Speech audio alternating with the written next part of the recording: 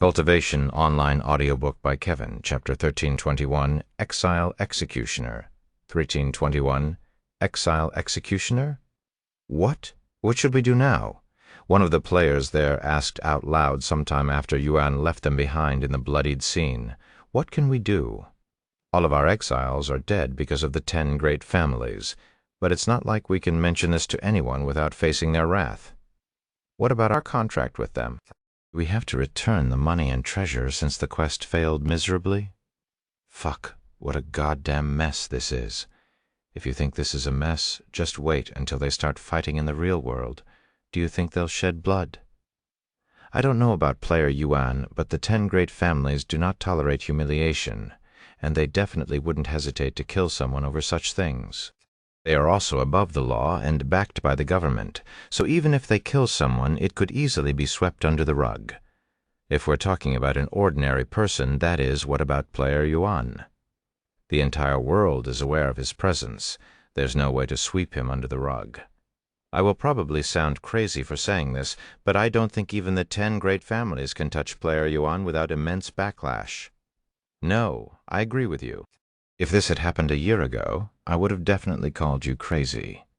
However, Cultivation Online is no longer just a game, and just think of how much information and knowledge player Yuan has about Cultivation Online. All of that information is priceless and could be used to fight back. Due to the recent changes on Earth, it wouldn't be an exaggeration to say that Cultivation Online has become a second Earth. At least that's how the people on Earth are starting to see it. And as much as Xionglu wanted to ignore Yuan's influence in Cultivation Online, most would not agree with him. Eventually, these players logged off and called their recruiter to see what would happen to them. Ultimately, they were informed that they could retain the funds already provided, as it constituted part of the contractual agreement. However, the other half of the reward would not be dispersed, given their failure to fulfill the mission. The players were relieved, but they were not satisfied.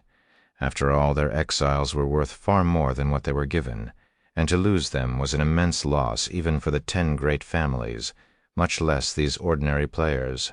Some time later, Yuan stopped walking when notifications suddenly bombarded him. You have executed an exile. You have executed an exile. You have executed an exile. You have earned the title Exile Executioner. Exile Executioner description: after executing over 100 exiles, your accomplishment and dedication have been acknowledged. You are now an Exile Executioner. As an executioner, you will deal 100% increased damage when facing against an exile. Weaker exiles will also flee in your presence. Due to your achievements, you have gained a significant amount of contribution points for your faction. Your faction rank has been promoted to General. Oh, Yuan was pleasantly surprised by this promotion. However, he quickly became disappointed when he didn't receive anything else for his promotion. What can I even do as a general in the faction? I probably won't find out until I climb much higher. He sighed inwardly. Actually, I have to visit the myriad of techniques before I ascend to the next realm. After deciding to visit the myriad of techniques, he started making his way to the nearest city. Meanwhile, the players of the 10 great families gathered outside Cultivation Online sometime after they died to Yuan. The atmosphere within the meeting room was thick with a profound silence, and not a soul uttered a single word for minutes after assembling. Almost as if they were all too ashamed. After many minutes of silence, someone eventually spoke out. "What am I doing here?"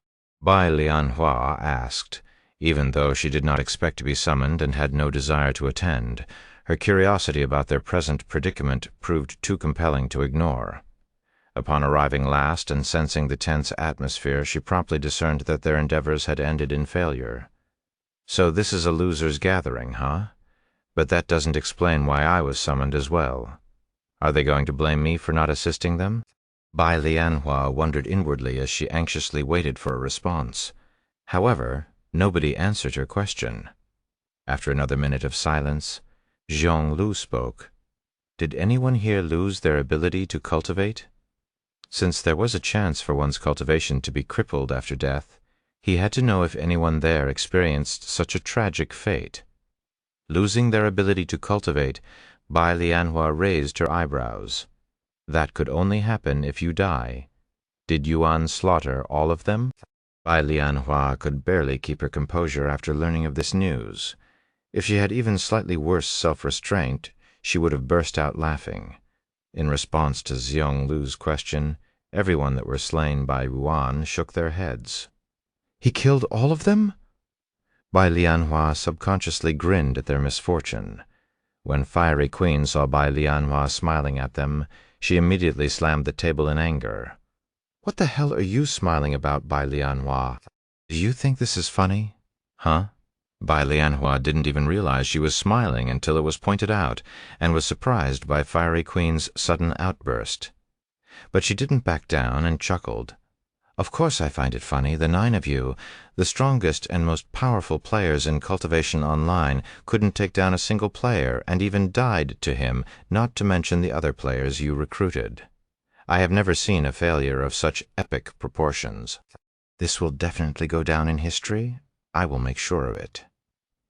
You're going too far, you bitch, Fiery Queen roared. The others also started cursing at her. Bai Lianhua merely shrugged at their insults. Chapter 1322 declared war. 13322 declared war. Curse at me all you want. It won't change the fact that you tried to go after Yuan and miserably failed, Bai Lianhua calmly said to the people in the room. We lost because you refused to help us, Fiery Queen shouted, trying to save some face. However, nobody in the room backed such a statement, as they were aware that even if Bai Lianhua helped them, it wouldn't have made a difference, as that was simply how powerful Yuan was. In their minds, they were kicking themselves for agreeing to help Xiong Lu. Due to their lack of judgment and jealousy, they made a devastating mistake that ruined their faces and any potential relationship with the uncertain powerhouse known as Yuan Bai Lianhua. On the other hand, could now monopolize any benefit the others could have gained if they hadn't attacked Yuan, and if she joined forces with Yuan, it would make things even more complicated for them. You lost because I didn't assist you? No, you lost because you messed with the wrong individual. I cautioned all of you that he wasn't someone to be taken lightly, yet none bothered to heed my words, and willingly marched to your doom alongside Xiong Lu, Bai Lianhua retorted, her tone marked by a mix of frustration and admonishment. Anyways, did you summon me here merely to display your humiliation? If so, I've witnessed enough. Just as Bai Lianhua prepared to leave the meeting, Xiong Lu spoke in a cold voice. We summoned you because player Yuan has declared war against the 10 great families, which includes the Bai family. Bai Lianhua frowned upon hearing this, and she quickly said, Bullshit. He waged war against you. Don't drag my family into your mess. No, Xiong Lu is correct. Player Yuan has declared war against the entire legacy ranking. Henceforth, we will unleash our full might to crush him. Zheng Yanwu confirmed, Fiery Queen added. Given that the Bai family is part of the legacy ranking, you also bear the responsibility to address this threat, unless, of course, you wish to align with player Yuan and stand against the entire world. Don't forget that the legacy ranking played a pivotal role in shaping your family's current status. If you choose to bite the hands that fed you, we won't hesitate to put you down, another participant warned. Bai Lianhua clenched her fists and responded to them in a cold voice. You guys sure talk big for a bunch of losers? Are you going to cry to your parents because you lost a fight? I cannot imagine being that pathetic, and speaking of parents, I wonder if yours are aware of this. After all, your words carry little weight when it's your parents who make the ultimate decisions. When Bai Lianhua brought up their parents, the room plunged into an eerie silence, as if she had struck a nerve, while everyone in the meeting room was the top player in their respective families. They could not go around declaring war without their family's approval. You don't need to worry about that. I will speak with my father right after this meeting, and I do not doubt that he will have no problem with crushing a single ant. Xiong Lu spoke in a confident voice. Until then, you should stop spewing bullshit. I'll take my leave now if there's nothing else. Bai Lianhua said, Go ahead. Xiong Lu calmly nodded. Bai Lianhua didn't hesitate and logged off from the meeting room. After that, she immediately called her father, Bai Mingyao. I am currently in the middle of a meeting. Call me back in a few hours. Bai Mingyao immediately said after connecting. This is urgent, Father.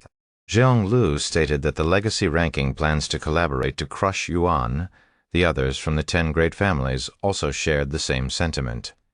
Despite maintaining a composed demeanor during the meeting, Bai Lianhua was secretly fraught with concern.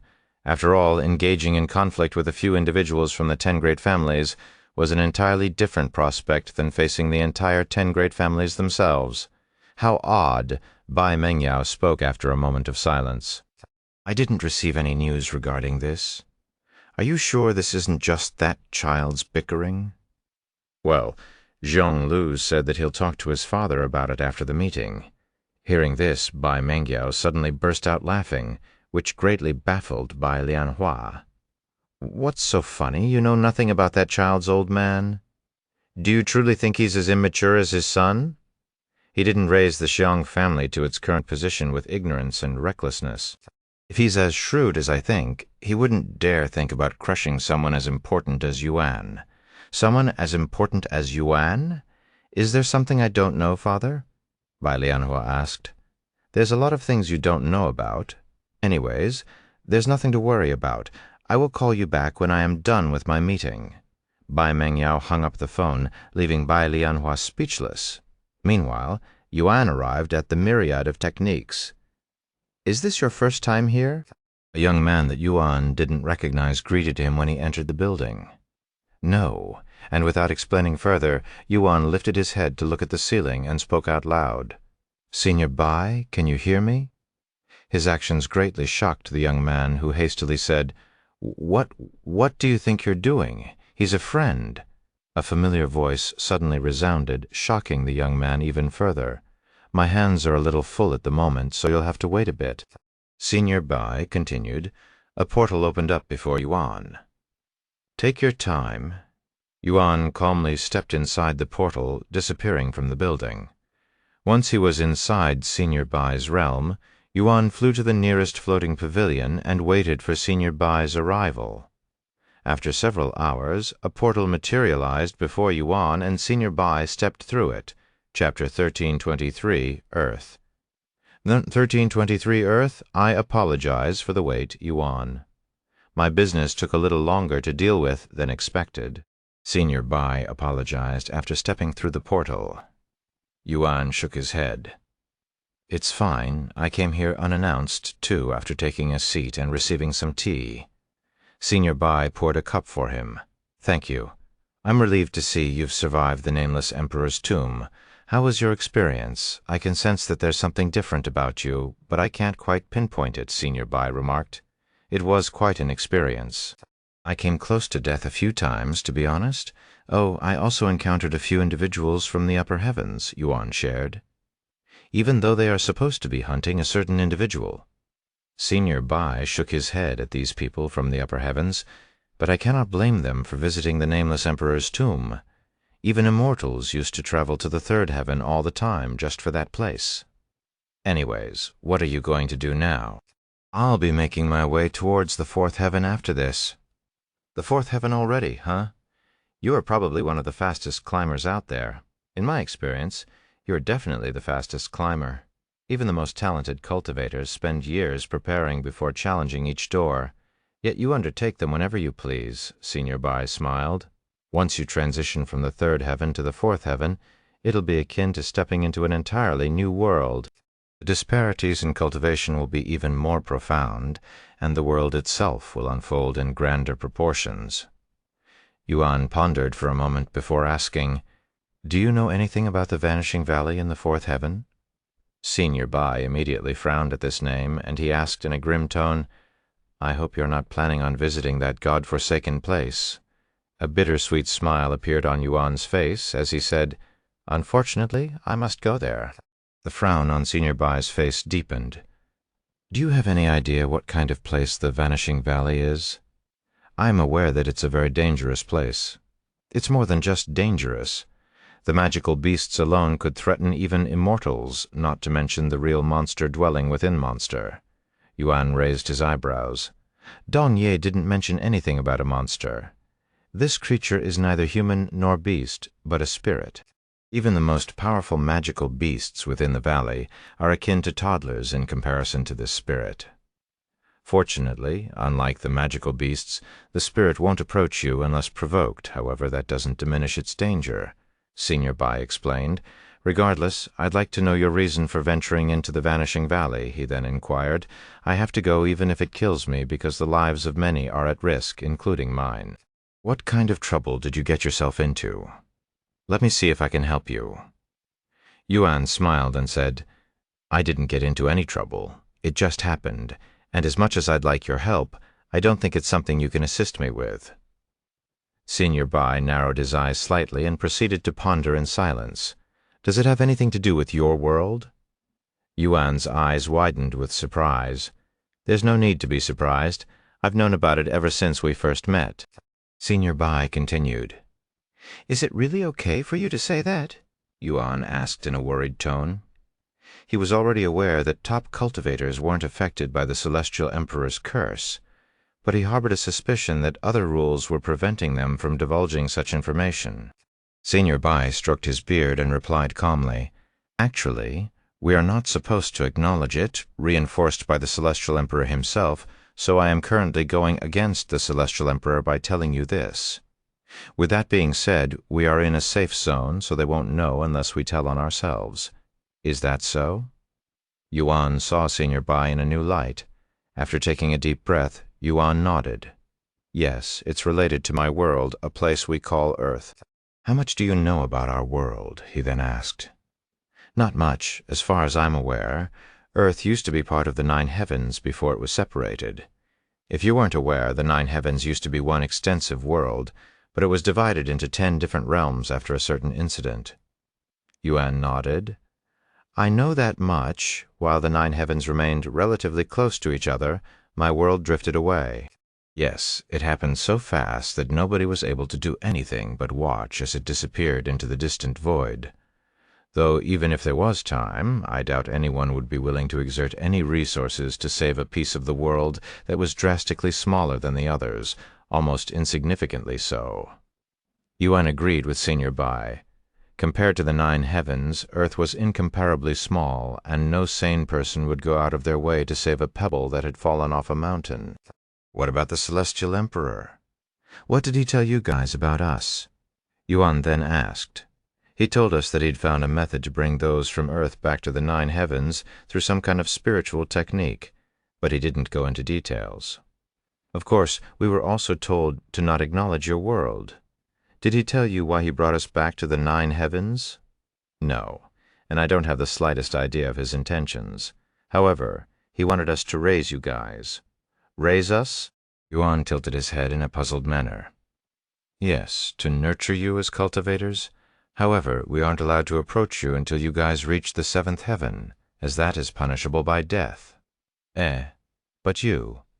Senior Bai smiled. There are exceptions, such as when you approach us by chance. It's not like we are forbidden from speaking with you entirely. If we somehow meet through special circumstances, we are allowed to interact, just like how we met in the myriad of techniques, which is connected to my personal realm.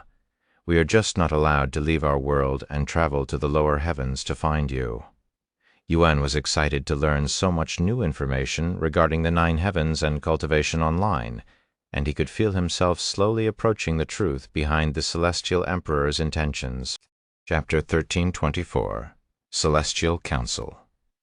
How many people did the Celestial Emperor tell this information to? Yuan inquired after learning that it wasn't a secret in the upper heavens. As far as I know, everyone with even the slightest influence in the 7th heaven and above was notified by the Celestial Emperor. From small families and sects to powerhouses with sway over entire continents. However, there's a good chance that such information trickled down to the lower heavens as well. So pretty much everyone in the 7th heaven and above are aware of our existence and not influenced by the curse. That is correct, though. Even if someone is aware, they will most likely not reveal it to you like I am currently due to the Celestial Emperor's action. What sort of action? Yuan raised an eyebrow. The Celestial Emperor has the power to create heavenly laws by inscribing them into the heaven's will. Once something is written in heaven's will, all living beings living within the 9 heavens must obey the law, or they will be punished with a fate worse than death, soul extermination. Isn't that a little too much power for one individual? Yuan frowned slightly after learning of the Celestial Emperor's prowess. While it may sound incredibly dangerous to have such authority, it's not something that he could abuse at will because of what happened in the past. The Celestial Emperor cannot create any law as he pleases without the approval of the Celestial Council. The Celestial Council, what's that? It's made up of members from several of the most prominent and influential powerhouses in the entire 9 heavens. They are there to ensure that the Celestial Emperor does not abuse his power and create another situation like the heavenly war of immortals and gods. With that being said, the Celestial Emperor still has the final say even if everyone in the Celestial Council are against it. I see, Yuan mumbled. Now why don't you tell me a little about your world and its situation that requires you to travel to the Vanishing Valley? Senior Bai suddenly inquired. Since Senior Bai told him so much, Yuan had no reason to keep it a secret, and did not hesitate to reveal information about his own situation. My world, Earth, is on the verge of collapse. We're not exactly sure of the cause, but we think it's due to a lack of spiritual energy. If it weren't for a certain individual who had been protecting the world by supplying his spiritual energy for countless years, our world would have disappeared long ago. Senior Bai fell silent with a pondering expression on his face. Just like cultivators, a world created through spiritual energy will collapse without it. Even if your world is only a small fragment of the 9 heavens, it would still require an immense amount of spiritual energy to keep it from crumbling apart. Who is this individual?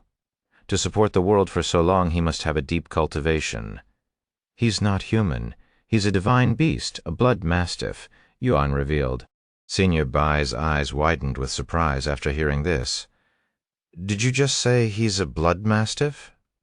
They are so exceeding rare that they are on the verge of extinction even in the 9 heavens, Senior Bai exclaimed. Extinction? Really? Yuan's face was filled with surprise. Yes. Blood mastiffs have a unique bloodline that allows them to absorb spiritual energy much faster than others, and they only absorb the purest spiritual energy. This kind of bloodline would be heaven-defying if acquired by a cultivator. Because of this, they were hunted to near extinction. Yuan frowned upon learning this information. When did this happen? It occurred around the same time as the hunting of dragons, Senior Bai replied. He continued. Unfortunately, blood mastiffs were already a rare race, unlike dragons, which have multiple bloodlines and a vast community. So it didn't take long for their bloodline to decline. Nowadays, there are probably less than 10 blood mastiffs across the entirety of 9 heaven. In fact, I have never come across one myself throughout my entire life. However, it would make sense for this individual to be able to support your world for so long if he's a blood mastiff, as they have the highest spiritual energy capacity out of all races out there. Yuan's respect for the Lord significantly increased upon learning the truth about his race's history. If humans had been hunted to near extinction by beasts, it would be unlikely for any sane human to sacrifice themselves to protect a world dominated by beasts. Yet, that was precisely what the Lord did. Despite his race being hunted to near extinction, he still chose to sacrifice himself to protect Earth. I understand the situation of your world now, but that doesn't explain why you need to visit the Vanishing Valley. Nothing in that place will help your predicament, Senior Bai said a moment later. The Vanishing Valley is just a road I must take to reach my real destination, Yuan said. Your real destination? The Shadow Realm. Senior Bai stood up after hearing this name. The Shadow Realm. That place is infinitely more dangerous than the Vanishing Valley. Not even an insane person would dare think about going there, he exclaimed. The corrupted souls within that place possess neither will nor intelligence. They have only their destructive instincts, and they will attack anything in sight. And because they aren't living or have a physical body, they cannot be killed through normal means. The Shadow Realm is not a place meant for the living. It was sealed away for a reason. I know, I experienced for myself how dangerous that place is firsthand, Yuan said with a bittersweet smile. You've already been there before. Senior Bai looked at him with a dumbfounded face. Yes, and I was much, much weaker than I am now back then. Senior Bai swallowed nervously at such words. He'd been to the Shadow Realm once before, but he was only looking at the place from outside in a safe zone. I didn't even dare to enter the Shadow Realm back then, he sighed inwardly. Chapter 1325. Spirits. 3325 spirits. Anyways, the reason I need to visit the Shadow Realm is because I am looking for a cultivator's soul in the God Ascension Realm, Yuan said as Senior Bai stared at him with wide eyes. The blood mastiff is currently depleting more spiritual energy than he can absorb, and since spiritual treasures are incredibly scarce in our world, we can only rely on a powerful cultivator's soul for assistance. I understand your reasoning, but even if you somehow manage to find a cultivator's soul of that level, how will you bring them back to your world? Yuan retrieved his Empyrean Overlord and Starry Abyss, showing it to Senior Bai. I'm told that a soul weapon can shelter souls, and since these soul weapons are connected to my soul, I can summon them even in my world. Yuan explained the process to him. Senior Bai fell into silence with a look of amazement on his face. I see that would work, however. The biggest issue here is finding these souls. A God Ascension Realm cultivator can only be found in the 7th heaven, and above. If you're thinking about finding one in the Shadow Realm, you have a better chance of reaching the 9th heaven before you find a cultivator's soul of that level in the Shadow Realm that hasn't been corrupted. Senior Bai sighed. He continued, The Shadow Realm hasn't been used since ancient times, and the chances of a soul surviving this long without losing their sanity are extremely unlikely. I already found 2 of them, though. What? Is that true? Senior Bai exclaimed, his face filled with shock. Yes, but my cultivation wasn't sufficient enough to shelter these cultivators back then. They asked me to return once I reach Spirit Emperor, but my current soul strength should surpass even that of a Spirit Emperor.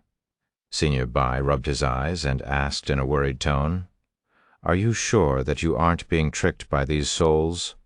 One of these souls claimed to be the sect master of the Immortal Monastery, and the other claimed to be one of 3 ethereal immortal fairies. Perhaps you have heard of them? Senior Bai's body trembled upon hearing this information. Did you just say the sect master of the Immortal Monastery? The Immortal Monastery used to rule the divine heavens as one of the top 3 sects during the primordial era, and their sect master was one of the most powerful figures in the world. If they existed today, even the biggest sects would look insignificant before them. As for the ethereal immortal fairies, they exist even to this day, and they are some of the most influential figures in the 9 heavens. Each of them has unrivaled beauty and is widely recognized as the most beautiful woman in the 9 heavens. Of course, they are also powerful cultivators. I guess they weren't spewing complete lies back then, Yuan thought to himself. If these souls are truly who they claim, there's a decent chance that they are not lying. However, you must still be careful. Yuan smiled and said, How about this? After I shelter them inside my soul weapon, I will come back here and let you judge them for yourself to see if they are truly who they claim they are. Senior Bai nodded. That would be for the best. Yuan and Senior Bai proceeded to continue their conversation about the Shadow Realm and the Vanishing Valley for a while. Senior Bai would give Yuan his advice and his own experience in the Vanishing Valley to prepare him better for the place. As for the Shadow Realm, since he had no experience himself, Senior Bai could only talk about the corrupted souls within the place. Corrupted souls lack a physical form, rendering physical attacks ineffective against them. However, being souls, they are inherently vulnerable to spiritual attacks, Senior Bai explained. With that being said, I do not recommend attacking them unless you have no other choice.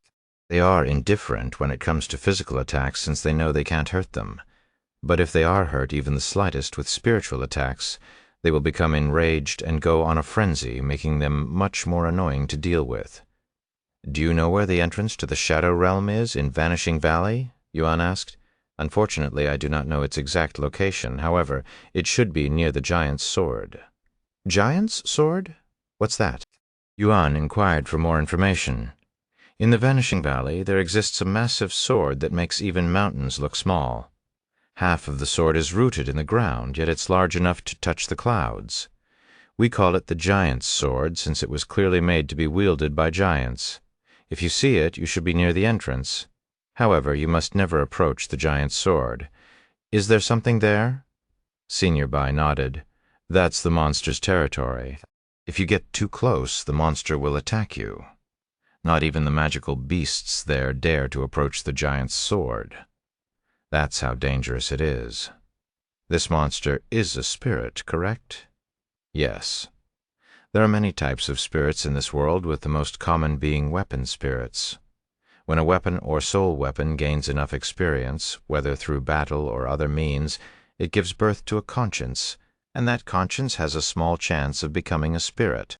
A weapon with a spirit is vastly superior to a spiritless weapon, as these spirits awaken a weapon's true potential.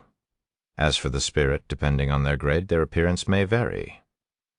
Yuan looked at his two soul weapons in silence for a moment before asking, "Can a weapon give birth to multiple spirits?" No, every weapon can only give birth to one spirit. Then is there a way to tell if a soul weapon has given birth to one yet? Senior Bai looked at his soul weapons and said, "There is a way, but it requires special equipment, something we don't have access to right now. With that being said, I don't sense any spirits within your soul weapons, so there's a good chance that they are spiritless. Of course, there's an extremely small chance that they already gave birth to a spirit, but that spirit is not with the weapon for some reason." "Spirits can be separated with their weapon?" Yuan raised his eyebrows. "Of course. If a soul weapon were a human, their body would be the weapon itself, while their soul would be the spirit." "If you can separate your soul from your body, why can't soul weapons?" Senior Bai said as he pointed at Yuan, reminding him that he currently exists within the 9 heavens as a soul while his real body was on Earth. "What happens if a spirit dies?" Yuan then asked. "The soul weapon won't be destroyed without its spirit since it came before, but the soul weapon will forever lose its ability to unleash its full potential." Yuan looked at his soul weapons again in silence. "What about the spirit in the Vanishing Valley? What kind of spirit is it?" he asked a moment later. "We don't know. A spirit can be born from almost anything, even a blade of grass if it has enough spiritual energy. But considering its prowess and appearance, it most likely came from a powerful spiritual treasure, or it's a spirit created from that giant's sword." "Its appearance?" "Yes, this spirit has the appearance of a human. Only the highest grade of spirits would have such an appearance," Senior Bai said. "A human-like spirit. How interesting," Yuan mumbled to himself after learning of this information. Chapter 1326, Soul Emperor's Crown. Interesting? Don't get any funny ideas, Yuan. This spirit may resemble a human, but it's a monster that will kill anything in its sight. Senior Bai warned him after seeing his expression. Yuan smiled and said, "Don't worry, I don't have a death wish." Sometime later, Senior Bai retrieved a box from his spiritual ring and said, "Anyways, I have something to give you." "Oh? Remember when you asked me to help you find a soul technique? While I did find someone to give you a soul technique, it doesn't feel right, and I technically didn't give you anything." Senior Bai offered the box to Yuan and continued, "Thus, I have decided to give you something else, since you already have a powerful soul technique. This will further strengthen your soul strength. Go ahead and take a look." Yuan nodded and opened the box, revealing a beautiful and remarkable golden crown. Soul Emperor's Crown, grade, mythic quality, peak mental strength requirement. 20 millionth description, once worn by the Soul Emperor, who is known to have the strongest soul strength in the 9 heavens. Significantly increases your soul strength while worn. "Give it a try," Senior Bai said. The moment Yuan wore the crown, he could feel his soul strength skyrocket. "My soul strength is 4 times stronger now." Yuan was greatly shocked by how powerful the Soul Emperor's crown was. Anything related to soul strength was incredibly valuable, so one can imagine the worth of a mythic-grade treasure that could quadruple one's soul strength. However, the mental strength requirement was also ridiculously high. "It appears that you are much stronger than I anticipated," Senior Bai suddenly said with a smile on his face. "What do you mean?" Yuan raised an eyebrow. The Soul Emperor's crown requires a tremendous amount of mental strength to wield. Normally, only those at peak spirit sovereign and above would be able to wield it, yet you can wear it without any problem as a peak spirit king. Is that so? Since his stats were still represented as question marks, Yuan had no idea how high they were, but he now knew that they were at least above 20 million, which is around the level of peak spirit sovereign. Speaking of Spirit King, you're still looking for a method to break through your physique, correct? Lady Shu told me that she may have found something. I'll let her know of your next visit. Really? That's great. Yuan's eyes sparkled. He's been stuck at Spirit King for far too long. Fortunately, he was still in the third heaven, where Spirit King was the limit. After talking for a little longer, Yuan decided it was time for him to leave. I won't take up your time any longer. Senior Bai, once again, thank you for the Soul Emperor's crown. Senior Bai nodded and said, I wish you the best of luck in the Vanishing Valley and the Shadow Realm. Don't be reckless and stay alive after leaving the myriad of techniques. Yuan logged off Cultivation Online and gathered everyone for a meeting. I have 2 things to talk about today. The first is that I will be challenging the Stairway to Heaven tomorrow, so the 4th heaven will be open soon. As for the second, it's more of a warning. I have somehow offended the 10 great families and the Legacy family, so things might get chaotic soon. The 10 great families? What did you do to offend them? Wang Ming asked. Yuan then recalled his fight with the 10 great families. Those cowardly bastards. Not only did they come after you in a large group, they even have the audacity to threaten you after losing miserably. Zhu Liuxiang slammed the table in anger. Even if it's the 10 great families, I don't think they can do anything to us while we're inside the Dragon Spiral Mountain, Mei Feng said, and she continued. In fact, most of the 10 great families' main branches are located inside the Dragon Spiral Mountain. So they are our neighbors, huh? Yuan was surprised to learn this information. Yes, they are all located on the upper level of the mountain. While Yuan and the others never tried to interact or learn more about their neighbors, Mei Feng took it upon herself to investigate the entire mountain and all of its residents. If they are residents of Dragon Spiral Mountain, they cannot touch us without angering the Lord, so there's really nothing for us to worry about, Mei Shu said. Empty threats. Just ignore them. Wang Bingbing casually shrugged. Yuan nodded. That's what I plan on doing until they make a move. I have more important things to worry about. In the end, nobody there gave much thought to the 10 great families' threat. Due to Yuan's relationship with the Lord of the Dragon Spiral Mountain, they were essentially untouchable inside the mountain. Even if the 10 great families ignored the Lord and attacked them, they were confident in their own ability to completely crush the 10 great families with their current strength. The following morning, Yuan logged into Cultivation Online and met up with Mixu and the others. Are you all ready? Yuan asked them. Shouldn't we be the ones asking you that? You're the one challenging the Stairway to Heaven. Zhu Liuxiang chuckled. Yuan smiled, then let's go. Just as they started moving, Yuan stopped walking and turned to look at Li Jinshi. I almost forgot. Li Jinshi looked at him with a puzzled expression. Yuan proceeded to retrieve a beautiful black and golden sword from his dragon's spatial ring before pushing it towards Li Jinshi. What is this? Li Jinshi asked him. I found it inside the nameless emperor's tomb. It belongs to you. Li Jinshi tilted her head in a puzzled manner. It belongs to me? But I have never seen this sword before. It's a long story, so I will explain it to you later. Just take it for now. Li Jinshi didn't say anything else and accepted the sword. Beyond its elegant exterior, the sword seemed unremarkable, almost as if it were an ordinary weapon. However, the instant Li Jinshi grasped the sword, it awakened with an unfathomable aura, revealing depths that transcended its initial appearance. This is... Li Jinshi exclaimed with a startled look on her face. Chapter 1327, Towards the 4th Heaven. What a profound aura! It's even stronger than the mythic-grade treasure my parents gave me. Ji Meili was amazed by the aura coming from Li Jinshi's sword. This was her first time being in the presence of an Empyrean-grade treasure. Golden Empress. Empyrean grade Li Jinshi swallowed nervously after seeing the weapon's descriptions. Jinshi? Who is that? She wondered inwardly. Did you just say Empyrean grade?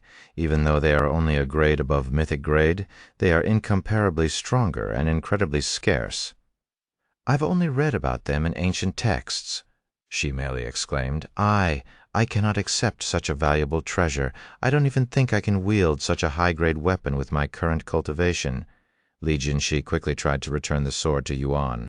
This weapon is special, and not only can you wield it, you're probably the only person in this world who can wield it.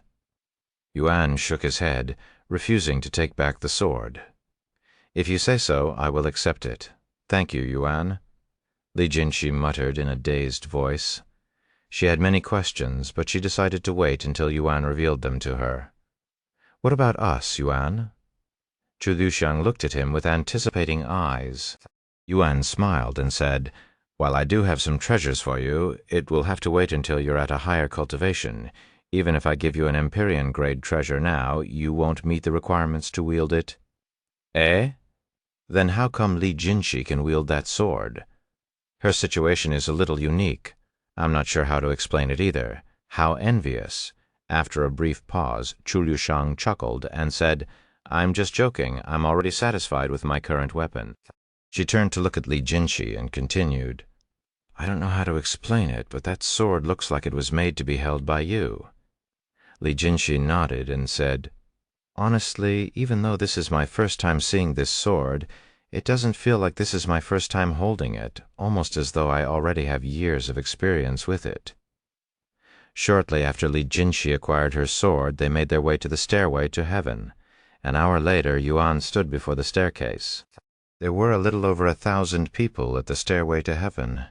Yuan was quite surprised to see so many people there.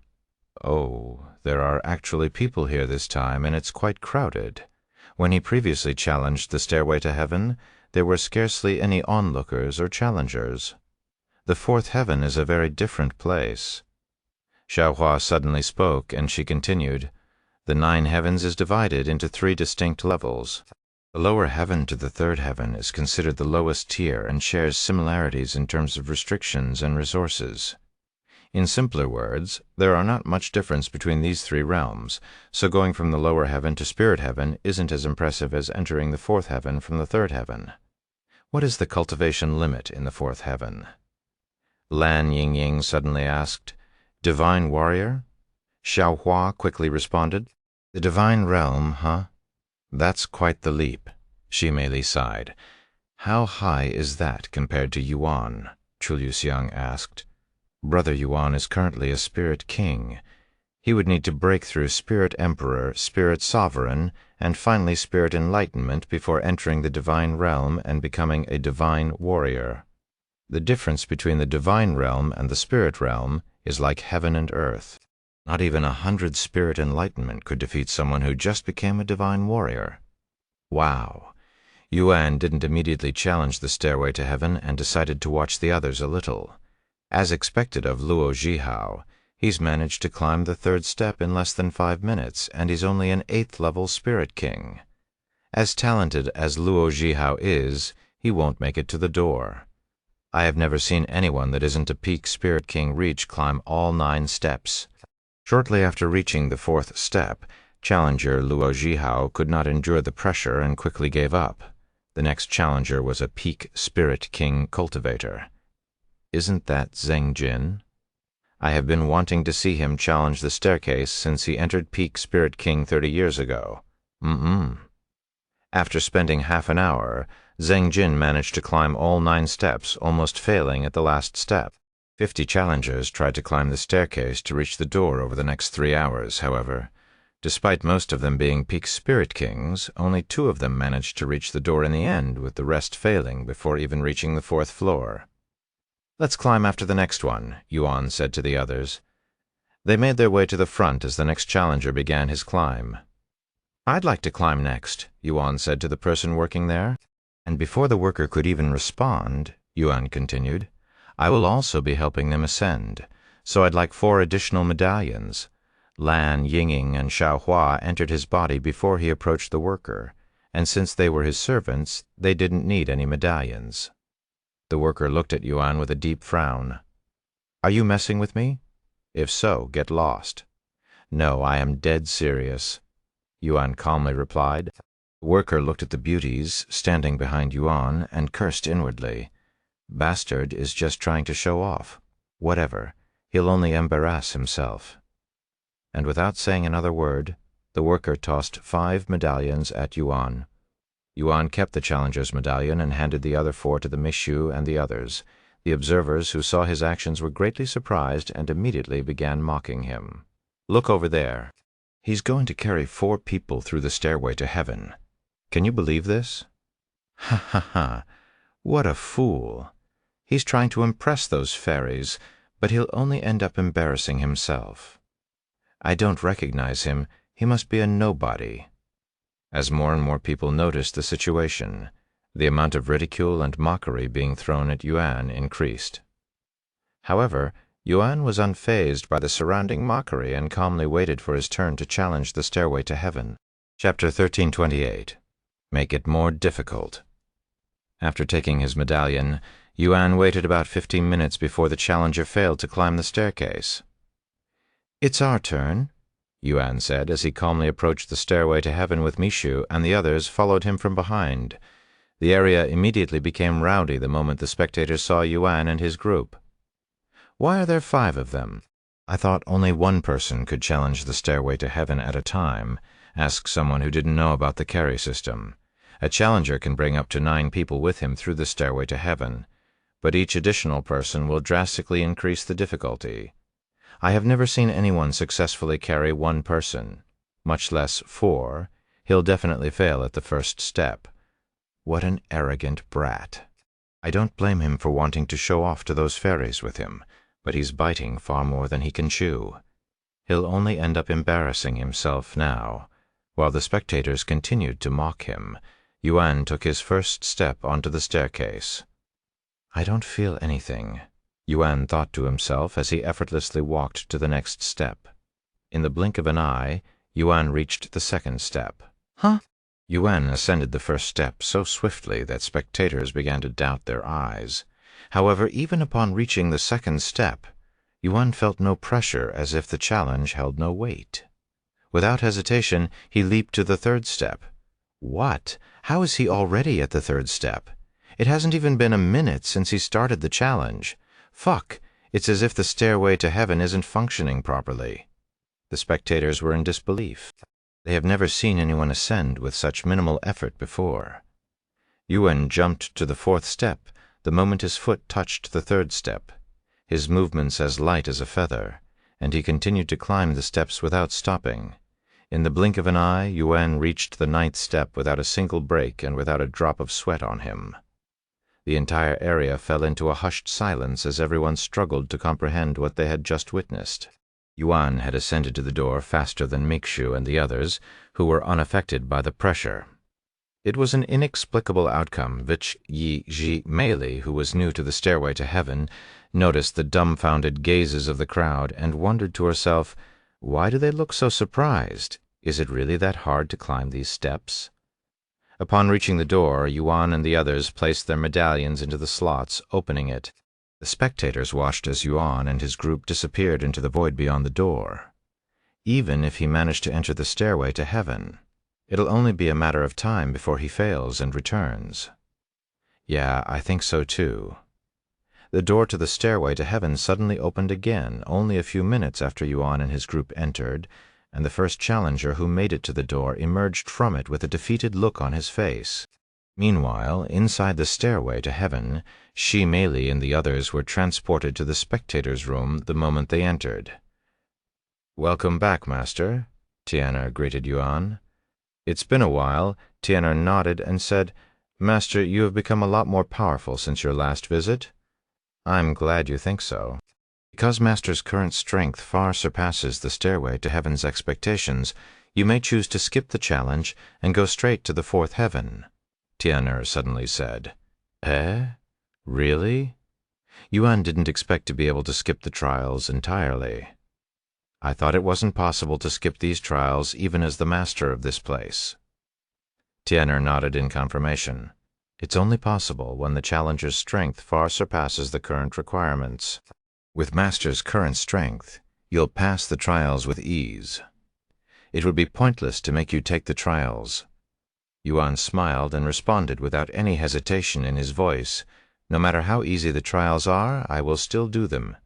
After all, they are related to my past. Tian'er nodded. Then I will immediately begin Master's trial. Wait a second. Yuan suddenly stopped her. Home. You have the ability to change the trial's difficulty, correct? Can you make it more difficult for me? Tian'er nodded. Yes, I have the power to do that. Do you wish to increase the difficulty, Master? Yes, make it suitable for my current strength. Yuan nodded with a confident smile.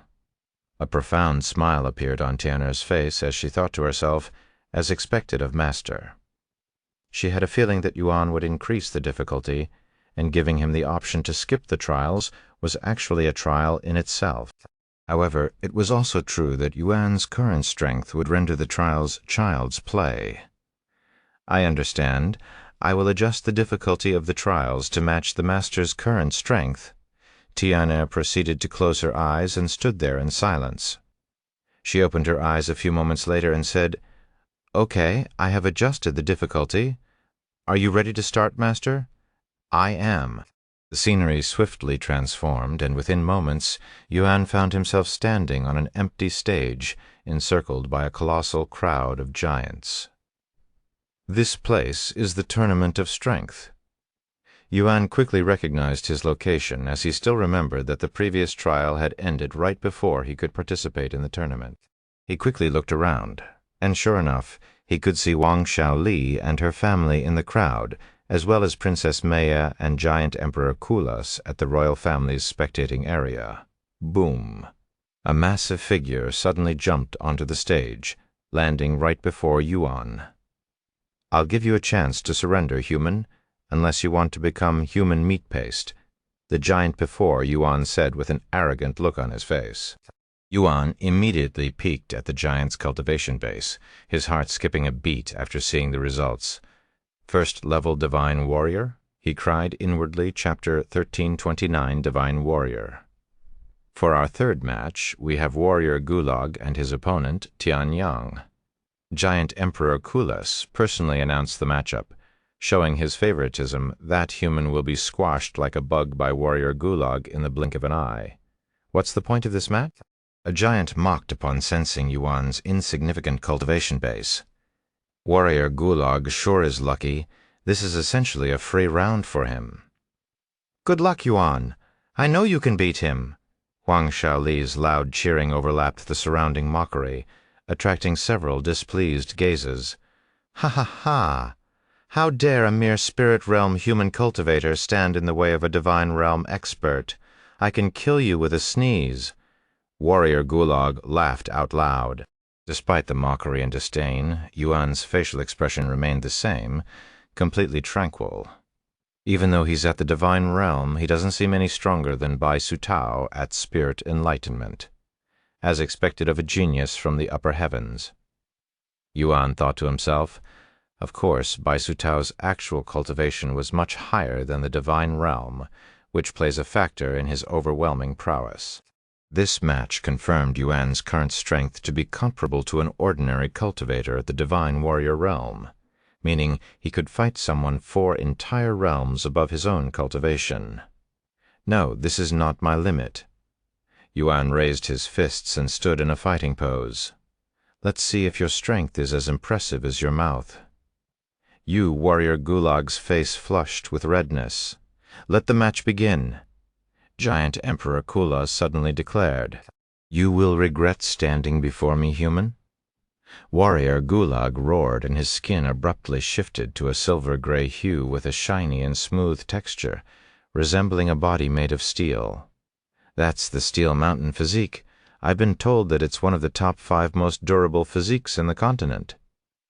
One of the spectators commented in an excited tone, Warrior Gulag's giving that human too much face by using his physique. Meanwhile, Yuan acted as if Warrior Gulag's physique didn't exist, and jumped at him. A vicious light flickered in Yuan's eyes, as he threw a fist at Warrior Gulag. Warrior Gulag, who was too prideful to block the attack, decided to stand still with a confident look on his face. "Bastard will only hurt himself," he laughed inwardly. However, when Yuan's fist connected with his stomach in the next moment, Warrior Gulag's face contorted in extreme pain as his body arched backward. "Ah!" Warrior Gulag flew all the way to the edge of the stage, barely managing to stay within its bounds. The audience fell silent after witnessing such a scene, their eyes wide with disbelief. "Ha ha ha! That's what these fools get for underestimating my rival." Giant Emperor Kulas laughed out loud as he slapped his leg, causing ripples to appear. Yuan didn't chase after Warrior Gulag and allowed him to regain his composure, which took a good moment. "Impossible!" Warrior Gulag cried inwardly. "Why does a human have such strength? How can a mere spirit king inflict such damage on my Steel Mountain physique?" Warrior Gulag quickly recognized Yuan's strength and immediately ceased underestimating him. Upon standing back up, he spoke in an apologetic tone. "I apologize for underestimating you. His Majesty had a good reason for taking interest in you, but I was too filled with envy to accept it." "Does this mean you'll fight me seriously now?" Yuan asked. "Of course." Warrior Gulag immediately released all of his cultivation and activated his body enhancement technique, further boosting his Steel Mountain physique. Seeing this, Yuan could no longer afford to go easy and activated his transformation technique. "What kind of technique is that? Is he really human? Is that even a body enhancement technique? I have never seen or heard of such a mythical technique before." The audience was greatly shocked by Yuan's transformation and doubted whether it was within the tournament's rules. Mon Giant Emperor Kulas narrowed his eyes at Yuan for a moment before speaking. "It's within the rules, since Yuan's dragon transformation technique only affected his body. It would fall in the category of body enhancement. After his transformation, Yuan's aura soared all the way to the heavens." Warrior Gulag broke into a cold sweat, just from the pressure being emitted by Yuan. "Human or not, I will be victorious." Warrior Gulag took the initiative and charged at Yuan this time around. Seeing this, Yuan also advanced. "Die!" Warrior Gulag hurled his fist with all his might, and Yuan confronted it head-on. Upon the collision of their fists, the space surrounding them began to twist and warp. Most of the audience anticipated Warrior Gulag's victory, but the results greatly disappointed them. Yuan's strength was simply far superior, quickly overwhelming Warrior Gulag and blowing up his entire arm almost instantly after their clash. Warrior Gulag fell to his knees while coughing up a mouthful of blood. "Can you continue?"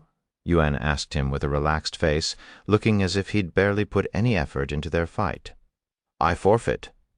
Warrior Gulag shook his head. Winner Tianyang, Giant Emperor Kulas, announced with excitement. Yuan deactivated his transformation and walked off the stage before going to where Huang Shaoli was standing. The audience immediately made room for him, their faces filled with awe and shock. "That was amazing, Yuan." Huang Shaoli was smiling from ear to ear. "Thank you, but that was barely a warm-up." In his mind, Yuan was also surprised that he'd managed to defeat a divine warrior so easily. Did Tian really increase the difficulty? That was too easy, even if it's a warm-up match. The tournament immediately continued to the fourth round, with both fighters being giants, and unlike Yuan's match that ended in the blink of an eye, these two giants would spend the next several hours beating each other with nothing but their fists, their bodies soaked in blood by the end. Since martial techniques were banned, it looked like an ordinary fight between mortals, but each of their punches packed enough force to create powerful gusts of wind at every impact. The audience was hyped and screamed throughout the entire match, making it seem they were in a festival of sorts, Chapter 1330 Royal Guard. Since the fourth match took several hours to conclude, Yuan had plenty of time to recover his strength, even though he'd barely used any of it. Furthermore, Yuan did not recognize the fighters for the fourth match, as he doesn't recall seeing them in the qualifiers during the previous trial. Did the fighters change because of the changed difficulty, he wondered to himself. That's what a fight should look like. Right? It isn't a fight if there isn't a pool of blood by the end? The giants laughed merrily as the fifth match began. Once again it was a fight between giants. The air would vibrate and the ground would tremble with every punch. Yuan narrowed his eyes at these fighters, as they were both third-level divine warriors. The fighters for the fourth match were both second-level divine warriors. Just how much will their cultivation increase by the time it's my turn again? Yuan's anticipation grew when he came to this realization. Meanwhile, inside the spectators' area, Ji Meili asked, "Hey, why does that girl beside Yuan look like you?" Ji Meili stared at Chu Liuxiang, who shrugged. "I don't know." After the fifth match came to an end, the judge announced, "Sixth match, Royal Guard Basar and Tian Yang? Huh? It's my turn already?" Yuan thought he had to wait a few more matches, since there were supposed to be 30 fighters. "I guess they don't want me to have too much time to recover," Yuan thought to himself as he went onto the stage. His opponent was a giant and a member of the royal guard that serves the royal family, Giant Emperor Kulis' family. The royal guards? I have never seen them appear in the tournament before. The spectators were especially excited by his presence. The royal guards consist of the strongest warriors on the entire continent and are seldom seen, only appearing during emergencies or when the safety of the royal families is threatened. Normally, it would be unthinkable for such powerful warriors to appear in a tournament, even if it were the biggest tournament on the continent. But Yuan was inside the stairway to heaven, where anything was possible. Yuan swallowed nervously when he saw Royal Guard Basar's cultivation. Sixth-level divine warrior? Seeing Yuan's surprised look, Royal Guard Basar spoke in a calm voice. "Although the Royal Guards have never appeared in the tournament before, it's not like we are forbidden from participating. We just don't have a reason to, as we are satisfied with our position. However, this year is different. The winner will have a chance to marry Princess Maya, and I have admired her ever since I first laid my eyes on her. I don't want to bully the weak, but I must acquire the title Colossal at all costs." Yuan was speechless. "You may begin." The judge announced a moment later, "Mammoth Body Temperament." Royal Guard Basar roared, immediately activating his body tempering technique, causing his body to grow double in size. All royal guards are bestowed with the Mammoth Body Temperament, a technique derived from the Great Mammoth Body Refinement. While it may be a weaker version of the Great Mammoth Body Refinement, it is still potent enough to rank among the top 3 techniques on the continent. "Thankfully, we are limited to our physiques and body refinement techniques," Yuan thought to himself.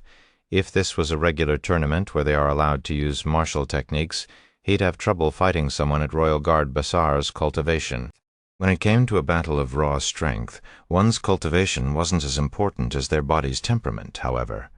Royal Guard Basar still had an advantage with his superior cultivation, since he could recover his injuries and stamina with spiritual energy, allowing him to fight longer than someone with a lower cultivation. Of course, one could strengthen their body using spiritual energy, but it won't be anywhere as effective as body tempering, and it consumes too much spiritual energy. Yuan did not dare to underestimate his opponent and immediately transformed. The smell of a beast, how unpleasant. Royal Guard Basar muttered as he threw a punch at Yuan. Wanting to test his strength, Yuan confronted the attack with his own punch. The audience was pushed back by an intense gust of wind the following moment.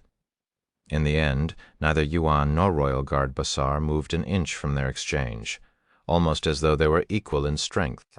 Royal Guard Basar wore an expression of incredulity, seemingly unable to fathom that a human could match him in sheer strength.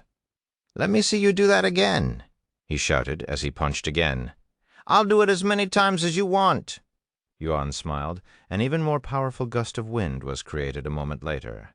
Yet Royal Guard Basar found himself unable to push back Yuan. However, it was the same for Yuan. Royal Guard Basar remarked with a slight smile, "Seems like your triumph over Warrior Gulag wasn't a mere fluke. It's been a while since I had a decent opponent. Nevertheless, if this is the extent of your abilities, defeating me will be beyond your reach." Earth Titan physique. In the span of a heartbeat, Royal Guard Basar added another meter to his stature, and his physique became even more chiseled. "I'll surrender if you can take this punch without any injuries." Royal Guard Basar exclaimed as he threw his third punch. Yuan could immediately tell that he wouldn't be able to escape unscathed if he confronted this punch like he did previously, but he also wanted to see the difference in their strength. Ha! Yuan confronted Royal Guard Basar's third punch with all of his strength. Thump! The entire stage trembled upon impact, and Yuan felt a shock wave shattering the muscles in his arm under immense force. Following their clash, Yuan's arm suffered a similar fate to warrior gulags, reduced to ruins under the overwhelming force. Burn this into your soul, human. This is the difference between giants and humans. Royal Guard Basar laughed out loud, Chapter 1331, Royal Guard 2. Ah, Yuan. Huang Shaoli covered her mouth with a shocked look on her face after witnessing Yuan's arm exploding into a bloody mess. Meanwhile, the audience cheered loudly for Royal Guard Basar. Hell yeah! Kill him with your next punch. The audience rooted for his victory. Yet in the very next moment, just as the audience began to erupt in celebration, Yuan's previously annihilated arm miraculously regenerated, emerging anew in pristine condition. The sudden recovery left onlookers in stunned silence, an awe-stricken hush settling over the gathering as they grappled with the astonishing spectacle before them. What in heaven's name did he just do? How did he recover from such an injury? There's no way. He must have used some kind of medicine or treasure. But we were all watching him. It's impossible to do such a thing without getting caught before so many eyes. Even before His Majesty's presence, too. You never know. Humans always have tricks up their sleeves. Royal Guard Basar did not think Yuan was cheating and asked, "Is that your physique?" Who knows? Yuan shrugged. Given that his regeneration ability stemmed from the consumption of demon cores and was intrinsically tied to the unique attributes of his physique, one could technically categorize this remarkable capability as an extension of his physique. No matter how many times you regenerate, it won't help you defeat me. Royal Guard Basar remained calm despite Yuan's godly healing abilities, and without uttering another word, Royal Guard Basar launched yet another punch at Yuan. Knowing that he couldn't overpower Royal Guard Basar in his current state, Yuan swiftly sidestepped the attack, narrowly avoiding the strike. Then, seizing the opportune moment, he retaliated with a punch of his own. His fist landed directly on Royal Guard Basar's body, but he was only able to push Royal Guard Basar a few steps back and cause the area he punched to swell up a little. Royal Guard Basar scoffed at the damage he received, which quickly healed even without needing to use spiritual energy. At this point, it appeared that Yuan was destined for defeat, as he seemed to lag behind his opponent in every conceivable aspect, and this thought was aligned by most of the audience. However, there was still something that Yuan had yet to try. Typically, activating more than one body tempering technique simultaneously was deemed impractical, as the strain imposed on the body and the issues of compatibility made it an untenable approach. In Royal Guard Basar's case, he was using a body tempering technique to further boost his own physique, which is the ideal method for most cultivators. However, not every physique seamlessly accommodated such techniques. In reality, the majority of physiques proved incompatible, yet the exception lay with most giants who were inherently endowed with physiques conducive to the application of body tempering techniques. This is what Royal Guard Basar meant by the difference between humans and giants. After taking a deep breath, Yuan activated Golden Mountain Body Refinement, something he'd learned during his previous trial. In the ensuing moment, a delicate veil of golden aura enveloped Yuan's form, resembling a translucent armor. What? Royal Guard Basar furrowed his brow at the unexpected sight. Like the majority of the audience, he had initially assumed that Yuan's transformation was a manifestation of a body tempering technique. Regrettably, their assumptions proved to be misguided, for Yuan's transformation was more intricately tied to his bloodline rather than any conventional technique. This feeling isn't bad. Yuan was satisfied with the results. Although Golden Mountain Body Refinement was only supposed to enhance his defensive capabilities, he could feel his strength surge as well.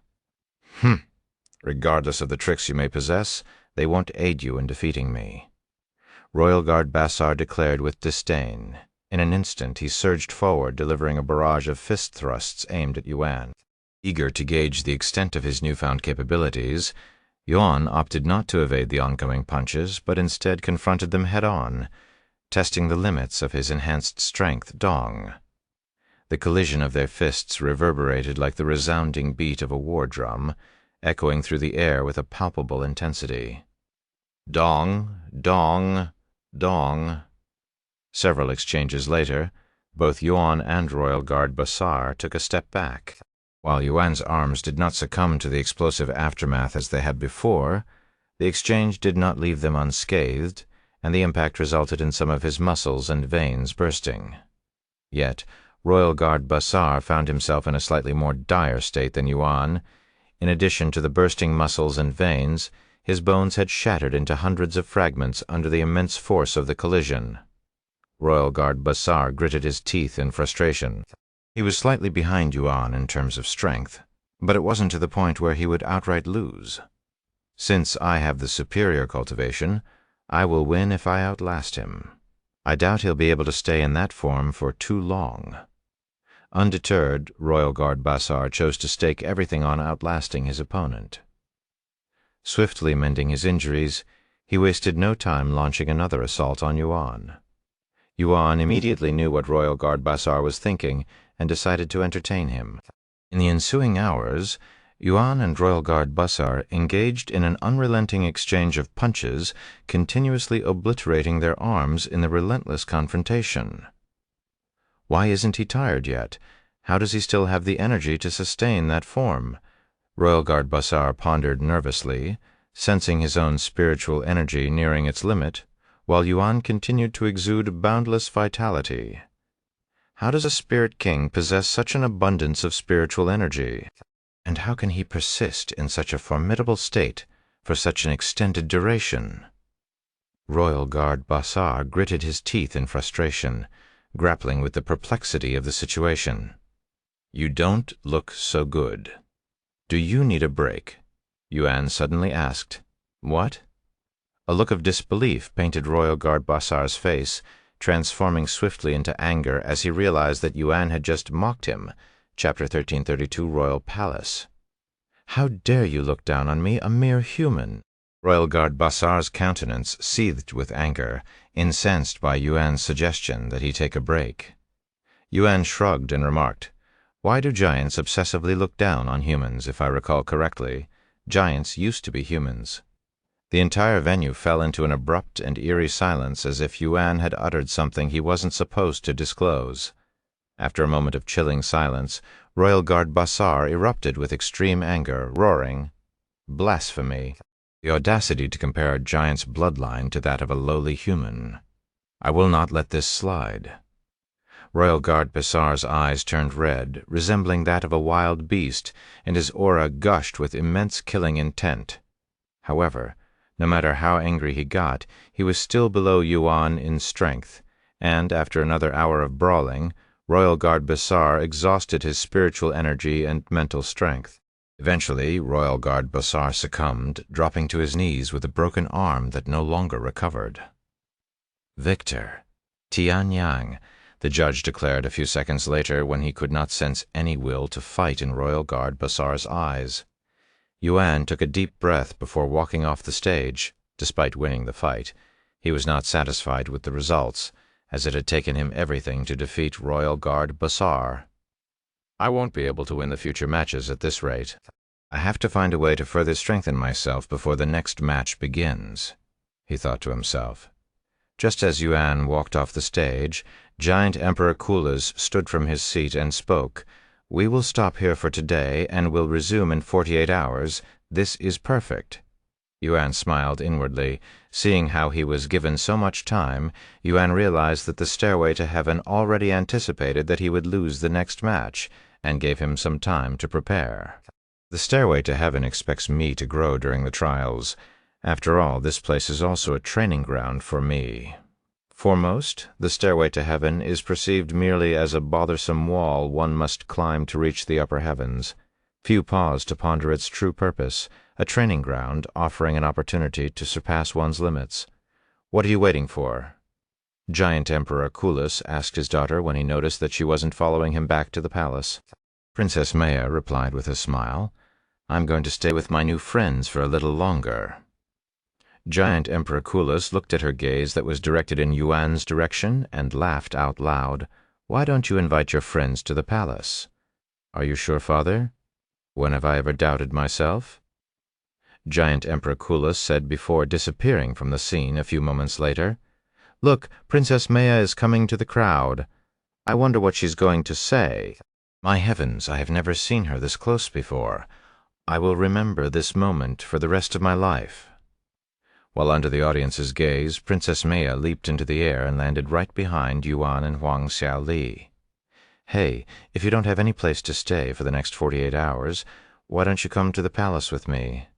I've already got my father's approval, so you just need to nod," Princess Maya asked them with a beaming smile on her face. "What?" "The royal family has invited them to the palace. But they're humans. No human has ever stepped foot inside the royal palace before." Yuan looked at Huang Xiaoli and her family and asked, "What do you guys think?" "We are not foolish enough to reject the princess' generosity. Naturally, we are willing to accompany the princess to the palace," Huang Xiaoli declared. "You heard them," Yuan said to her. "Great, then I will bring us to the palace immediately." Without any delay, Princess Maya retrieved a device and poured her spiritual energy into it. In the ensuing moment, Yuan and the others' bodies started emanating a radiant blue light before abruptly disappearing from their current location. Upon reappearing, they found themselves within a vast and opulent building, and in comparison to the enormity of their surroundings, they were practically akin to ants. Wow, as expected of the royal family's home. "This place is as large as an entire human city."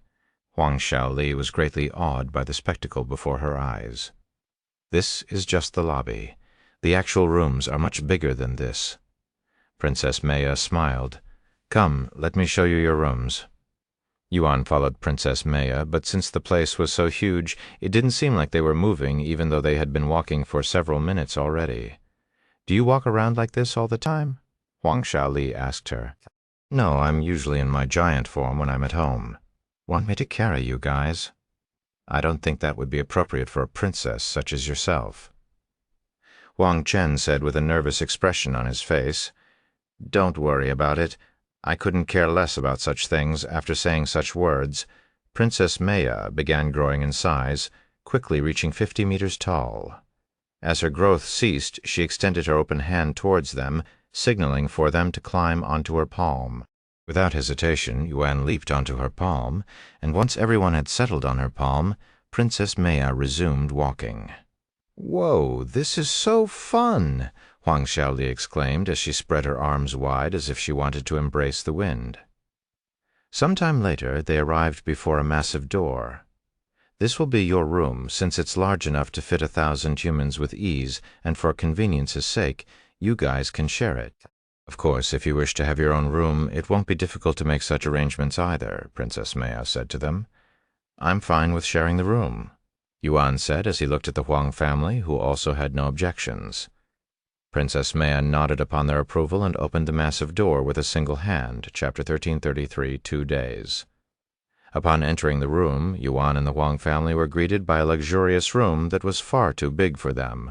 As Princess Maya claimed, the room could easily fit over 1,000 humans. In fact, just the bed alone could fit over 10,000 humans with ease. "I don't know what to say," Huang Xiaoli muttered in a dazed voice. "It wasn't too bad before we entered this room, but now that there is furniture and stuff, I really feel out of place. Is this how ants feel when they enter a human's house? I'm speechless." Princess Maya placed Yuan and the Huang family on the table before shrinking her size to match theirs again. "What do you plan on doing now?" Princess Maya suddenly asked him. "Are you expecting me to do something?" Yuan raised an eyebrow. She nodded and said, "While you are definitely very talented, even defeating a formidable opponent like Royal Guard Besar, you won't win the next match in your current state. That's nonsense. Yuan will definitely win," Huang Xiaoli exclaimed, defending him.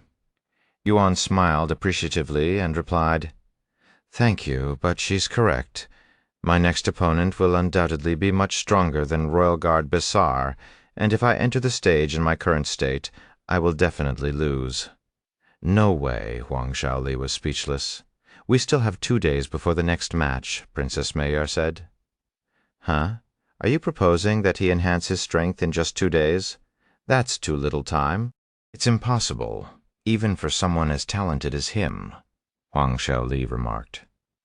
Although it might sound like she was underestimating Yuan, she wasn't entirely wrong. 2 days is an incredibly brief period for any cultivator, especially for someone at Yuan's level of cultivation. Had Huang Shaoli uttered anything to the contrary, she would have sounded absurd.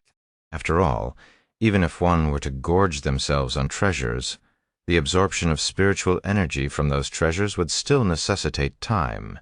Achieving substantial growth required the consumption of potent treasures, and the more formidable the treasure, the lengthier the process of absorption at Yuan's level. If he wanted to see any significant growth, he would need more than 2 days. Unfortunately, that was all the time he had. "I don't know how much help I'll be, if I'll even be of any help. But I will stay here with you for the next 2 days if you ever have any questions," Princess Maya said. Please don't expect me to give you any treasures, okay? I'm already interfering with the tournament by helping you, which could get me in trouble with my father. The most I can do is give you guidance." Yuan smiled. "Don't worry, I won't ask you to do anything unreasonable, and thank you." Princess Maya nodded, and she said, "Then let's get started. Given the limited time of 2 days, there are only 2 methods I can think of that will provide you with a significant boost in strength. 1. Achieve enlightenment for your current techniques, or 2. Consume treasures and absorb as much as you can in these 2 days. Princess Maya presented the 2 viable options to Yuan. "Achieving enlightenment is easier said than done? That's not something you can do just because you need to?" Huang Shaoli shook her head. "I concur that the first method is unreliable and, frankly, nearly impossible. Therefore, we must opt for the second option." "Hopefully you have some treasures on you." Princess Maya glanced at Yuan. "I do have a few in mind," he nodded. "Is it really okay to consume treasures?" Huang Chen suddenly spoke out.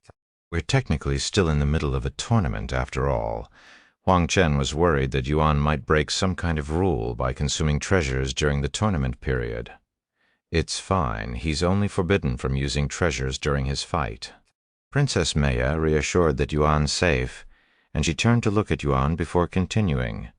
"With that being said, any treasure that you consume and don't finish absorbing before you step on the stage will be erased, so you'll waste anything that you don't finish. Thanks for the heads up." Yuan nodded. Yuan proceeded to take a seat and started to look through all of his spatial rings and storage pouches for any potential treasures he could use to strengthen himself. "I have plenty of treasures that will increase my spiritual energy. But since I am bottlenecked at peak Spirit King, it wouldn't make sense to consume any of these, as it would only be a waste of resources." He quickly ignored all of the treasures that would only improve his cultivation, and focused solely on those that could boost his bloodline or physique. "I could also temper my body, but I don't have anything that will give me any significant boost in 2 days." After a brief pause, Yuan realized something. No, wait a moment. He retrieved a transparent gourd filled with golden liquid that came from the golden celestial tree.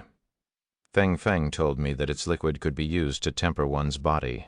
I didn't use it before because it could have forced me to ascend, but now that I think about it, my cultivation is limited to Spirit King because of my physique, so I shouldn't be able to break through even if I used it. Even if I somehow manage to break through Spirit King and become a Spirit Emperor or a Spirit Sovereign, I should be fine because I'm currently inside the stairway to heaven, and I already plan on getting to the 4th heaven." "What is that liquid?" Huang Shaoli asked with curiosity written all over her face. "Liquid from a golden celestial tree," Yuan nonchalantly responded, while Huang Shaoli didn't react to it. Princess Maya, on the other hand, expressed immense shock. "Did you just say liquid from a golden celestial tree? But there's so much liquid. How old must a golden celestial tree be to yield such a substantial amount?" exclaimed Princess Maya in astonishment. Chapter 1-34, Tempering. In golden celestial tree liquid, I have seen is not even a tenth of the amount in your hands, and that was a 300,000-year-old golden celestial tree, Princess Maya said. The golden celestial tree I found was a few million years old, Yuan revealed. A few million years? Are you sure? That would be ridiculous. Princess Maya didn't want to believe it. What is this golden celestial tree? Huang Shaoli inquired. Huang Chen responded first. It's a valuable treasure, priceless even, that serves multiple purposes. Its leaves can be used to concoct powerful pills, and its wood can be utilized in crafting spiritual treasures. However, the most valuable resource it offers is the liquid known to enhance one's talent and physique. Even a few drops of that liquid go for tens of millions of spirit stones. The value of the golden celestial tree also increases with age, added Princess Maya. Most trees don't start growing leaves until they are around 50,000 years old, and they only grow 1 or 2 leaves every 1,000 years. As for the liquid, it only produces a few drops every 10,000 years after they reach 100,000 years old. Wow, Huang Shaoli muttered in a dazed voice. Anyways, do you plan on using that liquid to temper your body? You only have 2 days, which might not be enough, Princess Maya asked Yuan a moment later. This is the only thing that might help me at this moment, so I have to use it, even if I waste some of it, he sighed. In that case, I won't try to convince you otherwise, as much as it breaks my heart to see such precious resources going to waste. Yuan then asked, Do you know how I use this liquid to temper my body? Do I pour it into water and submerge my body in it, or do I drink it? You want to drink the golden celestial tree's liquid? Are you insane? That will kill you? Princess Maya exclaimed in a startled manner. Just like any other medicine, you dilute it with water and soak your body in it, she continued. I see. Yuan retrieved his cauldron and filled it with pure water that was produced from a treasure Feng Yuxiang had given him around the same time he started tempering his body. This treasure allowed him to create water that contained 0 impurity as long as he charged it with enough spiritual energy, so he could temper his body no matter where he was located. After filling the cauldron with water, Yuan used his alchemy flames to boil the water. Eventually, Yuan removed the seal on the gourd and began pouring the golden celestial tree's liquid into the cauldron, quickly turning the water gold. However, when Princess Maya saw this, her eyes popped out of its sockets, and she screamed in a horrified voice, Ah! Stop! Stop! Stop! Stop! Startled by her yelling, Yuan hastily halted his actions. Huh? What's wrong? Yuan looked at her with a puzzled expression, as he was doing exactly what she instructed him to do. You crazy son of a bitch! A few drops of the golden celestial tree's water is more than enough to temper a giant for an entire month? Princess Maya explained the reason for her hysterical reaction. Oh, Yuan looked at the gourd and realized that he'd already poured 1/3 of its content, which could have tempered a giant for several decades. Ah, what a waste! What a damn waste of resources! Princess Maya sighed with a throbbing pain in her heart and tears flowing down her face. It's still a little too early to call it wasted, don't you think? Yuan said with a calm smile on his face. A little too early, please. There's no way you can absorb even 1/10 of this resource in a year, much less 2 days. Princess Maya looked at him with a slight frown. Then I better get started right now. Without waiting another moment, Yuan began to remove his clothes. Wah! Huang Shaoli's face flushed with redness after seeing this. Princess Maya immediately turned around, her face also burning red. At least give us a warning. Sorry. After entering the cauldron, Yuan immediately started to absorb the golden celestial tree's liquid. It isn't painful at all. Yuan was taken aback when he started tempering his body and felt no pain. Instead, he experienced a peculiar sensation of pleasure, as though every inch of his body was being gently massaged. He had braced himself for excruciating pain, anticipating an intense ordeal given the reputation of the golden celestial tree as a potent treasure, but that expected discomfort never materialized. Soon a delicate golden light enveloped Yuan's body. If one could peer into the interior of his body, they would witness his veins and bones radiating a resplendent golden glow. What is happening? Princess Maya swallowed nervously when she could see Yuan's aura growing stronger with every passing second. While it wasn't unprecedented for individuals to undergo significant growth in a short amount of time under the influence of heaven-defying treasures, Yuan's case was different. He wasn't consuming any ordinary treasure, rather he was tempering his body in the liquid of the golden celestial tree, which would take much longer to show any results compared to consuming treasures. Moreover, the liquid from a golden celestial tree is renowned for being exceedingly challenging to absorb, even when significantly diluted. This isn't possible. He's not just tempering his body with a few drops of golden celestial tree liquid, but several cups of it, which should have severely slowed down his absorption rate. But why does it seem like it had sped up his absorption rate instead? Princess Maya's initial shock transformed into sheer terror as she comprehended the magnitude of Yuan's extraordinary undertaking. Meanwhile, Huang Xiaoli and her family had no idea what was occurring before them, and not wanting to spend all of their time staring at Yuan, they eventually flew towards the bed to rest. Chapter 1335, Tempering in Golden Celestial Trees Liquid 2. As Yuan absorbed more and more of the liquid, he sensed his cultivation reaching its utmost limit. However, just as it seemed poised to break through, it encountered an abrupt halt, as if something were obstructing its progress. You have absorbed enough qi for a breakthrough. You have failed to break through. You have absorbed enough qi for a breakthrough. You have failed to break through.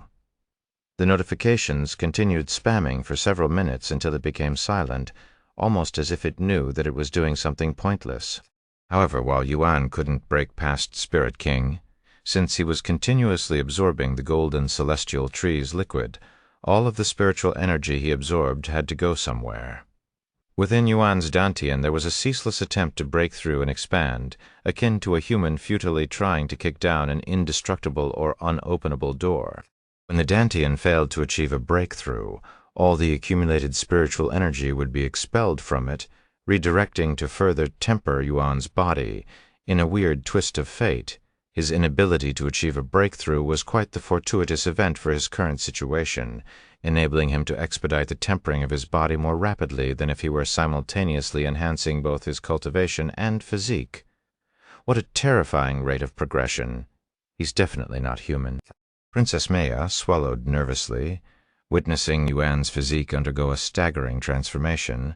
At the rate Yuan was absorbing the golden celestial tree's liquid, he would, without doubt, finish absorbing all of its power within the 2-day limit. His body isn't just a bottomless pit, it's a limitless black hole that devours anything it touches. 24 hours passed in the blink of an eye. Out of curiosity and boredom, Huang Xiaoli went to watch Yuan temper his body with Princess Maya, who had been staring at Yuan without blinking even once throughout this entire time. "How's it going?" Huang Xiaoli asked Princess Maya. However, there was no response from Princess Maya. Huang Xiaoli turned to look at her. Are you okay?" Huang Xiaoli was startled when she saw Princess Maya's expression, who looked like she was being haunted by a ghost. Princess Maya eventually snapped out of her daze to wipe the sweat forming on her forehead. "He's truly a monster. It's only been 24 hours and he's already absorbed 75% of the treasure," she said. "What? I thought you said." "I know what I said, but to be frank, he's not human. I've never witnessed any human giant, beast, or entity, for that matter, possess such monstrous talents," admitted Princess Maya. "I knew he was special, but I didn't expect for it to be to such a degree." "Do you think he'll defeat his next opponent?" Huang Xiaoli asked. "I don't know what will happen." Princess Maya shook her head. Even after giving him such praises? "I'm not saying that he will lose. I simply don't know what to expect, as this is my first time seeing someone temper their body using so much golden celestial trees liquid." Just as Princess Maya finished her sentence, something inexplicable occurred before them. Inside the cauldron, Yuan's body, which had been emanating a shimmering golden light, suddenly intensified. The light became so bright that it overwhelmed the lights in the room and nearly covered the entire room, almost as if the sun had appeared in the room. What is going on?" Huang Xiaoli exclaimed as she covered her eyes. Then, just as swiftly as the light intensified, it vanished upon regaining visibility.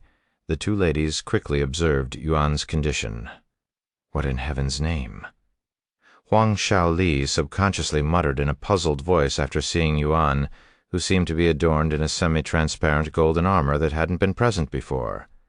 The golden armor encased Yuan's body seamlessly, devoid of any excess space, almost as though it were an integral part of his skin. "Do you know what's happening?" Huang Shaoli turned to Princess Maya for answers. Meanwhile, Princess Maya had a look of disbelief on her face. After a moment of silence, without providing any further explanation, Princess Maya turned around, soared toward the door, and swiftly exited the room. Her puzzling actions left Huang Shaoli speechless. She turned to look at Yuan again, and muttered in a bittersweet voice, "What did you do this time, Yuan?" Meanwhile, after leaving the room, Princess Maya made her way to the treasure room, where her family stored all of its valuable treasures. This room wasn't accessible by anyone other than the giant Emperor Kulas himself, so when Princess Maya showed up, she was quickly blocked by the guards there. "Princess? What are you doing here? Get out of my way!" Without giving any explanation, Princess Maya smacked one of the guards, sending him flying. "Princess?" The other guards were shocked by her sudden aggression and didn't know how to react. When Princess Maya tried to enter the treasure room, the guards snapped out of their daze and tried to stop her. "What do you think you are doing, Princess? Only His Majesty is allowed to enter the royal treasury. You know this. Shut up. This is an emergency," Princess Maya shouted, followed by slapping another guard. "See, call His Majesty."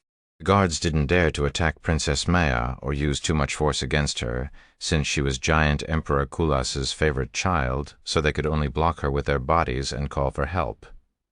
"Your Majesty, there's been an emergency." Princess Maya suddenly showed up at the royal treasury with the intent of entering. When the guards tried to stop her, she attacked them. A guard relayed this news to giant Emperor Kulas, who was in the middle of something. Giant Emperor Kulas frowned upon hearing this news and sighed inwardly. What is that little brat doing? He stood up and said a moment later, "I understand. I will take a look for myself what she's up to." Chapter 1336, Golden Immortal Physique. "Get out of my way, you idiots. I am in a hurry," Princess Maya shouted at the guards as she beat them. However, no matter how much the guards were beaten, they refused to let her enter the royal treasury, sacrificing their bodies to block her. "Please calm down, Princess. If you're troubled, you should speak with your father." "I don't have the time for that." Eventually, Princess Maya managed to overpower the guards and reached the door to the royal treasury. Just as she prepared to kick down the door, a calm voice resounded behind her. "What do you think you're doing?" Princess Maya didn't need to look behind to see who was standing behind her and said, "Father, this is an emergency. Please let me enter the royal treasury." Giant Emperor Kulas was taken aback by his daughter's calm demeanor, indicating that she was of sound mind and not acting recklessly. "Then answer this question. What are you trying to acquire from the treasury?" Giant Emperor Kulas asked. Hearing his question, Princess Maya answered without hesitation. "I'm going to get the golden droplet." Giant Emperor Kulas frowned upon hearing this, and he continued to inquire, "Why do you need the golden droplet?" "I thought I only needed to answer one question, Father. If you keep delaying me, it'll be your fault if the golden immortal physique fails to be born," Princess Maya asserted.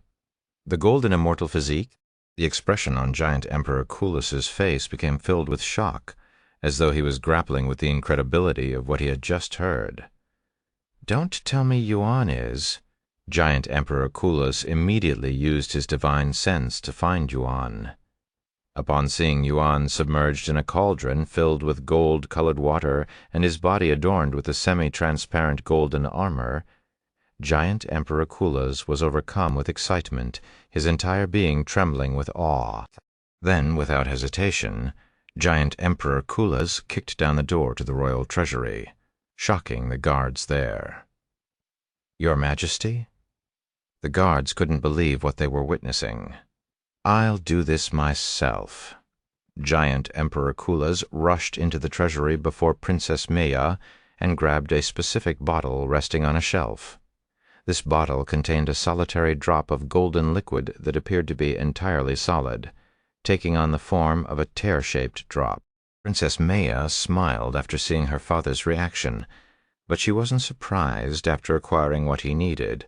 Giant Emperor Kulas rushed out of the treasury and said to the guards as he disappeared toward the direction of Yuan's room, "If anything leaves that treasury, I will have all of your heads."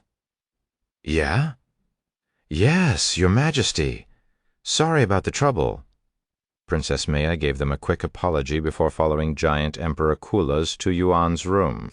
Upon reaching their destination, Giant Emperor Kulas entered Yuan's room and shrunk his size to that of a human size. He then flew to the cauldron with Yuan, who was still completely immersed in his tempering. "Yi, you're the Emperor? Why are you here?" Wang Xiaoli was startled by his sudden appearance. However, Giant Emperor Kulas did not respond to her, as he was too wholly engrossed in observing Yuan to hear her. "It's truly the golden immortal physique. I can't believe I'm witnessing its birth with my own eyes." Giant Emperor Kulas swallowed nervously. "What are you waiting for, Father? Hurry up and throw in the golden droplet." Princess Maya slapped him in the back, snapping him out of his daze. Giant Emperor Kulas immediately opened the bottle and poured the golden droplet into Yuan's cauldron. As the golden droplet touched the surface of the water, it promptly melted, transforming the diluted gold water into pure gold, mirroring the appearance of molten gold. At the same time, Yuan experienced an intense craving sensation throughout his body, as if his entire being was starving for energy, and it suddenly became much easier to absorb the treasure. What is this sensation? It's so comfortable your body has reached its utmost limit. You have absorbed golden immortal spirit essence. Your body has broken through its limits and surpassed perfection. You have attained golden immortal physique. You have gained the title Golden Immortal Physique. Description: your body has surpassed perfection, attaining a physique thought to only exist in legends. Ding. Heaven Refining Physique activated. Heaven Refining Physique has begun fusing with Golden Immortal Physique. Progress 0%. Yuan was too absorbed in his tempering to notice the notifications before him. Did it succeed? Princess Maya asked her father sometime later. "I'm not sure, since this is my first time seeing the Golden Immortal Physique." He shook his head. "Golden Immortal Physique, what's that?" Wang Xiaoli asked, hoping to finally get some answers.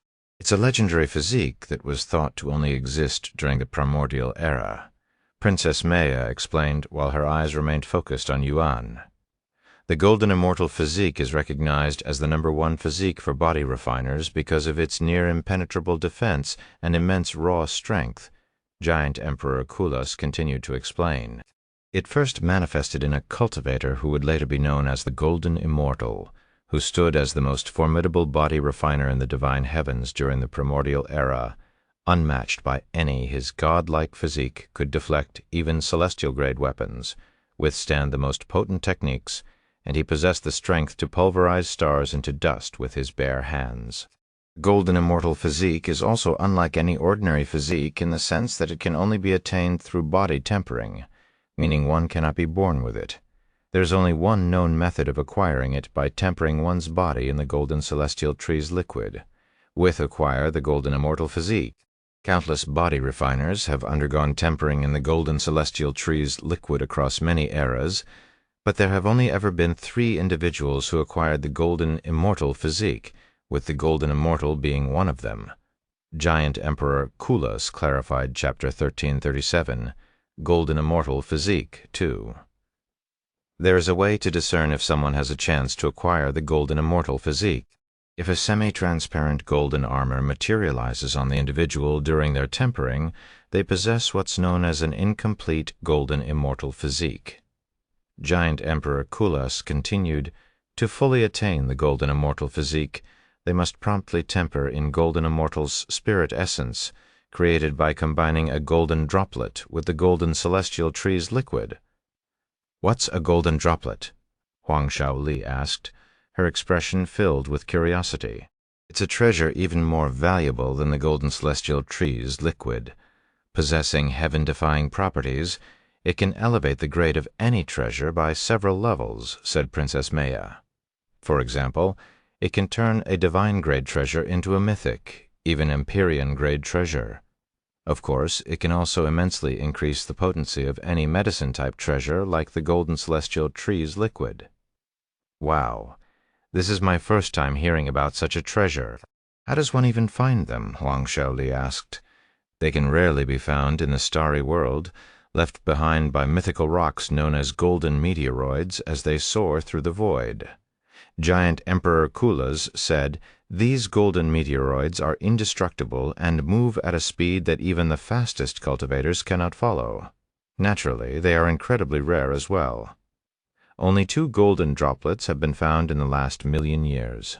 After a brief pause, Giant Emperor Kulas spoke in a solemn voice. "Honestly, I once strived to attain the golden immortal physique, which is why I possess the golden droplet. Unfortunately, I have never manifested the golden armor even after a dozen attempts over the past 500,000 years, and you gave the golden droplet to Yuan despite that? I'm in awe of your generosity," Huang Shaoli remarked. "I have already relinquished such a dream. If I cannot attain the golden immortal physique myself, I want at the very least to contend with someone who possesses it. If my rival, Tianyang, can attain the golden immortal physique, I cannot ask for anything better," he responded with a smile. "Do you think he'll finish before the tournament resumes?" Princess Maya suddenly asked. "Is the tournament more important than the golden immortal physique?" "I couldn't care less about the tournament as long as he acquires the golden immortal physique," Giant Emperor Kulas declared. "However, I do hope that he manages to finish before the tournament resumes." Giant Emperor Kulas proceeded to take a sit-down. "You're going to stay here and watch?" Princess Maya asked after seeing his action. "Of course. Do you think I'd miss the birth of the golden immortal physique? I'd even risk my life to witness such a historical moment," he scoffed. About an hour after Yuan acquired the golden immortal physique, the water in the cauldron, resembling melted gold, began to lose its color, swiftly returning to its diluted texture. 6 hours later, the water had nearly lost all of its color, reverting to its normal appearance of plain water. This monster in human skin, Giant Emperor Kulas sighed inwardly after witnessing Yuan's absorption rate with his own eyes. It would have taken him several decades to absorb such powerful treasure, yet Yuan was able to do it in several hours. Yuan opened his eyes shortly after he finished his body tempering session. "Giant Emperor, what are you doing here?" Yuan was startled when the first thing he saw upon opening his eyes was Giant Emperor Kulas glaring at him intently. Giant Emperor Kulas silently smiled for a moment before speaking. "How do you feel?" Yuan inspected his body and said, "A lot stronger." "It would be strange if you weren't stronger after absorbing so much treasure. And you even attained the golden immortal physique," exclaimed Giant Emperor Kulas. "Golden immortal physique? What's that?" Yuan tilted his head in a puzzled manner. "Listen here, you." Giant Emperor Kulas proceeded to explain the entire situation to him. "A physique that can only be forged through body tempering, huh?" Yuan had a smile on his face after realizing his achievement. "Wait, does this mean that I currently possess 2 different physiques? Is that even possible?" "It's exceedingly rare, but it's definitely possible." Giant Emperor Kulas stood up, patted his robes, and continued. "Anyways, the tournament will resume soon. Show me what the golden immortal physique can do, or I'll personally skin you alive for wasting my resources." Yuan smiled. "Thank you for the golden droplet." Giant Emperor Kulas causally waved his arm and left the room shortly after. Princess Maya decided to stay for a little longer. "Even though I said that I wouldn't give you any treasures, I ended up betraying my own words. With that being said, I do not regret it at all, as a body refiner. I cannot imagine anything more honorable than being involved in the birth of the legendary golden immortal physique. I'm looking forward to your next match." Princess Maya left the room shortly after. "You should get some rest. I'm also going to get some sleep," Huang Shaoli said to him before flying to the bed. Sometime later, Yuan tossed the cauldron back into his spatial ring and got dressed. "Even if I want to get some rest, there's too much energy in my body to sleep." Yuan felt a strong urge to unleash the energy inside his body, but he refrained from doing so, not wanting to waste any energy before the tournament resumed. Instead, he looked at his character status to see what the golden immortal physique did to his body. Name: Yuan. Cultivation: 9th level Spirit King. Bloodline: Immortal Monarch Bloodline. Physique: Heaven Refining Physique, Golden Immortal Physique. Physical Strength: Mental Strength, Soul Strength. Physical Defense: Mental Defense. Title: Golden Immortal Physique. Description: Increases your physical strength by and physical defense by. Yuan's eyes widened when he observed the effects of the Golden Immortal Physique. In his experience, the presence of a question mark suggested that the number was larger than what the system could handle. However, even without the system's help, he could vaguely tell how much stronger he was compared to previously. Chapter 1338, Supreme Physiques, Golden Immortal Physique. "This is my first time hearing about it," Shimei muttered in a somewhat dazed voice after witnessing Yuan's situation. Xiao Hua then said, "I have heard about it from my father before." In the 9 heavens, 3 supreme physiques reign supreme, each standing resolutely at the pinnacle of its own category. Brother Yuan's Golden Immortal Physique is the supreme physique for body refiners who temper their body. Then there's the Harmonic Spirit Constitution, which is known as the Supreme Physique for cultivation. As for the 3rd Supreme Physique, I wasn't told about it, so I don't know anything about it. Is the Harmonic Spirit Constitution created like the Golden Immortal Physique? Or can one be born with it? Shimei inquired. Xiao Hua shook her head, saying, "I don't know. Information about the supreme physiques is extremely scarce due to their rarity, and even those who possess such knowledge prefer to keep it to themselves. That makes sense." Shimei turned to look at Yuan and sighed. "He's taken another massive leap in prowess. Makes me wonder when he'll slow down, if that is even possible. Unbeknownst to everyone there, this was just the beginning of Yuan's true ascension to the peak of the world." Meanwhile, Yuan was still unaware of the changes currently occurring within his body, that the heaven-refining physique and the golden immortal physique were slowly fusing together. A few hours later, Princess Maya returned to the room to notify Yuan that the tournament would resume shortly. Yuan and the Huang family made their way back to the tournament area, while Princess Maya sat in the royal family's seating area. "Junior Sister Maya, I have been hearing a weird rumor lately that you've taken interest in a human." Princess Maya turned to look at the handsome man sitting right beside her and responded, "And what are you doing here, senior brother Helek? I thought I was the only one who was interested in the tournament." "Indeed, you were the only one interested, at least until I heard that a mere human had managed to best Royal Guard Basar, my personal guard." Princess Maya smiled. "So you've also taken an interest in a human, is what you're telling me? This handsome man with a tanned body was Prince Helak, one of Princess Maya's older brothers." "Ha! That's a great joke. As if I would ever be interested in a mere human. I just want to see for myself what kind of pathetic trick this human has up his sleeve. There's no way a mere human could defeat a royal guard in a fair match," Prince Helak scoffed. "Have you forgotten the fact that Father's rival is also a human? That human is the very same one who defeated Royal Guard Basar?" Princess Maya reminded him. Father is getting old. He's not as sharp as he used to be." "Oh, who is getting old now?" Giant Emperor Kulas suddenly approached him from behind. "Father." Prince Helek felt his heart skip a beat when he sensed Giant Emperor Kulas's cold gaze on him. Fortunately for Prince Helak, Giant Emperor Kulas didn't say anything else and silently took his seat. When the judge noticed Giant Emperor Kulas' presence, he announced, "The tournament will resume shortly." A few minutes later, the judge shouted out loud, "7th match, Royal General Ozor and Tian Yang." Hearing his name, Yuan immediately jumped onto the stage and patiently waited for his opponent. A few moments later, a human-sized figure strolled onto the stage with a calm demeanor. An old man, Yuan raised his eyebrows upon seeing his opponent. Not only did this person appear to be human, but he also looked like an ordinary frail old man. However, Yuan wasn't deceived by the old man's frail appearance. Despite his aged look, the man not only boasted the impressive cultivation of an 8th-level divine warrior, but also exuded a palpable sense of confidence from every pore of his body.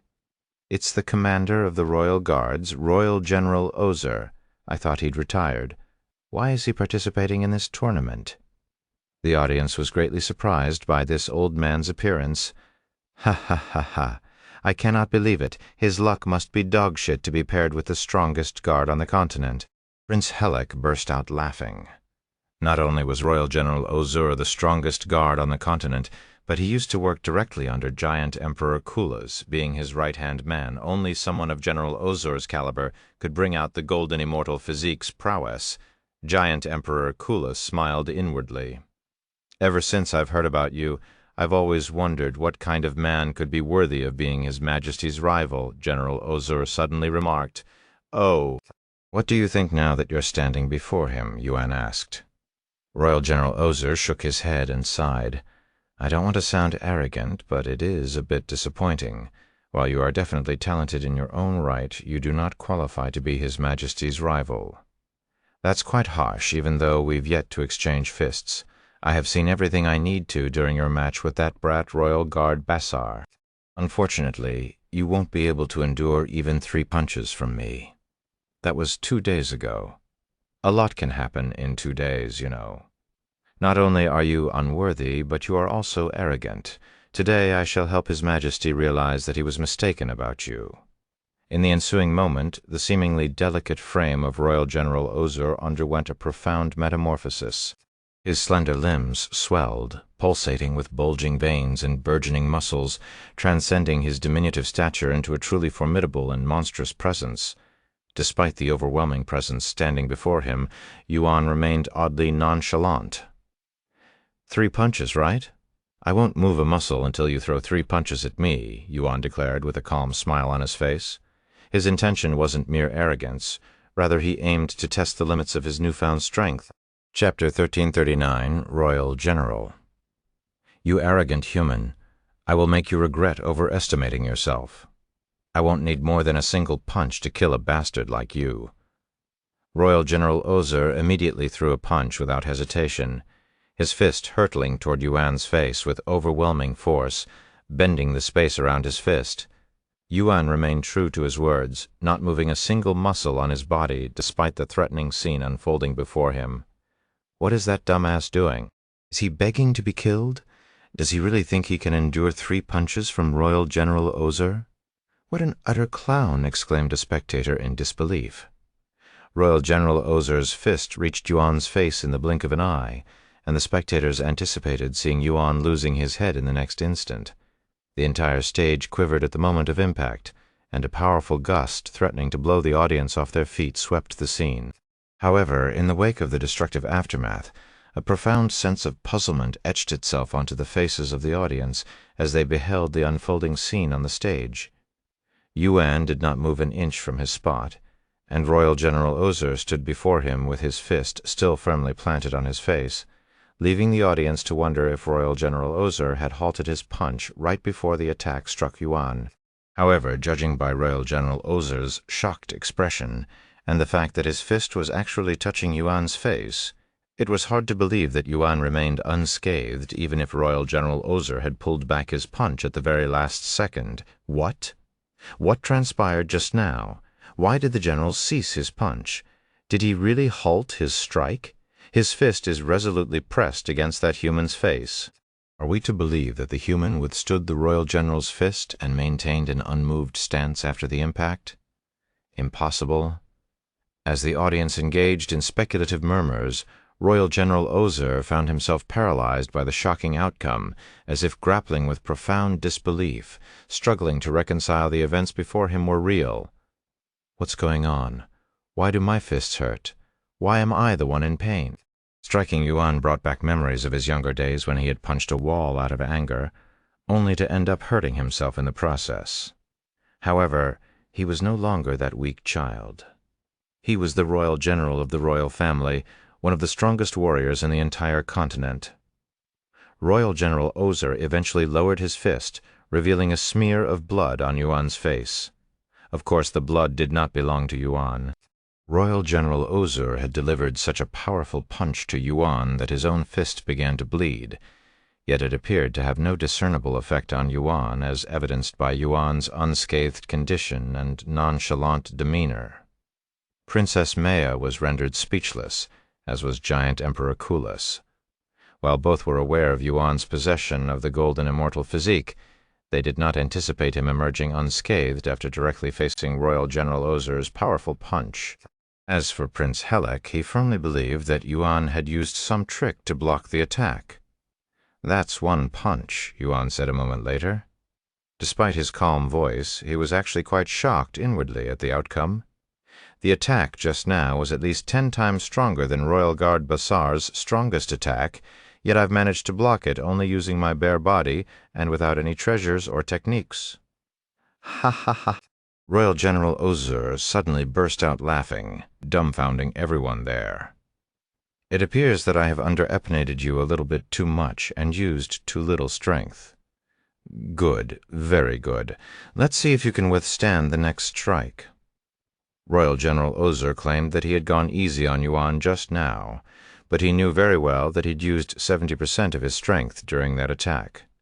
"Fuck, I have embarrassed myself before His Majesty.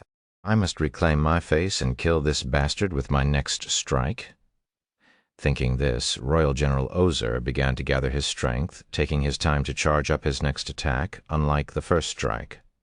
A few moments later, Royal General Ozer tossed out a punch that was even more devastating than the previous, aimed directly at Yuan's heart. "Die, you unworthy human brat," Royal General Ozer cursed inwardly as he unleashed his fully powered fist, driving it into Yuan's chest. The stage beneath Yuan's feet cracked upon impact, resonating with a sound reminiscent of a war drum that echoed profoundly in the ears of the audience. "This is impossible. What are we witnessing right now?"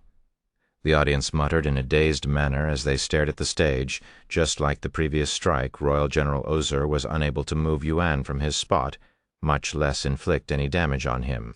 By now, the audience had to accept the undeniable truth that Yuan had managed to endure 2 of Royal General Ozer's strikes, emerging completely unscathed. Royal General Ozer's second punch had enough power to completely obliterate a peak divine warrior with ease, yet it wasn't able to damage Yuan in the slightest. "No, this can't be happening." Royal General Ozer began walking backward, a terrified expression on his face. He had never experienced such helplessness before, not even when he was surrounded by enemies in the heat of battle. "I will not accept this. I refuse to acknowledge your existence." Royal General Ozer suddenly roared in a fit of rage before charging at Yuan once more, his entire being overflowing with spiritual energy. "Stop! What do you think you're doing?" The judge shouted in a panicked manner when he realized what Royal General Ozer was trying to do. "He's going to use a martial technique." Princess Maya stood up from her seat with a worried look on her face. Even if she wanted to help Yuan, she wouldn't be able to reach them in time. Finally, a real test. Despite his predicament, Yuan managed to put a smile on his face, even welcoming Royal General Ozer with open arms, a gesture that only further enraged the broken warrior. Thank you for listening to the story on KevinAudio.com, Chapter 1340, Prince Helek. A pulsating purple aura, vibrant and ominous, shrouded Royal General Ozer's fists as he prepared to unleash a dual onslaught, hurling both fists simultaneously toward Yuan with immense killing intent. Spirit-forged Pulse Strike. Upon the impact of Royal General Ozer's strike, Yuan sensed a tremendous surge of spiritual energy erupting within his body, as if it were threatening to detonate him from the inside. Yet this intense sensation swiftly receded, and Yuan became aware of an enigmatic force within him actively quelling the chaotic energy, preventing any harm or upheaval. Progress. 1%. Yuan arched an eyebrow in surprise as a progress bar materialized before him. Having missed the initial notification during his body tempering, he was unaware that his physiques were currently in the process of merging. Nevertheless, he could discern that something profound was transpiring within his body. How are you still standing? Why are you still alive after being struck by my spirit-forged pulse strike? Royal General Ozer stammered in bewilderment. As Yuan observed Royal General Ozer, he could discern a mixture of terror and confusion etched across his face. How, I'm not so sure myself. Maybe it has something to do with you being a little too weak. Yuan responded with a calm smile. How dare you? Have you not had enough yet, Ozer?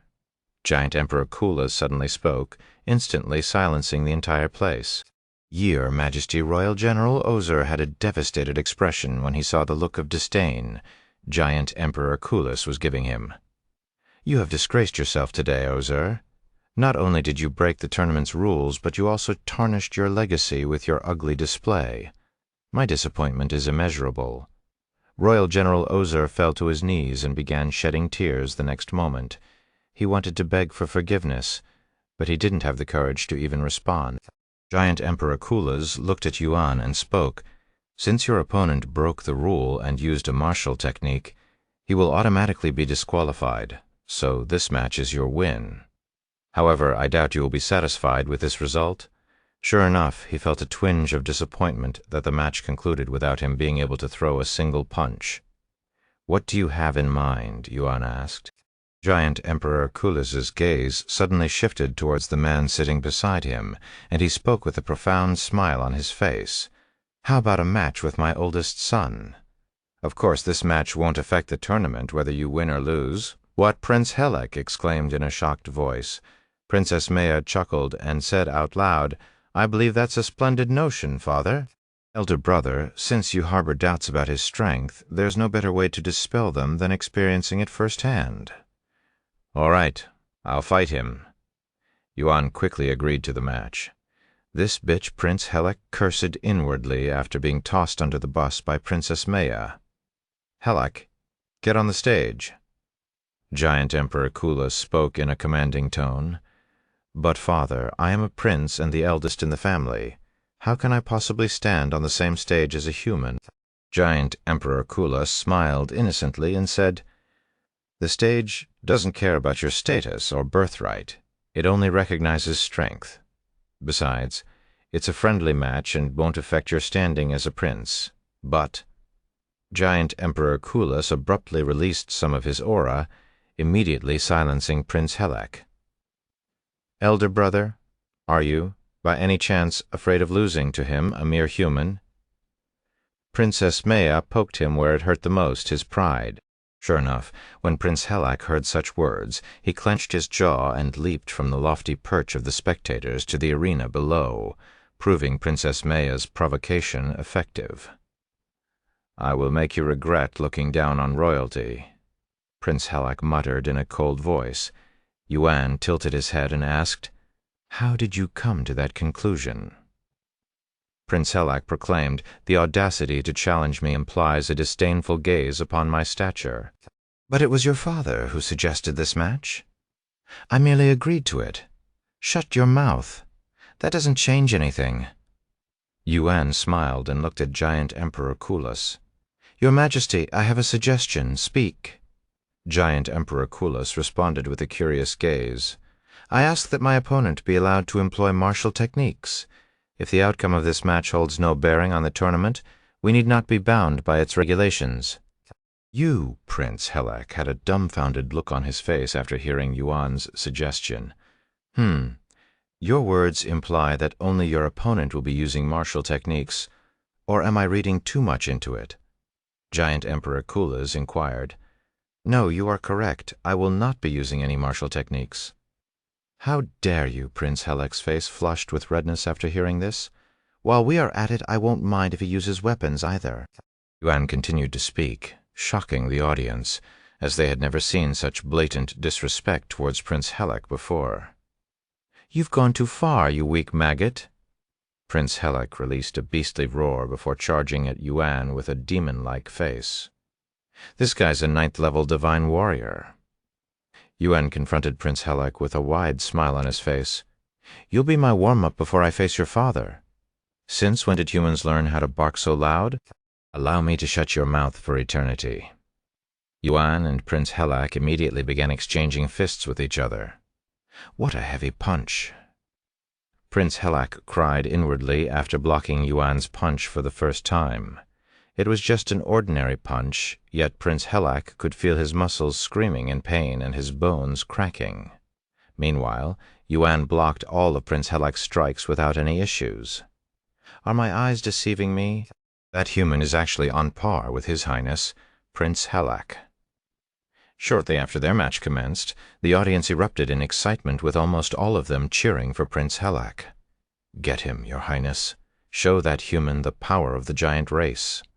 The audience, under the impression that the two fighters were evenly matched, cheered for Prince Helak, unaware that he was actually struggling to block Yuan's overwhelming strength. New novel chapters are published on 4-chapter or X, Quart 8 chapter 10341, Golden Immortal Physique's Prowess.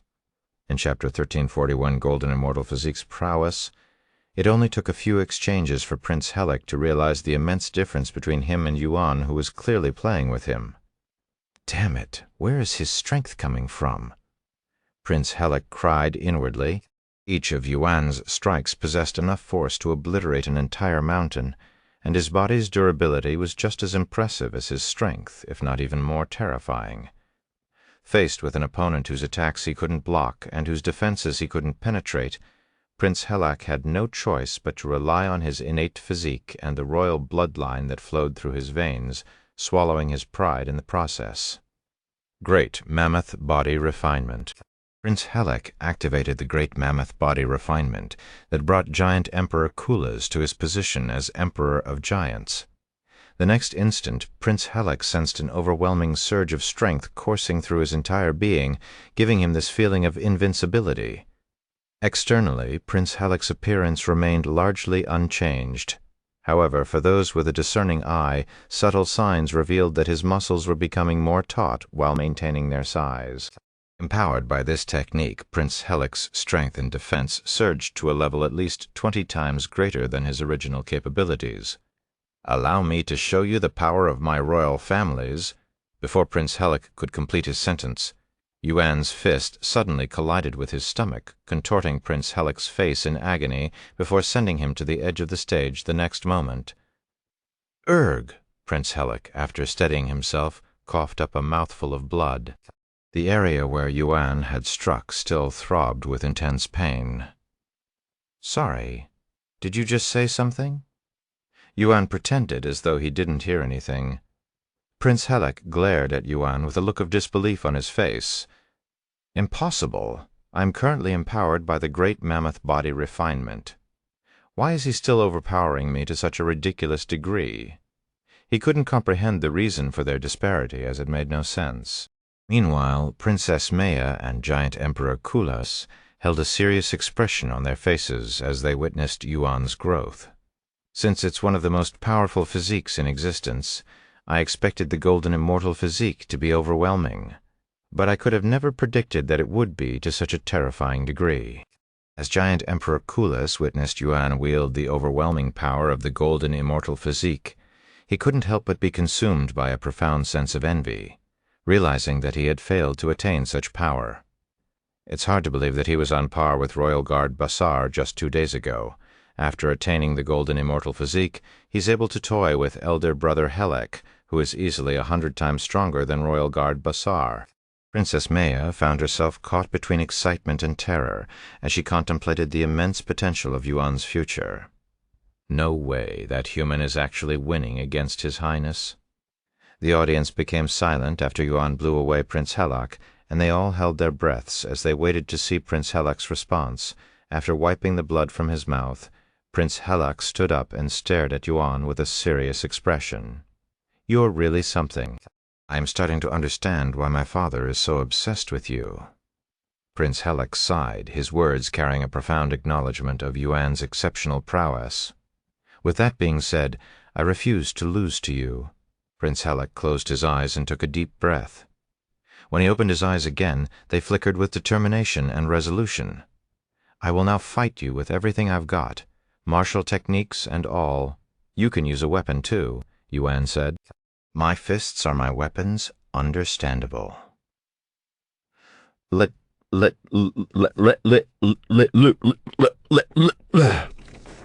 The two of them fell silent for a moment. Suddenly, Prince Helak's entire being gushed with a black aura, and he exuded an overwhelming presence that forced the audience to back away from the stage. Dragon-slaying stance, Prince Helak stood in a stance that resembled karate. The next instant, Prince Helak moved so fast that it looked like he'd disappeared out of thin air. When he reappeared, he was standing right in front of Yuan. Dragon-slaying stance, beheading. Prince Helak swung his arm in a chopping motion, aimed at Yuan's neck. Seeing this, Yuan quickly raised his arm to block the incoming attack. Sha. As Yuan successfully intercepted the attack, the force behind it still pushed him backward.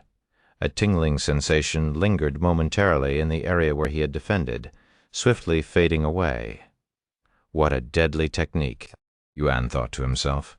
If he hadn't acquired the golden immortal physique, that attack would have slashed his body in half with ease. In fact, even a peak divine master would suffer fatal injuries if they took it head-on. As for Prince Helak, his bones broke into several pieces after the strike, but he ignored the pain and used his cultivation to quickly restore it. Mammoth, slaying stance. Prince Helak suddenly changed his stance. After a brief pause, he jumped into the air and spun a few times in the air before dropping back down with immense force, using his legs to attack this time. Mammoth, slaying stance, Pulveris Yuan, in a display of determination, opted not to evade the impending strike. Instead, he boldly raised his arms above his head, standing steadfast as he awaited the oncoming assault. Boom! When Prince Helak's strike connected, the force was so potent that it fractured the entire stage, leaving visible cracks that extended across the surface. The region directly beneath Yuan bore the brunt of the impact, forming a crater-shaped depression. As for the person who took in most of the impact, Yuan finally received some substantial damage to his arm. However, the injuries amounted to little more than a few broken bones, which healed in the blink of an eye. Progress. 2% Prince Helak immediately retreated after the attack, his face filled with bewilderment after seeing Yuan's seemingly unscathed condition. "Are you serious?" he muttered in a dazed voice. "This chapter is updated by—" He just used his strongest martial technique and poured all of his strength into that strike, which was strong enough to completely pulverize a peak divine master. Despite that, Yuan, who was only a mere spirit king, remained unharmed after taking the attack head-on. How the fuck am I supposed to defeat a monster like him? Prince Helak could no longer see his path to victory. Should I forfeit? The thought of surrendering suddenly appeared in his mind. Did I just think about surrendering? Me, the prince, to a human? When he realized what he'd just done, an immense sense of shame collapsed on him like a tsunami. His face became enraged with all that anger pointed at himself. I will fight until my last breath. With a beastly howl and red eyes that seemed to reflect madness, Prince Helak charged at Yuan with relentless ferocity. Me? What happened to him? Yuan was puzzled by Prince Helak's behavior, but it made countering his attacks much easier. How embarrassing! Princess Maya shook her head at Prince Helak's display. Looks like the fight will end earlier than I'd anticipated. Giant Emperor Kulas sighed. Sure enough, Yuan did not enjoy fighting Prince Helak in his current condition. In the end, Yuan, not wanting to prolong the fight, delivered a powerful punch to Prince Helak's chest, sending him flying out of the stage and into the crowd. As Prince Helak's body soared towards them, the audience tried to catch him, but the tremendous force sent both him and the people attempting to assist him flying. "Wub your winner, Tianyang," the judge announced in a dazed manner. Wait, I am not. Prince Helak extended his hand in a grasping motion at Yuan, but he lost consciousness the very next second. Ha ha ha ha! After witnessing Yuan's extraordinary display of power, Giant Emperor Kulas couldn't contain his amusement and burst into hearty laughter. Not bad at all. He clapped his hands and applauded. Following his laughter, Giant Emperor Kulas leaped from his seat, making a grand entrance as he landed on the stage, resulting in the entire platform crumbling beneath his colossal presence. Giant Emperor Kulas, his eyes blazing with excitement, declared, "Originally, I planned to wait until the end of the tournament, but my desire to battle has overwhelmed me. Fight me now, Tianyang." Ding. You have started your first trial in the stairway to heaven. Defeat Giant Emperor Kulas. Defeat Giant Emperor Kulas within 60 minutes to receive a reward? What? Has the trial just started? What about my previous fights? Were they really just warm-ups? Yuan was left speechless after seeing the notification. However, since it led him to acquire the golden immortal physique, he didn't complain about it. "Why not? Let's fight," he said with a smile. Giant Emperor Kulas suggested, "Let's relocate to a more suitable arena for our fight." With a snap of his fingers, the scenery transformed into a vast open field surrounded by towering mountains. All spectators were relocated to the mountaintops, ensuring an unobstructed view of their battle. "Since you had to fight 2 consecutive matches before this one, do you need a moment to restore your energy?" Giant Emperor Kulas asked. "Thank you for your consideration, but I barely used any energy for those fights, so I don't need any rest." Yuan shook his head, a confident smile playing on his lips. However, Giant Emperor Kulas didn't accept his answer and tossed a pill at him. "I insist, after all, I don't want to hear any excuses after I defeat you." Yuan caught the pill and shrugged. If you say so, he immediately felt refreshed after consuming the pill, but it didn't restore any energy to him since he was already at peak capacity. After seeing Yuan consume the pill, Giant Emperor Kulas shrunk his size to that of a human size. "Are you going easy on me?" Yuan asked with raised eyebrows. "I am not naive enough to underestimate you. Merely diminishing my physical stature does not equate to a decline in my strength. Being big, though advantageous in certain aspects, does not inherently enhance our power. It's mostly a symbol of our race as giants. Would you prefer me to expand to such colossal proportions that I could effortlessly crush you beneath a single foot?" "That would hardly be entertaining, though," said Giant Emperor Kulas. Yuan could imagine Giant Emperor Kulas stepping on him like an ant. It would also be a nightmare to fight against such a colossal figure. Yuan eventually conceded that engaging in a battle of similar statures would be for the best.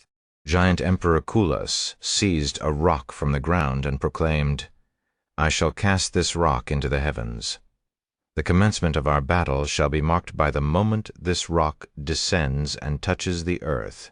With a mere flick of his finger, Giant Emperor Kulas propelled the rock into the sky, where it swiftly vanished beyond the clouds in the blink of an eye.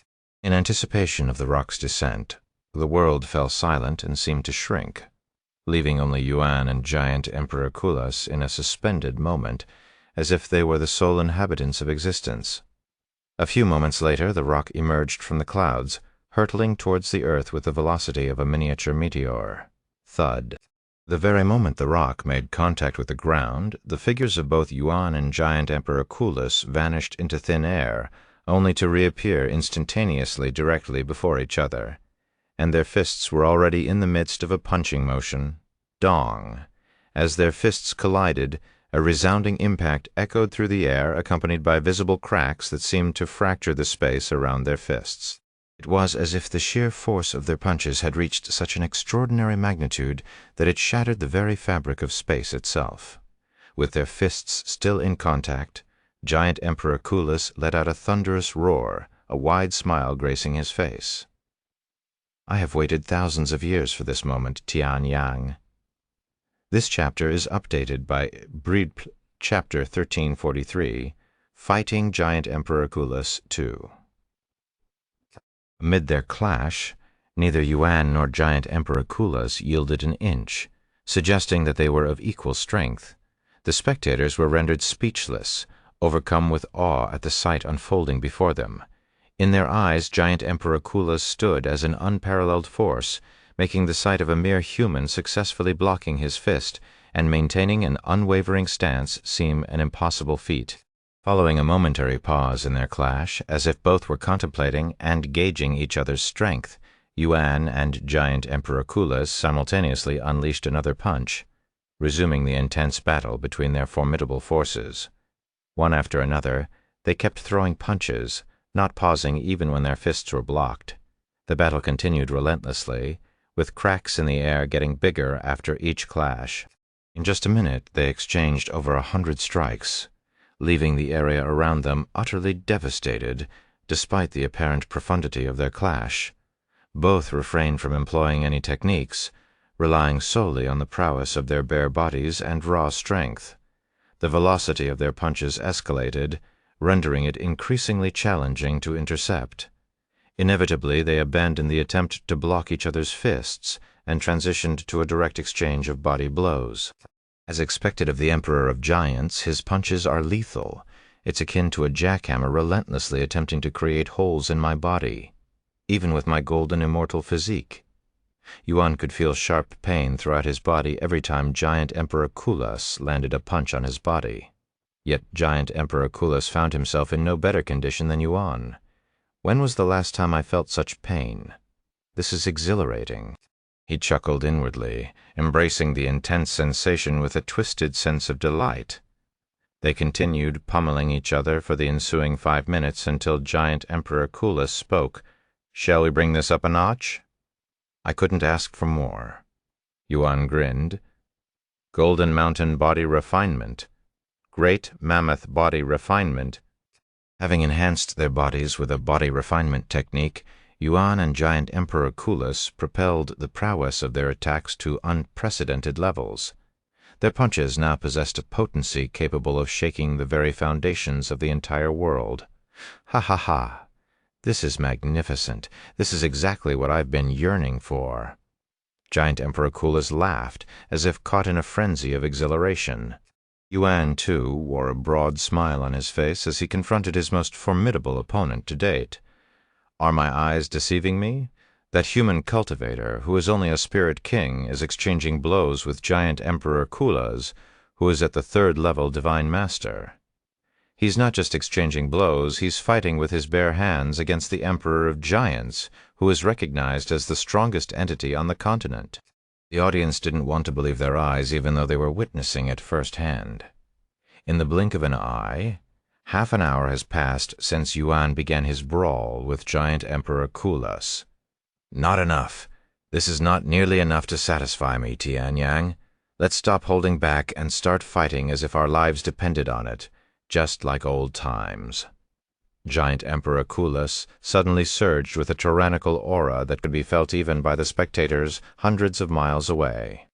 Witnessing this transformation in Giant Emperor Kulas, Yuan could no longer afford to hold back.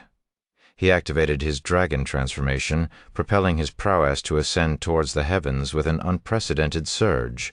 Giant Emperor Kulas broke out in cold sweat after sensing Yuan's tyrannical aura. Ah, that overwhelming presence, this feeling of helplessness. You haven't changed since the first day we met, Tianyang.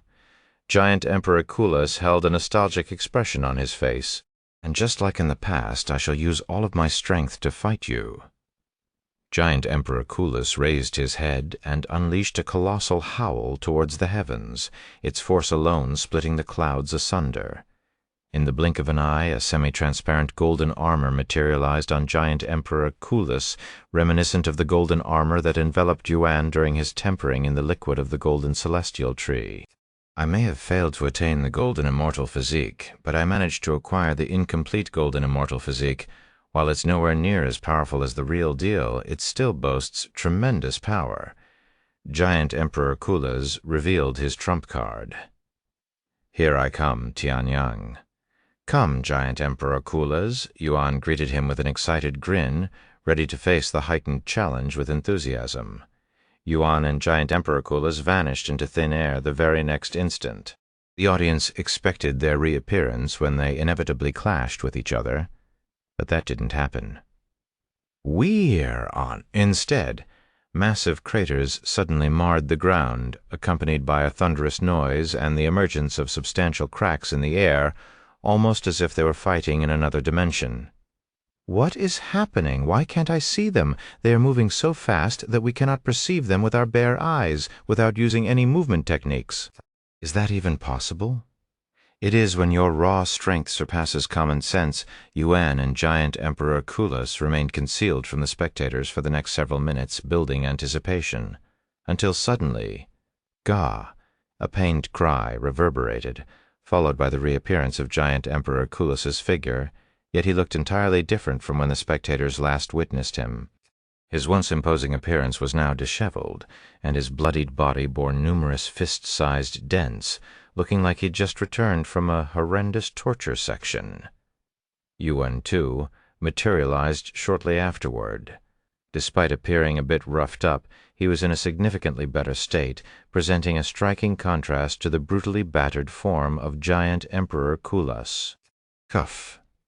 Giant Emperor Kulus coughed out a mouthful of blood and wiped his bloodied lips with a smile on his face as he glared at Yuan. "This match is your victory, Tianyang."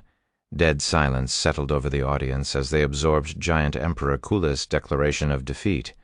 After a moment of stunned silence, an eruption of shock and disbelief echoed through the air. "His Majesty lost to a mere human? That's not possible. I must be dreaming." Unsurprisingly, the audience responded with denial. The notion of giant Emperor Kulus losing seemed inconceivable, a scenario that could never manifest even in their wildest dreams. Yet such a scenario had occurred, and it happened right before their very eyes. Visit more for the best novel reading experience, Chapter 130, Defeating Giant Emperor Kulus. You have defeated Giant Emperor Kulus and passed the first trial. You have cleared the trial in 43 minutes and 21 seconds. Yuan ignored the notifications and approached Giant Emperor Kulus.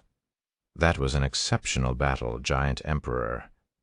Thanks to you, I now have a clear understanding of my current strength." Yuan extended his hand, offering a handshake with a sincere smile on his face.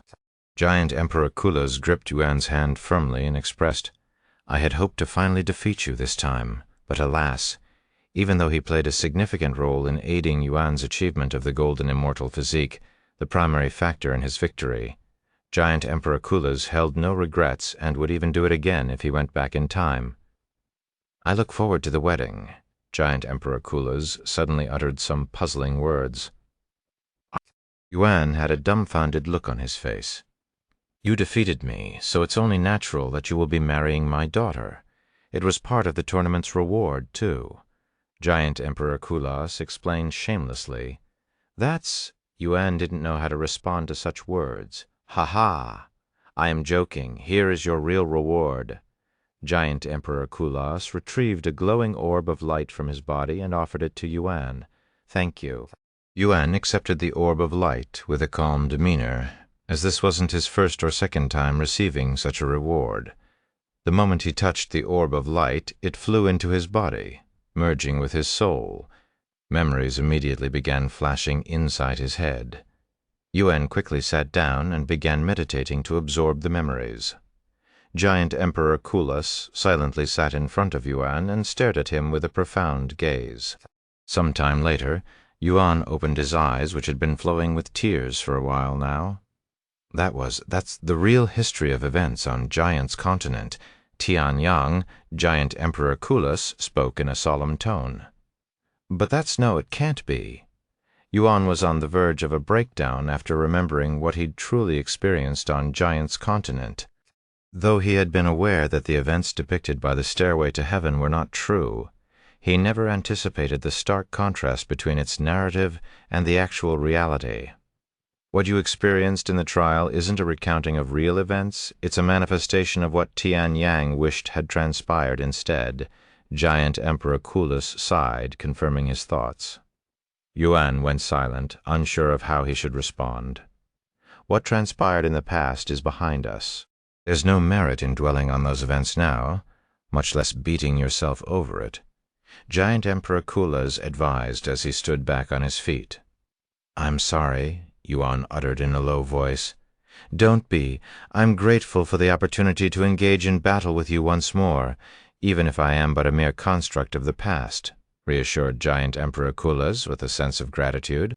"I'll see you later, my rival and my good friend," uttered Giant Emperor Kulus as his figure gradually faded into thin air. Soon, Yuan found himself back in the stairway to heaven. "Congratulations on completing the first trial, Master. Despite my efforts to heighten the difficulty, you navigated through it with remarkable ease." "I am truly in awe," commended Tianar. "Would you like to start the next trial immediately?" "You have 6 hours to recover your energy before the next trial begins." "I will take a break," Yuan responded in a low voice. "Ir a dot lu cor o k o o o o o. I understand. Wait, can you do something for me, as long as it doesn't break any rules?" She nodded. Meanwhile, inside the spectators' room, Zimeli and the others were still trying to calm down after witnessing Yuan's trial. His fight with the giant emperor was extraordinary. Even I had trouble keeping up with their speed. Zimeli sighed with a clear sense of admiration in her tone. "I couldn't see anything," Chu Liuxiang sighed in a dejected manner. "I didn't see anything either." Meishu tried to comfort her. "Yuan's gotten a lot stronger. I cannot wait to fight him again." Li Jinshi muttered. "I wonder why Brother Yuan cried at the end." Xiaohua suddenly said, "I have never seen him like that before either." Meishu shook her head. "I have. Eh?" Everyone in the room turned to look at Chu Liuxiang, who had just spoken. This incident occurred during our time in the orphanage. Yuan had formed a close bond with a stray dog that frequently visited us. However, after several weeks of companionship, the dog abruptly ceased to appear. It was later discovered that the dog had been struck by a car. When Yuan learned of the dog's demise, he wept in a manner reminiscent of what you just witnessed. Chu Liuxiang narrated, recounting a poignant memory from their past. These trials help him regain his memories of the past, right? He has likely recollected the loss of someone dear to him, she sighed. Shortly after the room became silent, Tianar appeared before them and said, "Which one of you is Chu Liuxiang?" "That would be me." Chu Liuxiang raised her hand. Without offering any additional explanation, Tianar flicked her sleeves, causing Chu Liuxiang to vanish from the room. The next moment, Chu Liuxiang found herself standing before Yuan. "Yuan," she subconsciously called for him. Yuan remained silent, and without uttering a word, he suddenly enveloped Chu Liuxiang in a tight embrace. "Eh?" His puzzling actions startled her. "I'm sorry, I promised to protect you, and I couldn't keep that promise," Yuan whispered in a sorrowful voice, expressing regret and vulnerability. Chu Liuxiang found herself rendered speechless by his actions, but she refrained from saying anything, and instead embraced him back in a comforting silence. "This time I will protect you, this time for sure," Yuan continued. Chu Liuxiang couldn't see Yuan's face at that moment, but it bore an expression filled with unwavering determination. Eventually, Yuan released Chu Liuxiang and said to her, "I'm sorry if that troubled you. I couldn't help myself." "Don't worry about it, though I hope you could give me an explanation in the future if you are comfortable with it." Chu Liuxiang chuckled. "I will tell you everything later, I promise," Yuan agreed. Tianar sent Chu Liuxiang back to the spectators' room a moment later. The others bombarded Chu Liuxiang with questions when she returned. "I had a small talk with Yuan. That's all," she said, keeping the details out of it. The others could tell that she was purposefully avoiding the details, but respecting her silence, they refrained from pressing further with their inquiries, concluding the questioning there. Meanwhile, Yuan dedicated the next 6 hours to calming his mind, seeking solace and clarity amid his thoughts. The most up-to-date novels are published on Chapter 1345, Desolate Continent. During his 6-hour break, instead of using that time to recover his energy, Yuan revisited the memories he had recovered from giant Emperor Kulas, endeavoring to make peace with them and find a sense of reconciliation within himself. The memories began when he arrived at a certain familiar dock, the very place where Yuan had initially encountered the Huang family during his trial in the lower heaven. However, unlike Yuan's trial, Tianyang was not aware of the Huang family, so he didn't bother looking for them. Instead, he went to a nearby restaurant to fill his stomach. Silver Peak Restaurant, huh? It seems like a decent place to have lunch, judging by its appearance. As Tianyang approached the entrance of the restaurant, A sizable gathering of people nearby captured his attention. A group of people were standing before this tall and bulky man, who appeared to be advertising something. "I'm Dong Zhou, head bodyguard for the Huang family that is currently hiring one more bodyguard for their trip to the desolate continent, which will depart later today. The duration of the stay will be 30 days with a salary of 10 million gold coins. 1 million will be paid upon arrival on the desolate continent, and the rest will be paid once we return from our trip." Tian Yang heard Dong Zhou's advertisement loud and clearly, but he ignored it and went inside the restaurant. "Welcome. Are you alone?" The receptionist greeted him. "Yes. Please wait a moment." After taking a moment to look through their availability, the receptionist spoke. "Luckily, we still have one small table available. I will bring you to your table. Please follow me." Wide.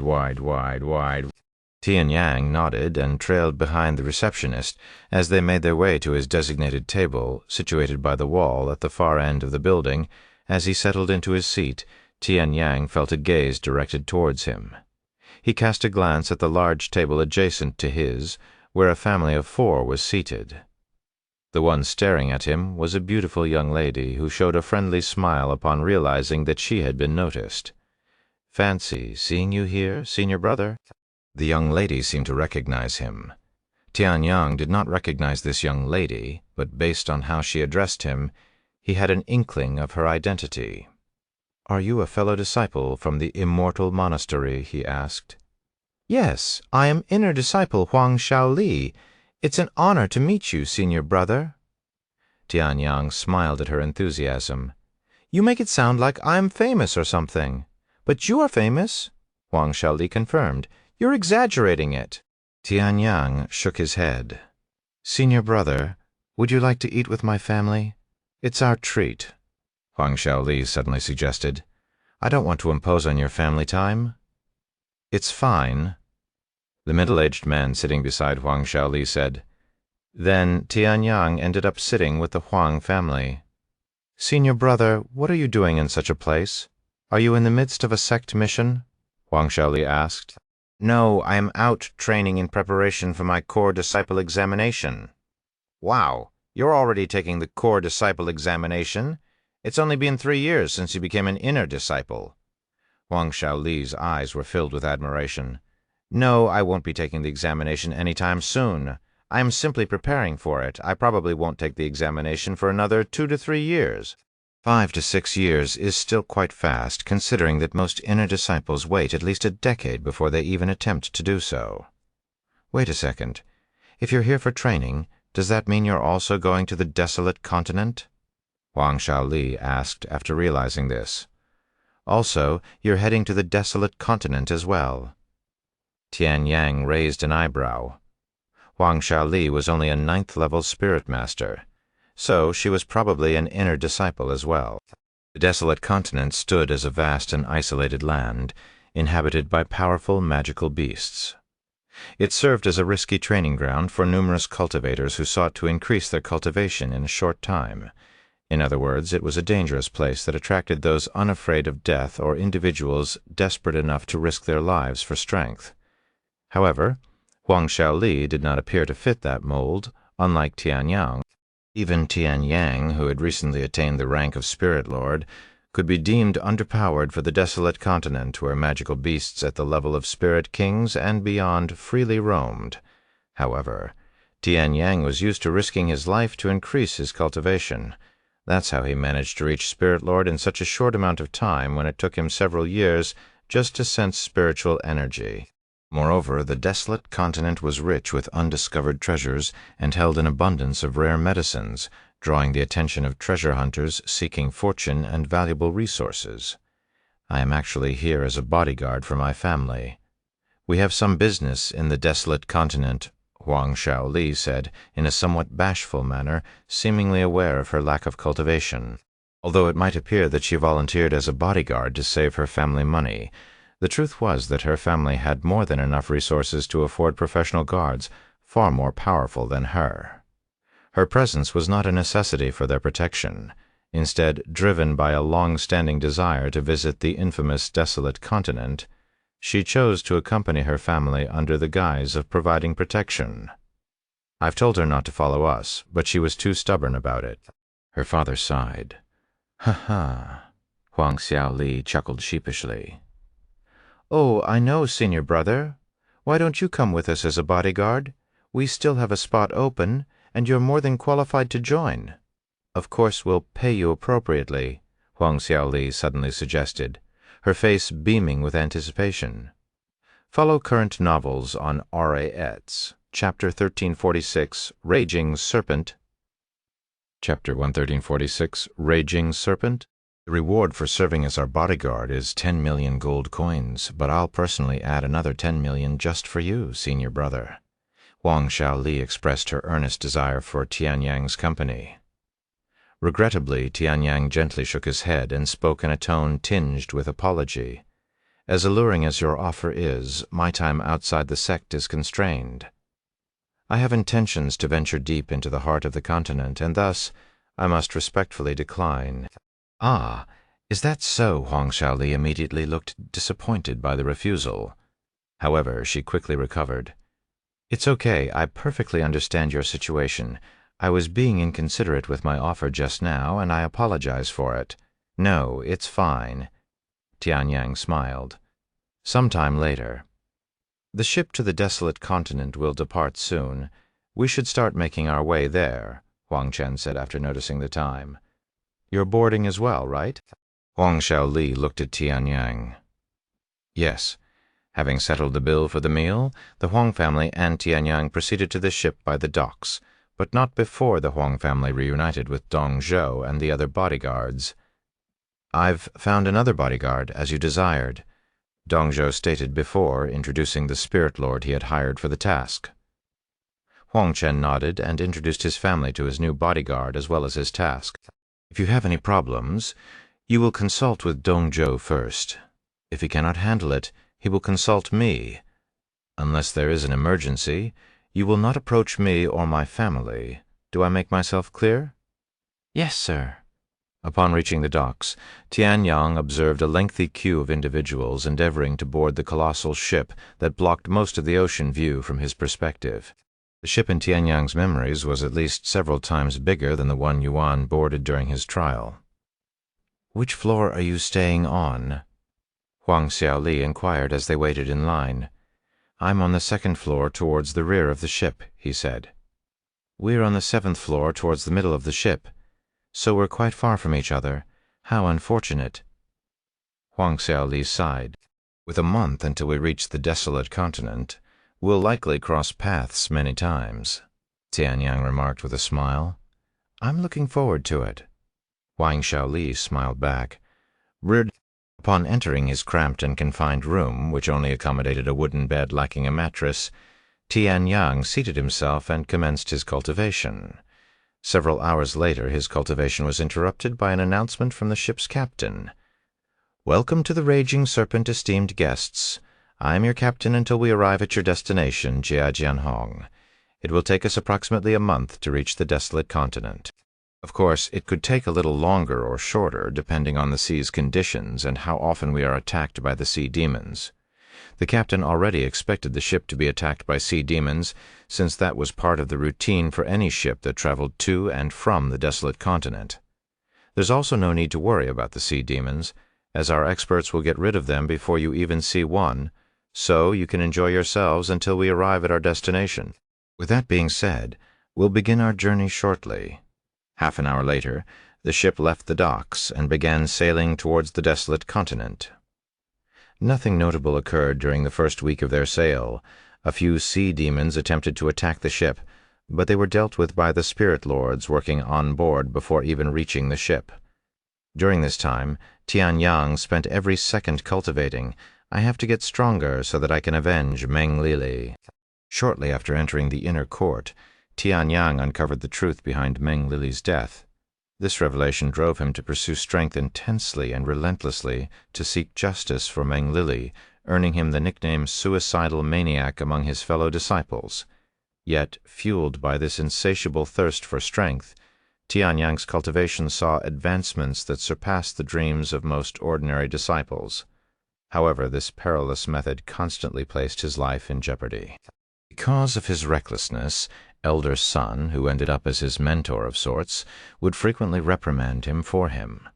Of course, that didn't change his behavior, or else he wouldn't have decided to train at the desolate continent. On the 8th day of his journey, Tianyang was forced to exit his cultivation by a commotion that was occurring outside his room. Typically, there were constant noises outside his room, owing to the thin walls. But this time, the disturbance was not of the ordinary kind. "A leviathan has appeared. We're all going to die." "Ah, why did it have to appear now when it hasn't made an appearance for over a decade now? We're screwed. We're all screwed." Tianyang left his room and went to the deck to see the situation for himself. Indeed, the ship had come to a complete stop to confront the Leviathan. Given that the ship's speed was far surpassed by the Leviathan, attempting to outrun it was futile, leaving them with no choice but to engage in combat. Over 50 spirit lords and 3 spirit kings were embroiled in combat with the Leviathan at the beginning, however.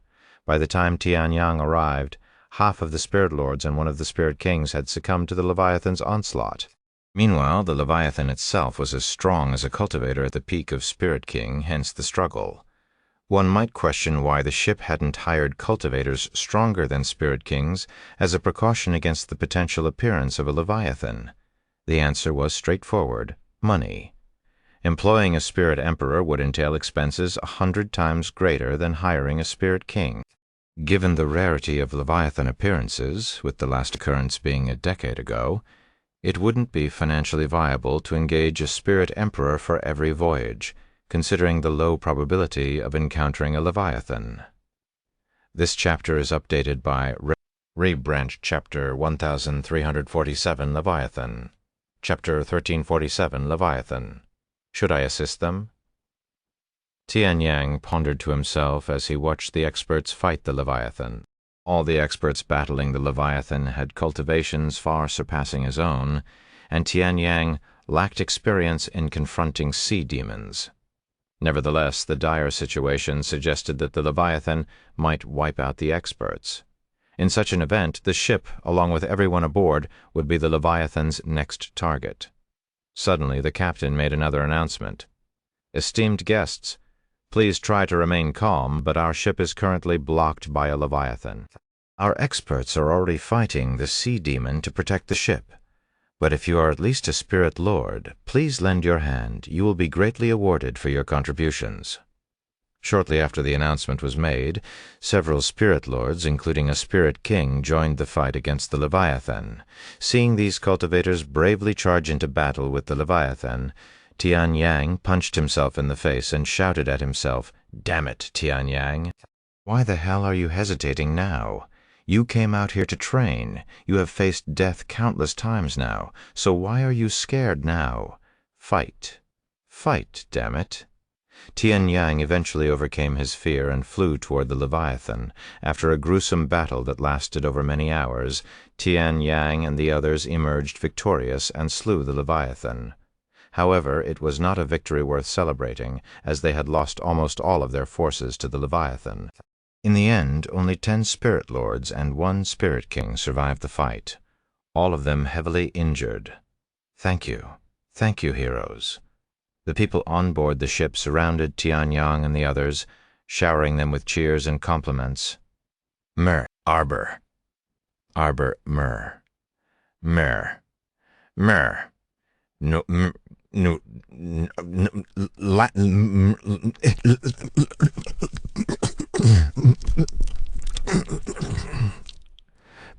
Plan 3.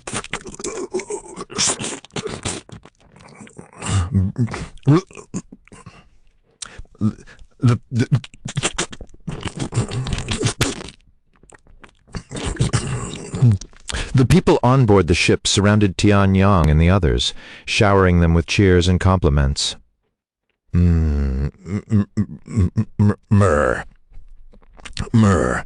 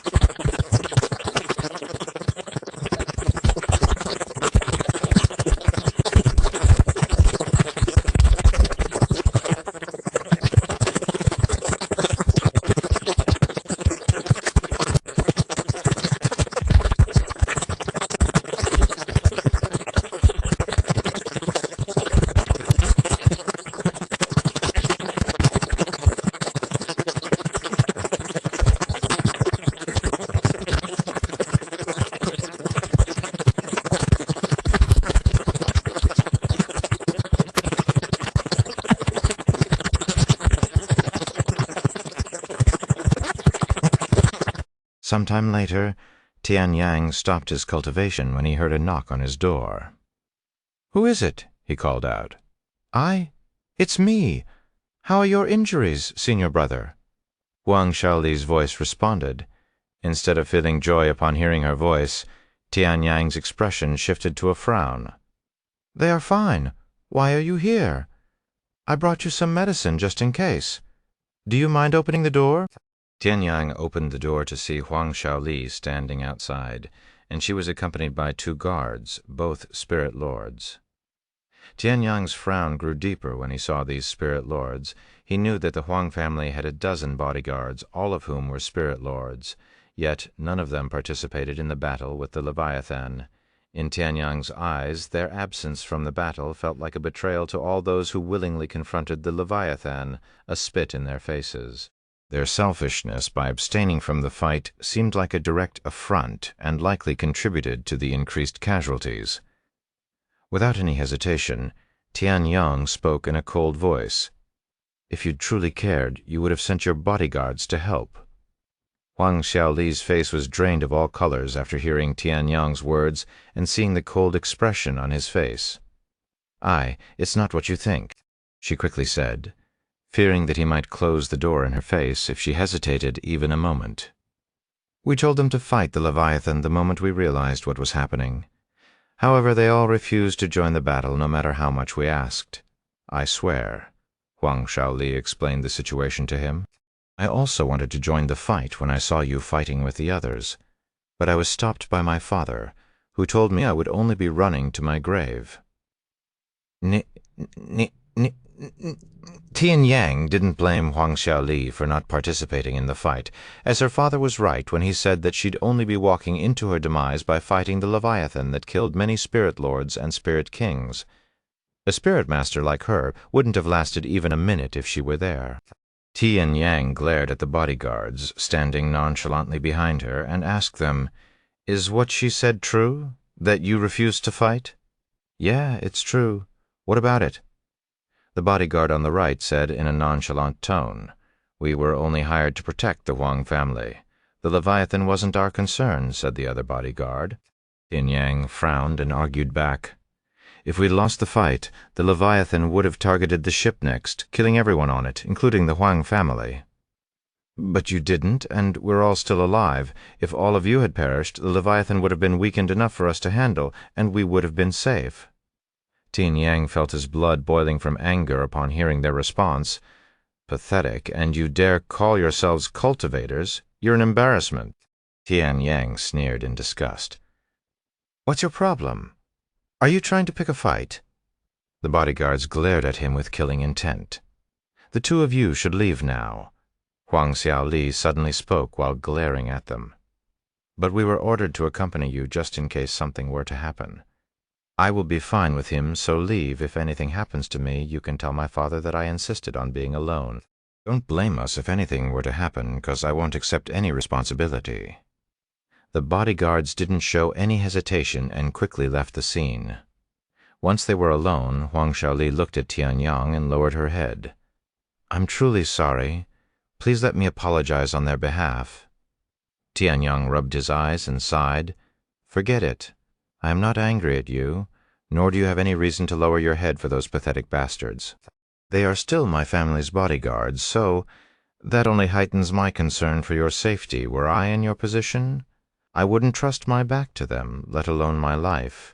Instead of protecting, they are the type to use you as bait to escape," Tian Yang expressed, emphasizing the lack of trust he would place in such bodyguards. Huang Xiaoli was rendered speechless by his words, not that she could argue with it. New novel chapters are published on Urard. Chapter 1348. Huang Xiaoli. After a moment of awkward silence, Huang Xiaoli brought out the medicine she spoke of and asked, "If you don't mind, please accept this medicine. It will help with your injuries." "All right, I will accept it." Huang Xiaoli quickly continued after hearing his approval. And if you don't mind, can you let me apply it for you? This is a lotion-type medicine." Tian Yang wanted to refuse, but he agreed in the end, as he felt a little guilty for misunderstanding her situation, even yelling at her, "Okay, come inside." Tian Yang moved away from the door, revealing the interior of his room. "This is your room?" Huang Xiaoli expressed shock upon seeing the cramped room. "How can you sleep in such a depressing place?" "I don't. This is good enough for my cultivation," Tian Yang said. "Still, even my dog's house has more room," Huang Xiaoli muttered. "You must be used to a rich lifestyle, huh?" Tian Yang commented. "Eh? Ah, sorry, I didn't mean to. It's okay, even if I had the money. I'd rather use them to improve my cultivation." Huang Xiaoli decided to stop the pointless chatter and entered the room. Sometime later, Tian Yang sat on the bed with his upper torso exposed, revealing the numerous scars on his body, both new and old. Huang Xiaoli, who sat behind him, was shocked by his badly damaged body. There were scars on nearly every inch of his body. Tian Yang could tell that Huang Xiaoli was startled by his body, and he calmly said, "Should I do it myself?" No, I will do it." Huang Xiaoli swiftly opened the medicine and scooped some up with her finger, gently applying it to his open wounds. "This will burn a little," she warned him. Yet Tian Yang did not even flinch at the pain. "You're strong, senior brother. Much stronger than any disciple I have come across," Huang Xiaoli mumbled with a slightly rosy face as she continued to caress her slender finger on his body. "You're giving me too much credit. I'm weak and talentless. That's not true. Despite having a weaker cultivation, you still face the Leviathan, something most disciples wouldn't even dare to approach. Only those who have a strong Tao heart would be capable of such a feat." "What's the point of having a strong Tao heart if you're physically weak? Having a strong Tao heart won't prevent the strong from taking from you." Huang Xiaoli didn't know how to respond to his words. "Regardless, I think you're strong.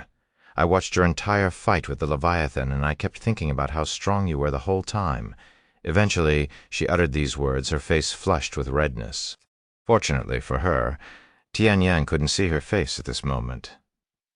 "Thank you." A gentle smile appeared on Tian Yang's face, as he'd never received such compliments before. A few minutes later, Tian Yang covered his body and said, "I can apply the rest myself." "Thank you." Huang Xiaoli nodded and handed him the medicine. "You'll need to apply the medicine twice a day for the next 7 days, so I will come back later to help you again." Seeing how enthusiastic she was about helping him, Tian Yang couldn't muster the strength to refuse her offer and silently nodded. "Then I'll see you again in 12 hours." Huang Xiaoli left immediately after. After he finished applying the medicine to his lower body, Tian Yang returned to his cultivation. Over the next several days, Huang Xiaoli would visit him 2 times every day to apply medicine to his body. As time passed, Huang Xiaoli stayed longer than intended, and even began sharing her own stories with him. As for Tian Yang, he didn't mind her presence at all, as Huang Xiaoli reminded him of Meng Lili during their time in the village. "Senior brother, do you know what the other disciples say about you? You can stop calling me senior brother. Just call me by my name. Then you can also call me Xiaoli." "All right, Xiaoli." "Anyways, they call you the suicidal maniac because you're always accepting sect missions that are considered suicidal for your cultivation. I was even told that it was a sect elder who created that nickname. They say it's a miracle that you always manage to come back alive and that you have a guardian angel by your side who protects you. Suicidal, huh? I guess that's how my actions seem to the others, not that I am denying it. If you don't mind me asking, why are you going to such lengths to acquire strength? It's the only way for someone as talentless as me to keep up with those geniuses who are always a step ahead of me while doing much less. Honestly, I envy them." "Of course that includes you," Tian Yang expressed, maintaining a calm demeanor despite uttering such melancholic words. "Me?" Huang Xiaoli was taken aback. "Huang Xiaoli, a genius who sensed spiritual energy in just a month.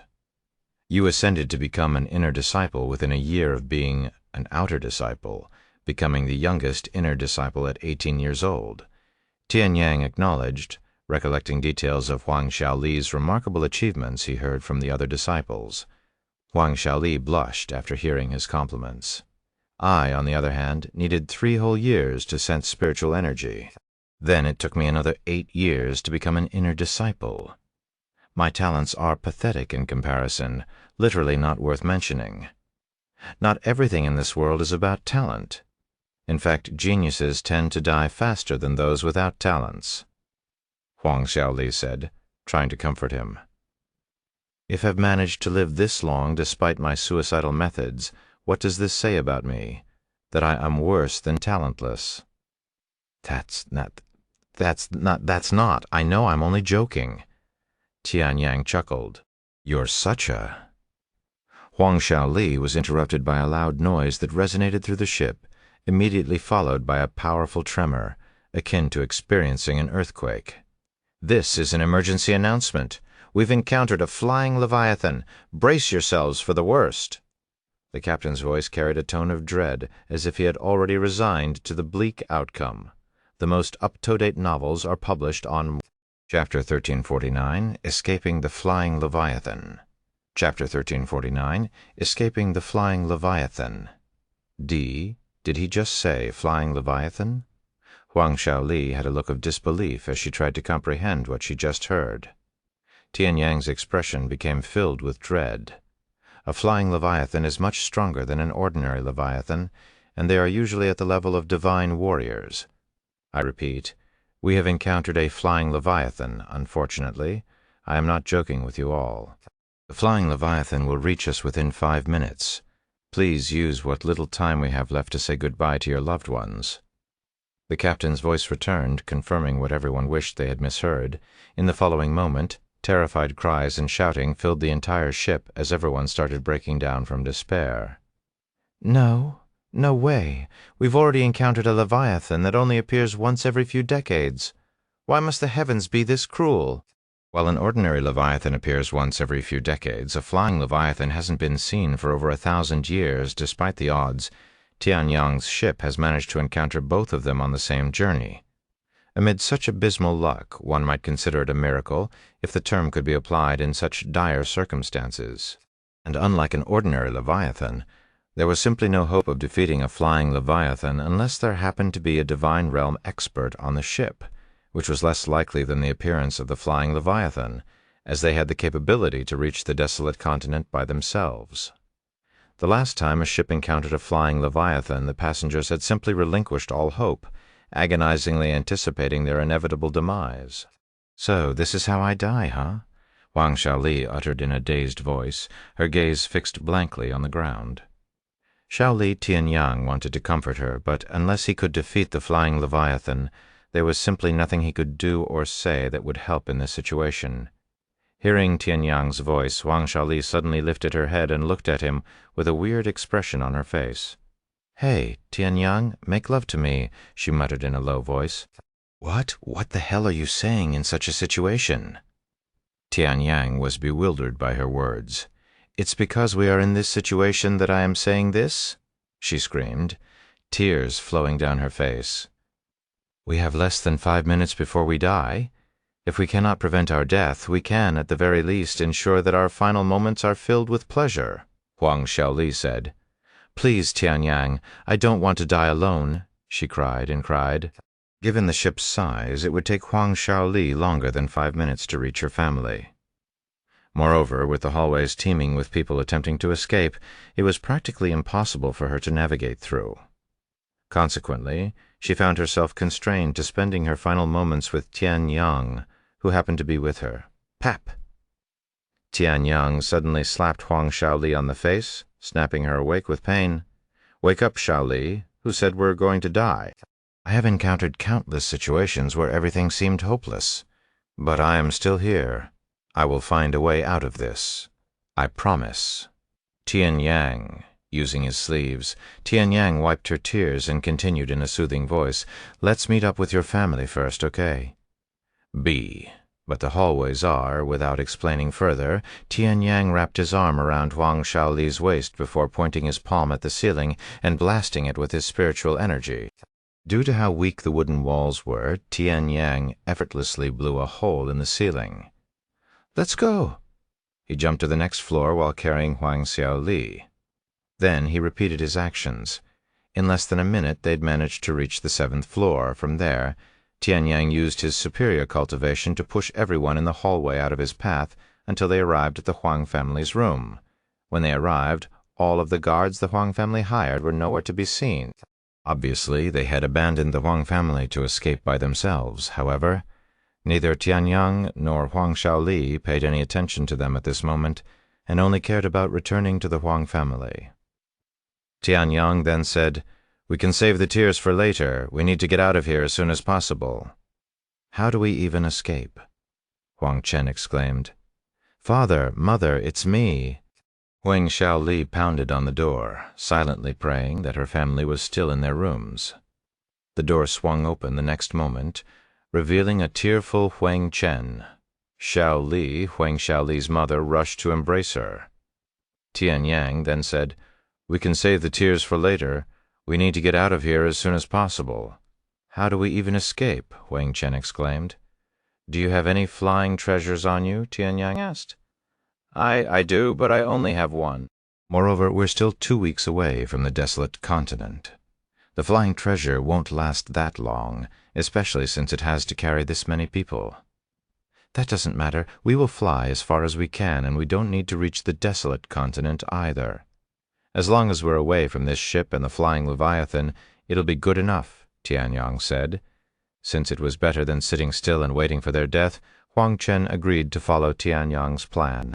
Tianyang proceeded to blow another hole in the wall, giving them access to the open sea.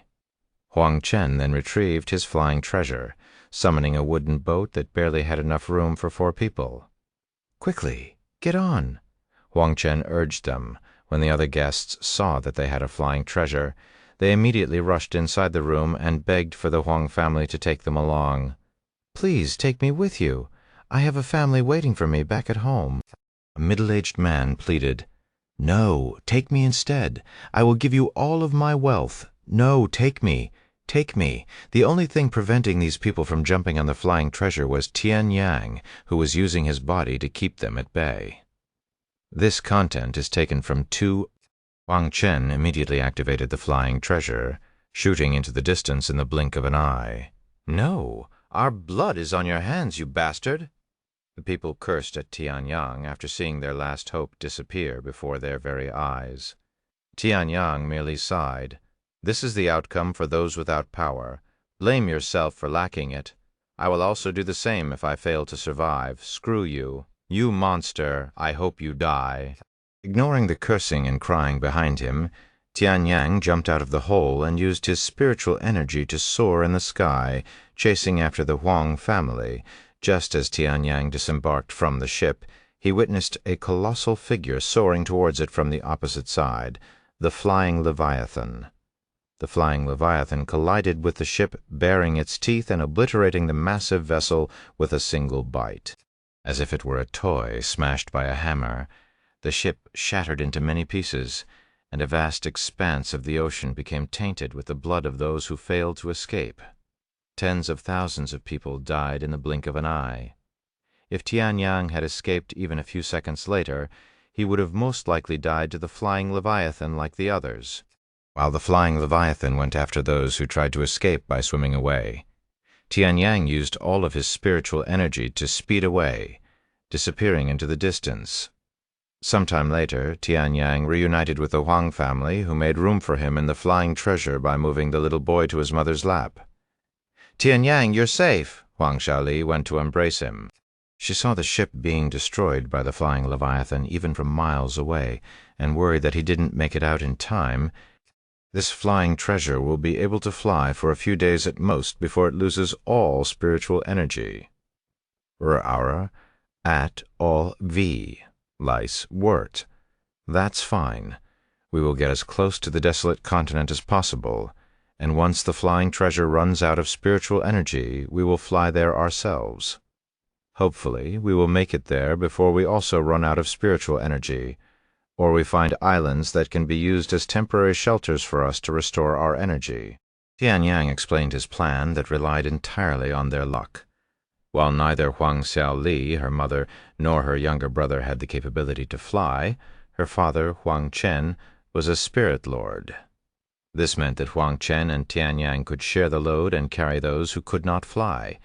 Without either one of them, they wouldn't have been able to carry the others to safety. After a moment of silence, Huang Chen spoke.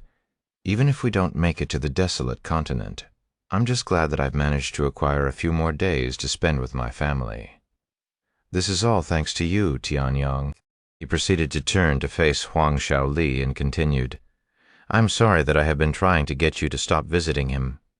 Huang Shaoli uncontrollably blushed after being exposed by her father in such a fashion as he made it sound like she went against her own father just to visit Tianyang, which wasn't false. Tianyang could only smile and said, "I'm going to cultivate. We'll need as much spiritual energy as we can spare." Huang Chen nodded and said, "I will continue to control the flying treasure." Tianyang closed his eyes and began to cultivate. The next 2 days were peaceful yet nerve-wracking at the same time. "It's been 2 days without any sign of the flying Leviathan. Do you think we're in the clear?" Huang Shaoli asked. "I don't want to jinx it, but we should be." Huang Chen nodded. On the 3rd day, they were convinced that the flying Leviathan had not chased after them, allowing them to finally take a deep breath. "It appears the heavens have yet to completely abandon us." Huang Chen sighed in relief. "How much time do we have left on this flying treasure?" Tianyang suddenly opened his eyes and asked, "Not long. We have another day at most." Tianyang pondered for a moment before speaking. "At our speed, we should be getting pretty close to the desolate continent. If we see any islands on the way there, we might just barely reach our destination by flying." After another 18 hours of flight, Huang Chen warned them, "Get ready. This flying treasure is reaching its limit. I would give it a few more minutes before it becomes useless." Normally, one could use their own spiritual energy to supply a flying treasure to keep it running. However, during Tianyang's time, flying treasures operated a little differently, as they all had a set amount of spiritual energy, and once they ran out, they would no longer be useful. While there exist flying treasures that used their operators' spiritual energy, they were exceedingly rare and only reserved for powerful immortals or renowned families. Ordinary flying treasures were also rare and expensive, hence why the Huang family could only afford a single one despite their somewhat wealthy status. "I will carry my wife and son. Tianyang, I will leave my daughter to you," Huang Chen said. Tianyang nodded. All right. A few minutes later, right as the flying treasure used its last bit of spiritual energy, Tianyang jumped off while carrying Huang Shaoli in the princess position. Huang Chen also did the same, carrying his wife, who was carrying their son. Not wanting to waste even a little of spiritual energy, they immediately sped towards the direction of the desolate continent. This chapter is updated by a... Tianyang reminded Huang Chen of the dangers below as they flew. "Of course, I'm keeping that in mind." Huang Chen then asked, "How long will you be able to fly without stopping?" "I can fly for half a day without stopping," he said. Tianyang was currently a first-level spirit lord, and he'd only recently attained that level, so his spiritual energy wasn't as vast as Huang Chen, who was a third-level spirit lord. This is also why Huang Chen left his daughter with Tianyang. "Let me know when you're running out of spiritual energy. I have some spirit restoration pills with me." Tianyang nodded. "I also have some pills on me, but it's not much." While they managed to get close to the desolate continent with the flying treasure, they were no longer traveling at the same speed. In fact, they were flying slower than the ship, and at their current speed it would take at least another week or 2 of constant flying to reach their destination. Tianyang used his pills first since they were of inferior quality. Unfortunately, even with spirit restoration pills, there was a good chance that they might not reach their destination. As their trial pressed on, sea demons would sporadically leap from the water, endeavoring to consume them. A few of these creatures used their mouths to expel water with a force so potent that it could rupture their bodies upon impact. Due to the constant danger, neither Tianyang nor Huang Chen could take a moment to rest, remaining alert around the clock. Inevitably, their mental strength degraded over time, making it harder for them to manage their spiritual energy properly and wasting some of them. 9 hours after his previous pill, Tianyang said, "I need another spirit recovery pill." Huang Chen would approach Tianyang so his wife would hand Huang Shaoli a pill, who then fed the pill to Tianyang. "I only have a dozen more pills," Huang Chen said afterward. "Okay, damn it.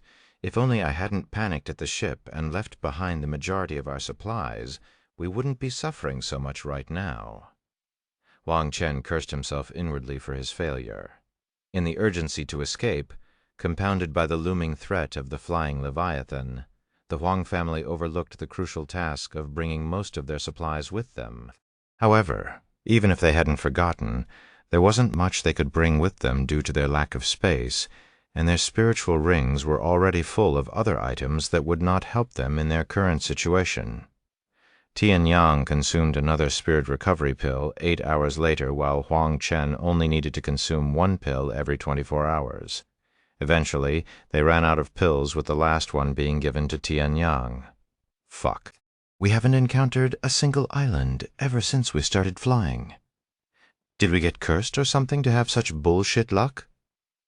Tianyang cursed inwardly. Lightenvel, when Huang Shaoli noticed Tianyang started to struggle, she spoke. "Tianyang, I will give you all of my spiritual energy. I know it won't do much besides a moment of relief, but I want to help you in any way possible." Tianyang wasn't stupid enough to refuse, and he was willing to accept anything at this point. Okay, in the following moment, Huang Shaoli pressed her lips against Tianyang, transferring her spiritual energy to him through their mouths. While she could have transferred her spiritual energy through other methods, it was the most effective to do so through the mouth. Even though this would be Huang Shaoli's first kiss, she didn't hesitate for a second. When Huang Chen saw his daughter kissing Tianyang, he pretended to not notice and tried his best to keep a poker face. However, his wife had a different idea. Following her daughter's action, she kissed Huang Chen and transferred her spiritual energy to him. Because of their actions, Tianyang and Huang Chen received another hour of flight time. A few hours later, right as Tianyang was on the verge of running out of spiritual energy, he noticed a small island on the horizon. "It's an island," he exclaimed in excitement, using what little spiritual energy he had left. Tianyang soared towards the island with Huang Chen following behind. Upon landing on the island, Tianyang immediately collapsed on the ground and lost consciousness. "Tianyang?" Huang Shaoli was startled by this. "Don't worry, he's just exhausted," Huang Chen said after checking his condition. He proceeded to sit down and began cultivating to restore his spiritual energy, even creating an array around them to further speed up the recovery process. Tianyang would not wake up for the next 3 days. Meanwhile, after recovering enough spiritual energy, Huang Chen investigated the island. The island was exceptionally small, measuring 7 miles in diameter on one side and 5 miles on the other. There was nothing but trees and grass throughout the entire island. While the island may be empty, Huang Chen was relieved to know that there was no danger on it, allowing him to cultivate with a peaceful mind-bender. Over the next 3 days, Huang Shaoli and Huang Chen would take turns watching over Tianyang. As for the mother, she had to take care of their boy, who was less than 10 years old. While the others may not require sustenance as cultivators, the young boy was too inexperienced and had not initiated his cultivation yet. Fortunately, his mother had food stored in her spatial ring just for emergencies. 3 days later, Tianyang slowly opened his eyes, feeling as though he'd just woken up after collapsing from overwork. "Tianyang, are you okay? How do you feel?" Huang Shaoli rushed over when she noticed his awakening. He sat up and looked around with a somewhat dazed face before asking, "How long have I been asleep?" 3 days, she replied. "New novel chapters are published on Orvray. Shim chapter 1 through 52. A cold shiver." 3 days, Tianyang mumbled. "Thank you for watching over me, and sorry for the inconvenience," he said a moment later. "Please, nothing you do will inconvenience us after everything you've done for us," Huang Chen said. "Have you searched the place yet?" Tianyang then asked. "Yes, it's empty but safe." "Good. Then allow me to recover my spiritual energy before we figure out our next plan." Tianyang proceeded to spend the entire day recovering his spiritual energy. "What's the plan now? We're both out of pills, and we don't have a clue how much further our destination is," Huang Chen asked. We could gamble it, or we can spend some more time on this island to improve our cultivation, which will improve our chances of reaching the desolate continent," Tian Yang suggested. Huang Chen looked at his son and sighed. "Unfortunately, our son is not a cultivator, and we only have enough food to last him half a month, Bender. That's enough time for me to improve my cultivation even a little. I reached Spirit Lord not long ago, so I probably won't be able to have a breakthrough in such a short amount of time without any treasures. If you need treasures, I have some that might be of use to you," Huang Chen said after pondering for a moment. "Are you sure?" Tian Yang asked Lightenbell. "Honestly, our primary objective at the desolate continent is to deliver these treasures, so they actually belong to someone else. However, we're in no position to ponder the consequences. I'll deal with them after I survive," Huang Shaoli admitted, acknowledging the current urgency. "I'm sure the owners will understand our situation," Tian Yang said. "Normally one wouldn't hand out treasures so easily, but they were truly in a dangerous position.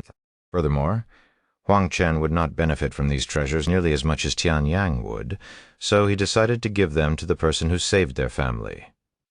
After receiving the treasures, Tian Yang immediately went into seclusion and began cultivating. Over the next 2 weeks, Huang Shaoli and Huang Chen also tried to improve their cultivation as much as possible. A week into their cultivation, Huang Shaoli made a breakthrough, entering Spirit Grandmaster. Perhaps it was the severity of their predicament, but Huang Shaoli's talents truly began to shine at this moment. Tian Yang made his breakthrough on the 12th day, reaching second-level Spirit Lord. As for Huang Chen, he barely made any improvements. Once prepared, they gathered at the edge of the island. "Are you guys ready? There's no going back, and we will either survive or die trying." Tian Yang looked at them with a solemn expression. "It's a miracle that we made it this far. Hopefully the heavens will bless us with another island." Huang Chen showed an enthusiastic smile. Huang Shaoli and her mother silently nodded their heads. A few minutes later, after mentally preparing themselves, they left the island and began soaring towards the desolate continent. After his breakthrough, Tian Yang could fly without stopping for a little under 24 hours. Everything seemed to be going well at first, and even the sea demons weren't attacking as often, a sign that they were getting close to the desolate continent. However, 12 hours into their journey, Tian Yang suddenly felt a cold shiver run down his spine. Reaped that. Over time, he discerned a subtle yet unmistakable shiver that would course through him, heralding the imminent approach of danger. "Careful! Something is coming!" Tian Yang warned them. "What is? I don't sense anything." Huang Chen asked for more details. "I don't know, but I know that something is definitely coming." Sure enough, after a few more minutes, Tian Yang and Huang Chen could sense the approach of something massive, its immense aura looming over them. "What is this feeling? Its aura is even stronger than the flying Leviathan." Tian Yang broke out in a cold sweat upon sensing the unfathomable aura emanating from this entity. "Tian Yang behind you?" Huang Shaoli suddenly muttered in a terrified voice, her entire body trembling in fear. Tian Yang turned, his gaze locking onto the behemoth behind him, and his eyes widened with profound astonishment at the sight of the colossal entity that bore an uncanny resemblance to a giant squid. The giant squid possessed a triangular head, and even though only its eyes were barely peeking out of the water, its head was massive enough to obstruct the sky view. Additionally, numerous long tentacles revealed themselves, each several times larger than the flying Leviathan. "What kind of sea demon is that?" Tian Yang exclaimed, hoping Huang Chen would know. However, Huang Chen was just as shocked and ignorant as him. I don't know. I have never seen or heard of such a monster before." As Tian Yang tried to comprehend what was happening, the giant squid sea demon suddenly acted, slamming one of its massive tentacles in their direction. "It's attacking. Move out of the way," Huang Chen roared. Both Tian Yang and Huang Chen worked their dantian to its limit in order to dodge the tentacle, not caring about how much spiritual energy it wasted. Their speed skyrocketed, surpassing even the flying treasure speed. In just a few seconds, Tianyang and Huang Chen burned enough spiritual energy that would have lasted them an hour, and they still barely managed to dodge the attack. Unfortunately, things only got worse for them when the giant sea demon launched another tentacle at them. It's coming again. They immediately used another hour's worth of spiritual energy without hesitation. Is this it? Am I going to die here? Tianyang could not see any light at the end of their dark tunnel. They were neither fast enough to outpace the sea demon nor possessed enough spiritual energy to continuously evade its attacks. At this rate, their demise seemed inevitable, a matter of mere moments away. This chapter is updated by equal chapter 1353, Massive Sea Demon of Unknown Origin. I'm sorry, Zhao Li. I don't think we'll be able to avoid death this time, Tianyang muttered in a defeated voice as he dodged the next strike. It's okay, I had prepared for my death even before we left the ship.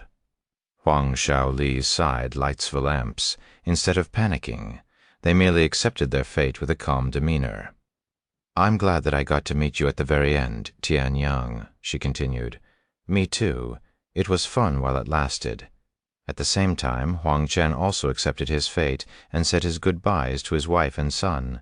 I'm sorry for bringing you guys with me, despite knowing that it would be a dangerous journey. I'm sorry for being so weak, tears streamed down Huang Chen's face. Don't be, dear. At the very least, I'm glad that we're able to be together in our final moments. Where's our daughter? Huang Chen looked around and sighed. Looks like we were too busy dodging the attacks and got separated. They embraced each other while their son bawled his eyes out. After evading the 9th strike from the sea demon, both Tianyang and Huang Chen reached their limit and exhausted their spiritual energy. That's it. I don't have enough spiritual energy to dodge the next one. Tianyang sighed. Suddenly their views darkened, almost as though it turned to night. Tianyang turned around to see what had caused the blackout. The sea demon, enraged that its attacks had missed its target multiple times, opted to lift all of its tentacles into the air, preparing for an ultimate assault. Tianyang could only let out a dumbfounded mutter. Even if his cultivation was at its peak, he wouldn't have been able to avoid such an attack. In the next moment, the sea demon slammed all 10 of its tentacles down. Despite knowing that he would be dead in the following second, Tianyang refused to close his eyes, staring at the horizon. He muttered in a dazed voice, and his eyes widened at the distant silhouette of land that had suddenly materialized on the horizon. What kind of joke is the heavens playing on us? Tianyang sighed inwardly as he closed his eyes, silently awaiting his death. However, Tianyang remained conscious even several moments later, when he should have died several moments ago. Dong. Huang Xiaoli suddenly cried out loud in pain. Tianyang also felt his entire body slamming into something solid, bender muck.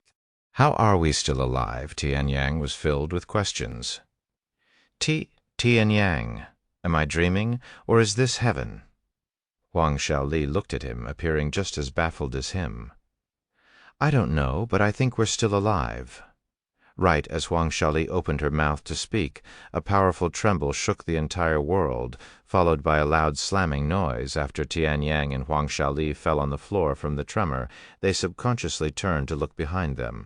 In the distance, on the very edge of the horizon, a monumental pillar of water erupted toward the heavens, piercing the clouds, evoking the impression that a deity-like force had collided with the vast expanse of the sea. If Tianyang didn't know any better, he would have thought that something massive had fallen into the sea, perhaps a meteor of sorts. The pillar of water eventually subsided, and that's when Tianyang discerned a familiar silhouette swiftly disappearing from where the water had surged. No way, that can't be. Huang Xiaoli covered her mouth in shock after realizing what they'd just witnessed. Tianyang grasped his chest and muttered, "That was the sea demon where we were just at, where we should have died. However, for some inexplicable reason, we were teleported here and survived the attack." What? About my father and mother? My younger brother? Does that mean they've also survived the attack? Huang Xiaoli immediately thought of her family. I'm not sure, but if we survived, there's a good chance that they managed to survive as well. Tianyang could only come to this conclusion. After all, It would make less sense if they were the only ones who experienced the phenomenon. Huang Xiaoli held on to such hope. Once they recollected themselves, Huang Xiaoli asked, "Where are we? Another island?" Tian Yang shook his head and said in a solemn voice, "No, I think we've arrived at the desolate continent. I saw it right before we were teleported, and judging by our position, it's exactly the place I saw. Let me recover some of my cultivation before we look for your parents." Tian Yang then said, "Okay, I'll watch over you." After finding an isolated place to cultivate, Tian Yang immediately began his cultivation. Meanwhile, back at the Immortal Monastery, a beautiful woman sensed something and retrieved a dull-colored object that appeared to be shattered. "Is something the matter, elder son?" The individual before her inquired upon seeing the frown on her face. Elder son sighed. "I knew that reckless brat was up to something when he suddenly took 3 months of leave and disappeared from the sect without a word. Fortunately, I had secretly given him a life-saving treasure, or he would have died just now. This reckless brat, are you referring to the suicidal maniac? To give him a life-saving treasure without telling him you must really care about him?" The person before her chuckled jokingly. Elder son became a little flustered and quickly said, "What do you know? He still owes me a debt, so simply I cannot let him die before he repays that debt." "Whatever you say," the individual laughed out loud, and he continued, "Anyways, are you going to save him now? He might still be in danger for all we know." After a moment of silence, Elder son spoke. "He's like a cockroach, resistant and almost undying. Although I've saved his life many times, I've never had to save him twice in a row. He'll manage like always." Naturally, Tian Yang was not aware of their conversation, only learning about it much later. Read latest chapters at Virit, Ojate Soale, Chapter 1354, Colossal Bender. 1354 Colossal. After spending nearly an entire day recovering around 90% of his cultivation, Tian Yang stopped his cultivation and began the search for Huang Xiaoli's parents. "Where should we start looking?" Huang Xiaoli, as they navigated through the vast and empty wilderness. "I know you're in a hurry, but we won't find them by wandering aimlessly." "Let's try to find a nearby city and prepare ourselves first," he said. "Okay. How much do you know about the desolate continent?" Tian Yang suddenly asked. "Not much, honestly. I know that this place is a treasure trove with many rare medicines and powerful treasures. There are also formidable magical beasts that roam this land." Tian Yang then said, "There are countless mysteries as well as opportunities hidden throughout this land. However, the desolate continent is also a lawless land that has only just begun to develop, so there are only 5 cities available. We have the southern stronghold, which is also used as a marketplace, the northern stronghold, the western stronghold, and lastly the central stronghold, which is also the largest city." "You did your research, huh?" Huang Xiaoli seemed impressed by his knowledge. "Who would be stupid enough to visit a foreign land without any prior knowledge?" Tian Yang raised his eyebrows, his gaze directed at her. I'm sorry." Huang Xiaoli lowered her head and subconsciously apologized after seeing his gaze, her face flushed with redness. "I'm not calling you stupid, but you should be more diligent." Tian Yang sighed. "I understand," she nodded. "Anyways, the desolate continent is also separated into 5 levels of difficulties.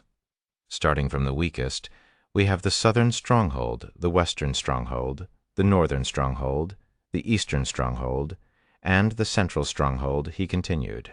"The magical beasts around the southern stronghold are the weakest, being between the level of a spirit lord to a spirit king. At the western stronghold, they become increasingly dangerous, being between spirit emperor and spirit sovereign. The northern stronghold isn't much different from the western stronghold, except that magical beasts at the level of spirit sovereigns will appear more often than spirit emperors. The magical beasts that appear within the eastern stronghold won't be past divine warrior. As for the central stronghold, magical beasts between the level of spirit lord and divine grand master could appear." "That's quite the range," Huang Xiaoli muttered.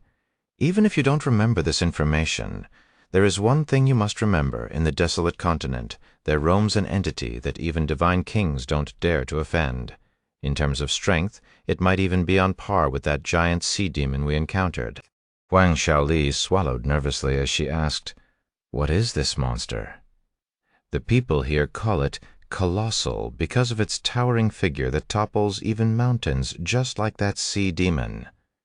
The only difference is its figure, which resembles a human's figure. You'll know its identity right away when you see it." Tian Yang turned around, and sure enough there was a massive human-like figure casually moving near the horizon. This entity had a pitch-black body that looked like it had emerged from the shadow with 2 round red eyes.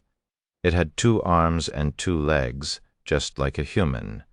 The only human feature it was missing was a mouth. However, the most interesting feature of this entity was its lack of presence. Despite its massive and terrifying appearance, the colossal did not have the slightest presence, almost as if it didn't truly exist, or they were looking at it from another dimension where its presence could not reach. Even though I'm staring right at it, my mind tells me that it doesn't exist, that I'm merely hallucinating. Tianyang muttered in a dazed voice. Unlike Huang Xiaoli, whose eyes were filled with fear, his were filled with awe and curiosity. Suddenly, almost as though the colossal detected their gaze, it stopped moving and turned to look in their direction. "Hi!" Huang Xiaoli immediately fell on her buttocks, as the colossal's gaze was simply too terrifying for her.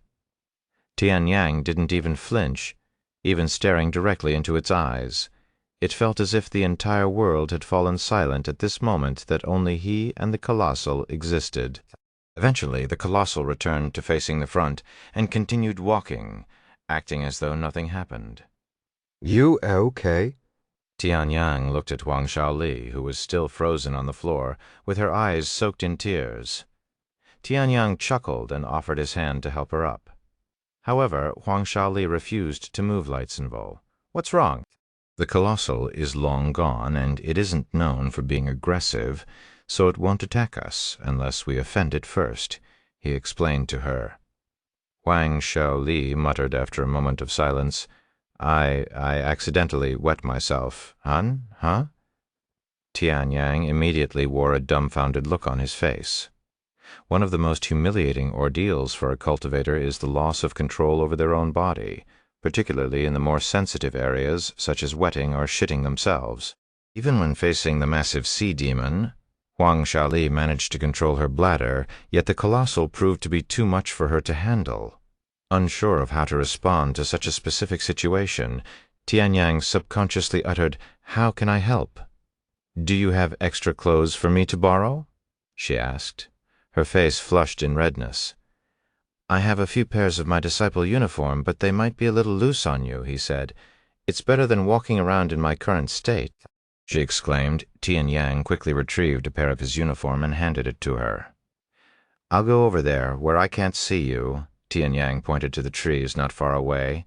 New novel chapters are published on Ivri Talk, chapter 1355. Nothing but a hindrance. 1355. Nothing but a hindrance. Just as Tian Yang started walking away, Huang Xiaoli shouted in a scared voice, "Stop! Don't leave me! I don't want to be alone." "You're not going to be alone. I will still be nearby," he said. "No, I want you to be by my side somewhere I can see you." Tian Yang found this a bit bothersome, but he didn't blame her. She's most likely traumatized by our journey here, not that I can blame her. Huang Xiaoli was not even 20 years old, and yet she had already faced harrowing experiences that most individuals wouldn't even dream of encountering. No matter how much of a genius she was, it was only natural for her to be traumatized. "All right, I'll stay in your view." Tian Yang proceeded to face away from her and even closed his eyes. Of course, he could still peek using his divine sense, but he wasn't a degenerate who would do such shameful acts. Huang Xiaoli immediately removed her dirty clothes and changed into Tian Yang's uniform. "Okay, I'm done. You can look now," she said a moment later. Tian Yang turned around to see her new appearance. Unsurprisingly, she still looked charming, even when wearing his clothes. In fact, it made her look even more unique. Tian Yang avoided commenting on her new look, fearing that it might offend her. "Let's keep moving. I'd like to reach a city before it gets dark, if possible." The two of them picked up their pace and began speeding through the land while Tianyang continuously scanned their vicinity for any presence. Several minutes later, they encountered a magical beast that resembled a turtle. Third-level Spirit King. We're either near the southern stronghold or the central stronghold. Surely it's the southern stronghold. We've used multiple lifetimes of bad luck just to get here. Surely there can't be any left, right? Huang Shaoli muttered to herself. The sky began darkening several hours later, yet they had not arrived at the city. It'll be too dangerous to keep moving at night, especially when magical beasts are most active during this time. Let's find a place to camp the night. Okay, after looking around, they found a small cave that was somewhat isolated. However, there was only enough room for a single person to lie down. You can sleep, I'll keep watch, Tianyang said to her. Are you sure I think we can both get some sleep if we squeeze together? I'll be fine if you're worried. Somebody has to keep watch, just in case we're attacked. I also had plenty of sleep on the island, he shook his head. If you say so. After a brief pause, she continued, Don't go too far, okay? Tianyang smiled. I won't go anywhere, thank you. Huang Shaoli laid down and closed her eyes, but not before holding on to Tianyang's robes as insurance. Within seconds, she fell into a deep sleep. Tianyang stared at her sleeping face and sighed inwardly. Our journey here may have been rough, but things probably won't get any easier from this point. Once he had his full with Huang Shaoli's sleeping face, Tianyang spent the rest of the night focused on their surroundings. Some time later, Huang Shaoli slowly woke up from her sleep. When she attempted to stretch, she found herself unable to do so, and the reality of her current situation quickly rushed back to her. Lightsville Im, Tianyang, are you there? She started shouting for him even before she fully opened her eyes. Calm down, I'm here. Tianyang quickly responded. Huang Shaoli heaved a sigh of relief upon seeing his face. He then gestured toward her hand, which still tightly clung to his robes. With such a strong grip on me, I wouldn't be able to go anywhere even if wanted to, he joked. Gripped? Come. Huang Shaoli immediately released his robe and became flustered. I didn't know. Anyways, I hope you had a good sleep. She nodded. Yes, I feel very refreshed, almost as if I slept for ages. I mean, you did sleep for 4 days straight, he casually said, revealing this shocking information to her bender. I did what? Huang Shaoli exclaimed in a shocked voice. Are you serious? Or are you joking? Why didn't you wake me up? I tried honestly, but you just wouldn't wake up no matter how much I tried to wake you up, so I gave up. That can't be. Huang Shaoli was in disbelief. Forget it. You can think about it as we move. They immediately resumed their journey. I hope they are okay, Huang Shaoli prayed inwardly for her family's safety. Over the next several days, Tianyang and Huang Shaoli wandered the desolate continent in search of a city, but they only encountered magical beasts. They avoided almost every magical beast they encountered, but some of their encounters were unavoidable, forcing them to confront the magical beast. Luckily for them, these magical beasts were manageable for Tianyang to take down alone. I'm sorry, Huang Shaoli suddenly muttered after their latest fight. What for? You don't need to pretend. I know that I'm useless, that I'm nothing but a hindrance for you. I don't even have a way to repay you for everything you've done for me. I won't blame you if you want to leave me behind. Hearing her words, Tianyang gave her a slap on the back of the head, startling her. What are you doing? She stared at him with a dazed face. Are you really saying that now? I would have long abandoned you if I were that type of person, and I'm not doing this with the expectation of some reward. If you keep thinking about such dumb things, I'll really leave you behind. I won't. I will stop thinking about it, I swear. She swore. Reared? Then let's keep moving. Okay. Huang Shaoli quickly followed behind him, adorned with a radiant smile, her heart fluttering with a newfound feeling that she was experiencing for the first time. This chapter is updated by Braden, chapter 1356, Southern Stronghold. After traveling for several more days, Tianyang and Huang Shaoli finally encountered something that wasn't a magical beast. Excuse me, do you know where the nearest city is located? Tianyang approached a cultivator who had just finished defeating a magical beast. However, this cultivator immediately became wary of him and went into a combative stance. Tianyang quickly raised his hand when he saw this, and he tried to assure the cultivator that they meant no harm. "Please wait.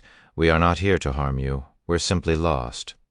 Unsurprisingly, the cultivator did not even twitch at his words and remained wary. They were currently on the desolate continent, where laws do not apply and only one rule applies: the law of the jungle, where the strong prey on the weak in this world. It was a common occurrence for cultivators to engage in acts of murder and theft. Those lacking the strength to protect themselves would inevitably fall victim to exploitation. Lightsville Tianyang was well aware of this rule, but they were not in a position to ignore another human after spending an entire week wandering and lost in this dangerous land. "Ha! Do I really look that stupid to you? You say you're lost. That's funny, considering that the nearest city is only a mile from here." The cultivator sneered in disdain. "Really? Is that true?" Tianyang was pleasantly surprised to learn this information. "I must admit, you're pretty good at acting. If I was even a little dumber, I would have believed you," the cultivator said. Tianyang was speechless, but he didn't bother attempting to convince the cultivator otherwise, having already obtained the information he needed. He turned around and returned to Huang Shaoli. "The city is only a mile away. That's great. I can finally clean myself." She shed blissful tears, imagining herself in a bathtub. Tianyang proceeded to carry her into the air before flying towards the city, leaving the cultivator dumbfounded. Were they truly lost? He mumbled to himself. They had tried searching from the air a few days ago, but they didn't see anything, even attracting the attention of several flying magical beasts, an experience that nearly cost them their lives, so they avoided entering the air from that point forth. Now that he was aware of a nearby city, Tianyang didn't have to worry about any flying magical beasts, as magical beasts tend to avoid the cities. Sometime later, Tianyang arrived at the city, which happened to be the southern stronghold, a conclusion he had come to days before after only encountering magical beasts between the level of Spirit Lord and Spirit King. "The city isn't as safe as one might think, so stay close to me even when we are inside," Tianyang warned. "Okay." Huang Shaoli immediately grabbed onto his robe like a child who didn't want to separate from their parent in a crowded street, an action that had become a habit of hers. Tianyang entered the city shortly. Since it was a city owned by nobody, there was no need to pay entrance fees like one normally would. "Let's find a place to clean ourselves before we look for any information about your family," Tianyang suggested. "Let's," she immediately agreed. The interior of the city was rough and barely developed, resembling that of a rural city. The buildings looked as if they were built without any plans or approval, so there were gaps of all sizes between each building. The street was impressively vast, adorned with numerous merchants showcasing their wares on blankets as they sat behind them, eager to make sales. Most of these merchants also had surprisingly high cultivation, which explained their boldness to display their treasures in a place where one could steal in broad daylight. Bender, after looking around for an entire hour, they only managed to find a single crude-looking hotel. Not wanting to walk around with dirt and mud sticking to their body for even a second longer than they had to, they settled for the hotel, which also had a tremendous price tag that even luxurious hotels couldn't compare.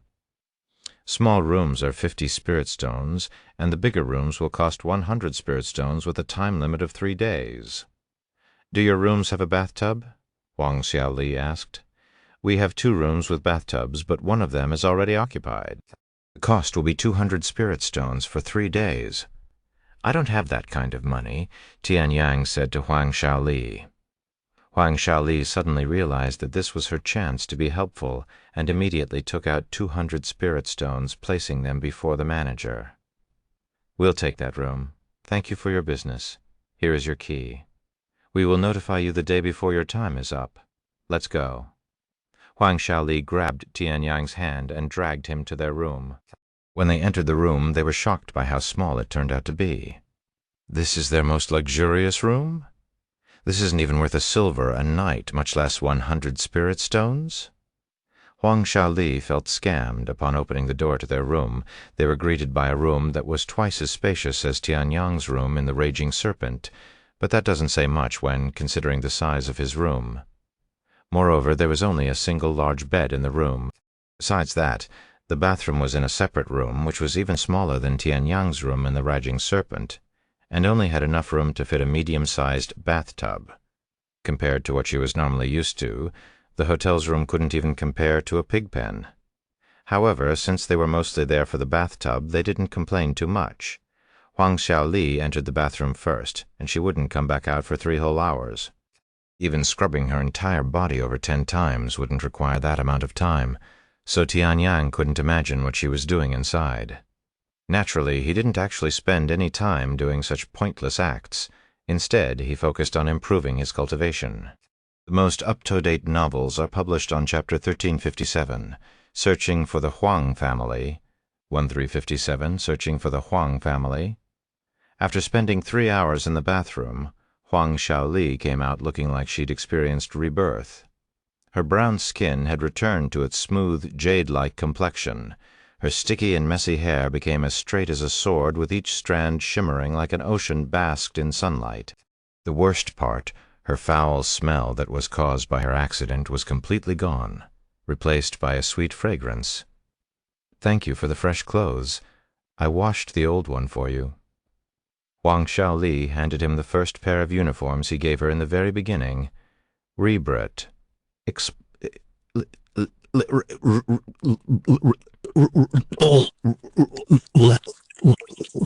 Also, hurry up and wash yourself. "You smell like a beggar," she said while pinching her nose, because she also smelled like a beggar before her shower. She didn't notice the foul smell. However, now that she was completely cleaned up, Tianyang's odor became very distinct and intense to her. "As you wish, Princess," Tianyang jokingly said as he entered the bathroom. He came back out half an hour later to see Huang Shaoli lying on the bed, seemingly deep asleep. Not wanting to disturb her, he sat on the cold floor and returned to his cultivation.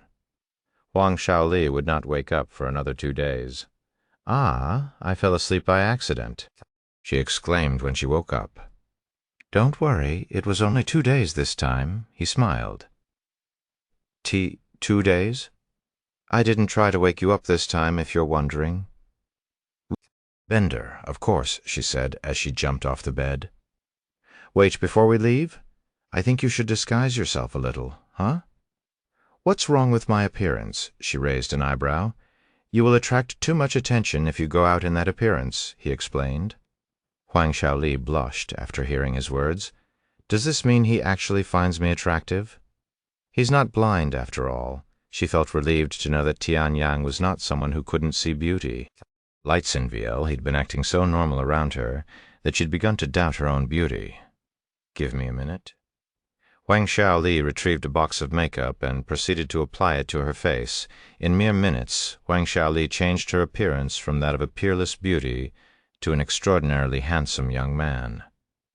This shocking transformation that was done with pills greatly surprised Tianyang, who didn't know the capabilities of a woman's makeup until this moment.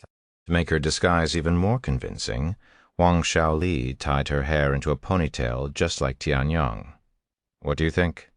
she asked him afterward, her tone carrying a hint of pride. "Makes me wonder if I've been looking at your real face or not this entire." Huang Shaoli suddenly swung her leg at him, interrupting him. "I'm just joking." Tianyang released her leg shortly after catching it. "You look like an actual man. I'm quite impressed. I wanted to look a little less beautiful, but it's hard to do so without making my face look unnatural," she said, unknowingly sounding narcissistic. Tianyang did not respond to such words. Some time later, they left the room and went downstairs. "Oh, perfect. I was going to let you know that you only have 1 day left," the manager said to them. "If you want to continue using the room, you have to pay for another 3 days right now. If not, you won't be able to keep the room if someone else were to rent it, even if you're still living in it. You can check us out now since we won't be coming back," Tianyang said. "If you say so." Tianyang returned the room key before leaving the building. "How should we go about finding my family?" Huang Xiaoli asked. We can start by asking around. We should start with the merchants since they have been here the longest and would have seen the most people, he suggested. Sounds good. They approached the merchants and began their search. Hello, I'm looking for some people. Have you seen a family of 3 around recently? They should have a young boy around 10 years old with them, Huang Xiaoli asked. However, the merchant remained silent, only throwing up a money sign using his hand. Huang Xiaoli didn't hesitate and handed him 5 spirit stones. I haven't seen them, the merchant said. Huang Xiaoli felt like she got scammed again, but there was nothing she could do. She repeated the same thing with the other merchants. Have you seen a family of 3 with a young boy recently? Have you seen a middle-aged man at the 3rd-level Spirit Lord recently? You have? Really? Was he with a woman and a young boy? At the end of the day, Huang Xiaoli had spent almost 300 spirit stones without obtaining any information about her family. I knew it wouldn't be easy, but Huang Xiaoli had a dejected look on her face. Then she became angry. Half of them were scammers and the other half were liars. I can't believe the people in this place. Is there not a single decent person in this place? You aren't used to the real world, are you? Tianyang could tell that she had lived a sheltered life and was still naive about how the world operated. Is it really that obvious? She sighed. Yes. He nodded without hesitation. I have spent most of my life at home with most of my knowledge taught by my parents. I've only started seeing the outside world when I joined the Immortal Monastery as a disciple. She admitted to having a lack of experience. You may be naive now, but you have plenty of time to learn and grow, Tianyang tried to comfort her. Thank you, she responded with a forced smile, updated from Herb. Chapter 1358, Teleportation Array. If you have the time to complain, let's use it to continue our search, Tianyang said to her. Okay. After spending a few more days asking thousands of people around the southern stronghold, they were still unable to find Huang Xiaoli's parents. Hey, Tianyang, you came here to train, right? Are you sure you want to spend so much time here? I think I can do this by myself, Huang Xiaoli suddenly said to him. I've had enough life-or-death situations for now. I want to take it easy for a bit, he calmly said. Moreover, I'm still trying to solidify my previous breakthrough. Until I am fully used to my new strength, I'll help you. Thank you, Huang Xiaoli mumbled. With that being said, we've spent an entire week in this place without learning anything about your family. I think it's safe to assume that they never made it here, he continued a moment later. What else can we do? It's not like we can go to the other cities. We'll most likely die before we even make it there. Huang Xiaoli released a hopeless sigh. Tianyang maintained a moment of silence before speaking. Actually, there's a way to visit the other cities without encountering any magical beasts, but it'll be very expensive, hence why I hadn't brought it up until now. What method? The Array Masters have made a breakthrough in their techniques not long ago. They call it the Teleportation Array, which will allow anyone to teleport from array to array as long as these arrays are set up. However, it costs a tremendous amount of spiritual energy for each use, so they have to keep feeding the array spirit stones or treasures to keep it functioning. I've heard my father mention this teleportation array to his fellow array masters before, Huang Xiaoli said. Your father was an array master? Tianyang didn't know this, and was quite surprised to learn it, as array masters are rare existences in the divine heavens. Yes. He's only a level 2 array master, though. That's still plenty impressive. Anyways, these teleportation arrays are available on the desolate continent, correct? How much would it cost to use these arrays? Huang Xiaoli proceeded to ask. I'm not sure since they price it based on the distance. It could be anywhere from several hundred spirit stones to several thousand if, not even more.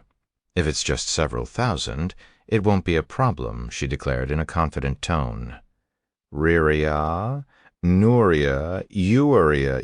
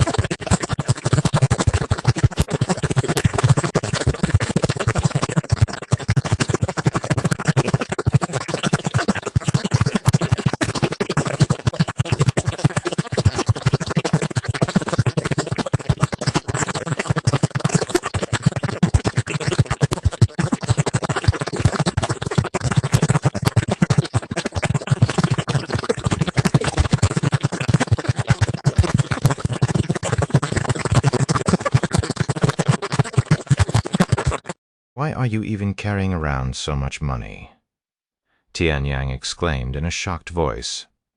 "I don't usually carry so much with me, but since we were going to the desolate continent, known for rare treasures, I planned on buying a thing or two," she said.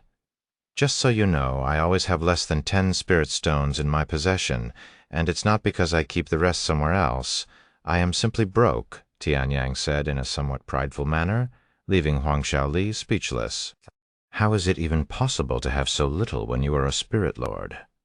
You also do a lot of risky sect missions that alone should have given you a decent amount of money. I use them immediately to boost my cultivation. That way, if someone tries to rob me, I won't have much to give them and therefore won't feel bad about it." That is such a weird way of thinking. You won't think like that once you get robbed. Tian Yang shrugged. "So you've been robbed before? Plenty of times. Is that really something to be proud of?" "Of course, most robberies end up as murder, so it's impressive to remain alive after being robbed many times. Anyways, let's head to the teleportation array," said Tian Yang Lightsonville. "Okay, but where will we go? Let's head to the western stronghold first, then we can go to the northern stronghold and eastern stronghold.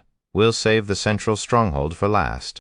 Tian Yang didn't want to say it out loud, but the chances of the Huang family surviving the other cities were near zero. If her family had been teleported to anywhere that isn't near the southern stronghold, they would most likely perish to magical beasts before reaching the city. He sighed inwardly. He harbored the assumption that Huang Shaoli's family might no longer be in this world, a weighty realization that he chose to keep to himself. Nonetheless, he remained committed to assisting her in the search bender. They arrived at the teleportation array sometime later. "It will cost 5,000 spirit stones for one of you to reach the western stronghold," said the array master managing the teleportation array. 5,000. Tian Yang broke into a cold sweat after hearing such a large figure. He could cultivate for decades with 5,000 spirit stones. "I understand. Here's 10,000. Huang Shaoli handed over the money without hesitation. Her actions caught the attention of several people there. In these people's eyes, Tian Yang and Huang Shaoli were young and fat sheep that could easily be exploited. Yuan felt their gazes but decided to remain silent after entering the teleportation array. They were instantly teleported to the western stronghold. "Let's go." Tian Yang suddenly grabbed Huang Shaoli's hand the moment they exited the teleportation array and started running away, dragging her along. "Huh? What happened?" Startled by his actions, Huang Shaoli asked in a puzzled tone. "Because you carelessly took out so much money, we've attracted some bad people," he briefly explained. What? That's ridiculous. Sure enough, shortly after they left the teleportation formation, another group of people that also came from the southern stronghold appeared in the western stronghold. "I found them. They are running away over there." One of these individuals pointed at Tian Yang while alerting the rest of the group. After them, naturally, they assumed that Tian Yang and Huang Shaoli possessed sufficient resources to not only cover their own expenses but also yield additional gains, prompting their decision to pursue the duo. This content is taken from Ibrit's, Chapter 1059, Targeted. Chapter 1359, Targeted, the Fursuers are between the first level Spirit Lord and the third level Spirit Lord. We won't be able to win in a direct confrontation. Tian Yang thought to himself after sensing their cultivation. Fortunately for him, pursuing someone in the city proved challenging due to the irregular placement of buildings. Additionally, Tian Yang, accustomed to being pursued, had acquired the skill of misdirection to evade those chasing him.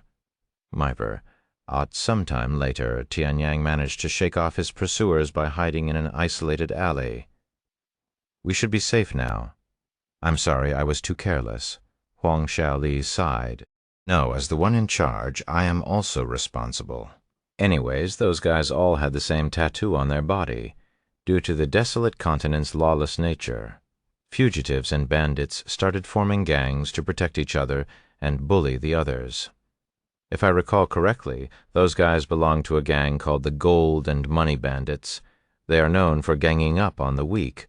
Although their members do not have high cultivation, they are the largest gang in the desolate continent. "What should we do now?" she asked. "Unfortunately, we won't be able to search for your parents in the open now, as they will actively look for us." Huang Xiaoli bit her lower lip in frustration after hearing this. Year and 1708. However, Tian Yang continued, "But if we disguise ourselves with an appearance-reforming pill and change our clothes, we should be fine." "Where would we get such a pill? I don't have any on me." Tian Yang proceeded to retrieve 2 appearance-reforming pill and handed one to her. "I have some." "You're really full of surprises," she muttered. "Wait. Why didn't you give me this before? I could have used this instead. Do you have any idea how expensive these pills are? They are nearly 50 spirit stones each. If you can disguise yourself without needing it, I'd only be wasting money," he said. Huang Xiaoli was speechless. "Also, these pills only work for about 12 hours, and I only have enough for the next 3 days. If we can't buy more by then, we'll have to stop looking for your parents," Tian Yang warned. "We just need to buy more, right? I'll buy as much as we need," she declared in a determined voice. "That is, if we can find more." With that being said, there should be an abundance of these pills in this sort of place due to its nature. They swallowed the pill a moment later, changing their appearance entirely. "What about our clothes?" Huang Xiaoli asked. "I have plain clothes, but I only have 1 set. You can have it." Tian Yang handed her a set of plain white robes. "What about you?" "I'll settle with this for now." He retrieved a black cloak enveloping his entire body in its folds. Once they were prepared, they left the alley and resumed their search for the Huang family. After a day of normality, Tian Yang suddenly noticed people staring at them from a distance. "We need to leave right now," Tian Yang said to Huang Xiaoli through divine sense. He grabbed her hand and immediately began running away. Some time later, once they were in the clear, he explained, "They've found us? What? How?" Tian Yang pondered for a moment before responding, "They probably investigated about us. Since we've been asking about your family for several days at the southern stronghold, they can easily spot us if we continue doing the same thing, regardless of our disguise. So we can no longer look for my family without being hunted," she muttered in a low voice. Tian Yang didn't know how to respond and remained silent. Even if they traveled to another city, the gold and money bandits had eyes in all 5 cities. So, unless they got rid of the gang, their search was essentially over. Why is nothing going right? I'm just trying to find my family. Why is the heavens doing this to us? What did we do wrong? Huang Xiaoli suddenly released her frustration, tears streaming down her face. Sometime later, Tian Yang said, "Although we can't ask around about your family, we can still look around ourselves." In response to his words, Huang Xiaoli sighed with a heaviness that echoed through her words. "There's no point. It's evident that the heavens are playing with us. Despite my attempts to cling to hope deep within, I knew that my family never made it out alive, that I was only denying reality to delay the inevitable." "Then how do you explain our escape? Why were we the only ones who survived when we were all being targeted by that sea demon?" Tian Yang asked. "I don't know, and I don't care anymore. I'm tired. I want all of this to end already." Huang Xiaoli lowered her head, her eyes devoid of any light, almost as if her soul had died. Tian Yang knew that there was nothing he could say that would make her feel better, so he silently sat beside her and patiently waited for her to recover. "If I leave now, I will probably live the rest of my life thinking about it. That would be disastrous for my Tao heart." He sighed inwardly. Thus, for the next hour, they would sit in a narrow and isolated alley without uttering a single word to each other. Eventually, Huang Xiaoli broke the silence and asked, "Why are you doing so much for me?" "I don't deserve it." Tian Yang could tell that Huang Xiaoli was deliberately saying such things even though she promised not to bring it up again so that he could leave her behind. "Just leave me behind," Huang Xiaoli sighed inwardly. She lacked the courage to directly ask him to leave. So this was the only way for her to express herself. However, in response, Tian Yang suddenly wrapped his arm around her and mumbled in a low voice, "I promised your father that I'd protect you, and I am not one to break promises." Huang Xiaoli lifted her head and looked at him after hearing his words. "My father," she muttered in a dazed voice. "This chapter is updated by https://lebri of Chapter 1360, Huang Xiaoli's Feelings. 1 through 1360, Huang Xiaoli's Feelings. When did you promise my father such a thing?" Huang Xiaoli asked him. After a brief moment of silence, he revealed, "When we were being attacked by the sea demon, he communicated with me through divine sense. If you manage to get out of this alive and we don't, please protect my daughter." These were his exact words right before we got separated. Huang Xiaoli began bawling her eyes out after hearing this. "Father, mother, brother," she screamed into her sleeves, releasing all of her built-up anguish. Huang Xiaoli cried and cried, soaking her whole sleeve with tears, and eventually, after many minutes of release, Huang Xiaoli calmed down. "Thank you, Tianyang. I will stop being so weak. That will be the last time I shed tears," she declared with a determined look on her face. Tianyang smiled. "It's okay to have a moment of weakness now and then. That's what makes us human." "What do you want to do next?" he then asked. "I'm going to stop searching for my family and start focusing on improving my cultivation. I want to be strong enough to wipe away the gold and money bandits by myself," she said. She then looked at him and asked, "Do you mind if I follow you to train? I know my cultivation is lacking right now, but I will try my best to not get in your way and catch up." He smiled and said, "How am I going to protect you if you're not by my side?" Huang Xiaoli found his smile to be exceptionally handsome for some reason, and she immediately began blushing.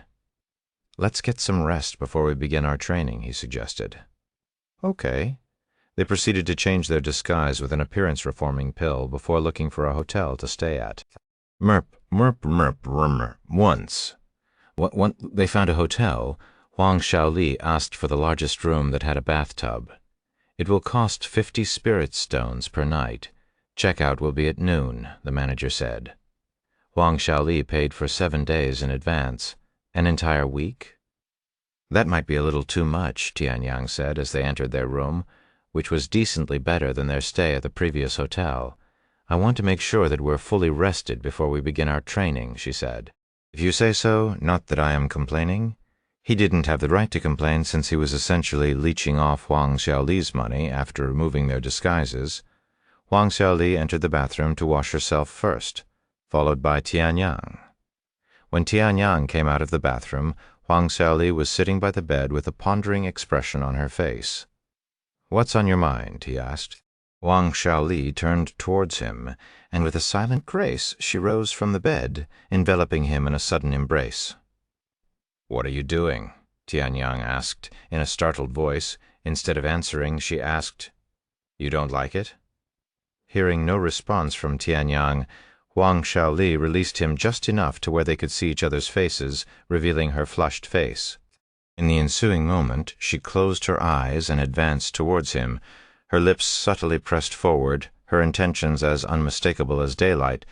Though taken by surprise, Tianyang did not reject Huang Xiaoli's kiss and accepted it. Once the kiss ended, the two of them silently stared at each other, unsure of how they should advance. Eventually, Tianyang made the first move and led her to the bed. He proceeded to remove her clothes, to which Huang Xiaoli did not object.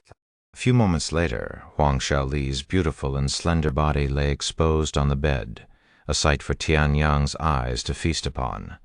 He gently caressed her smooth skin with his fingers, eliciting sensations that caused her to tremble. Some time later, when Tianyang removed his clothes, Huang Xiaoli spoke in a bashful voice. "This is my first time. The same goes for me." Tianyang admitted that he had no prior experience, just like her.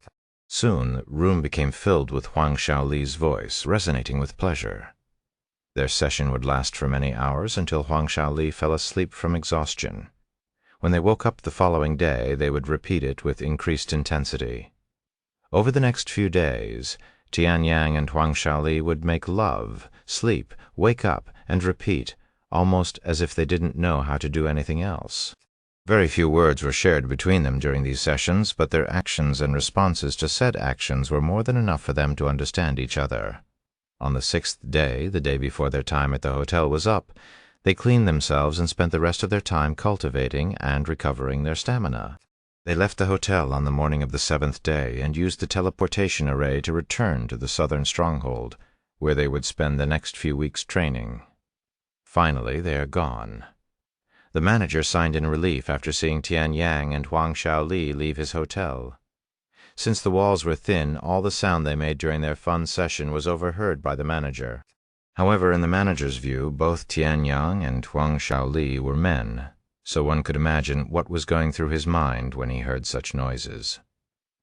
Fortunately for him, the noises ceased completely on the 3rd day. It was also on that day that Tian Yang discovered Huang Shaoli was also an array master, albeit only at level 1, when she created a sound barrier in their room. After they left the hotel, Tian Yang and Huang Shaoli left the city to hunt magical beasts. However, since Huang Shaoli's cultivation was too weak for her to fight beside him, she would support him from a safe distance and set up traps using arrays whenever she could. They continued this for the next several weeks. The source of this content is here.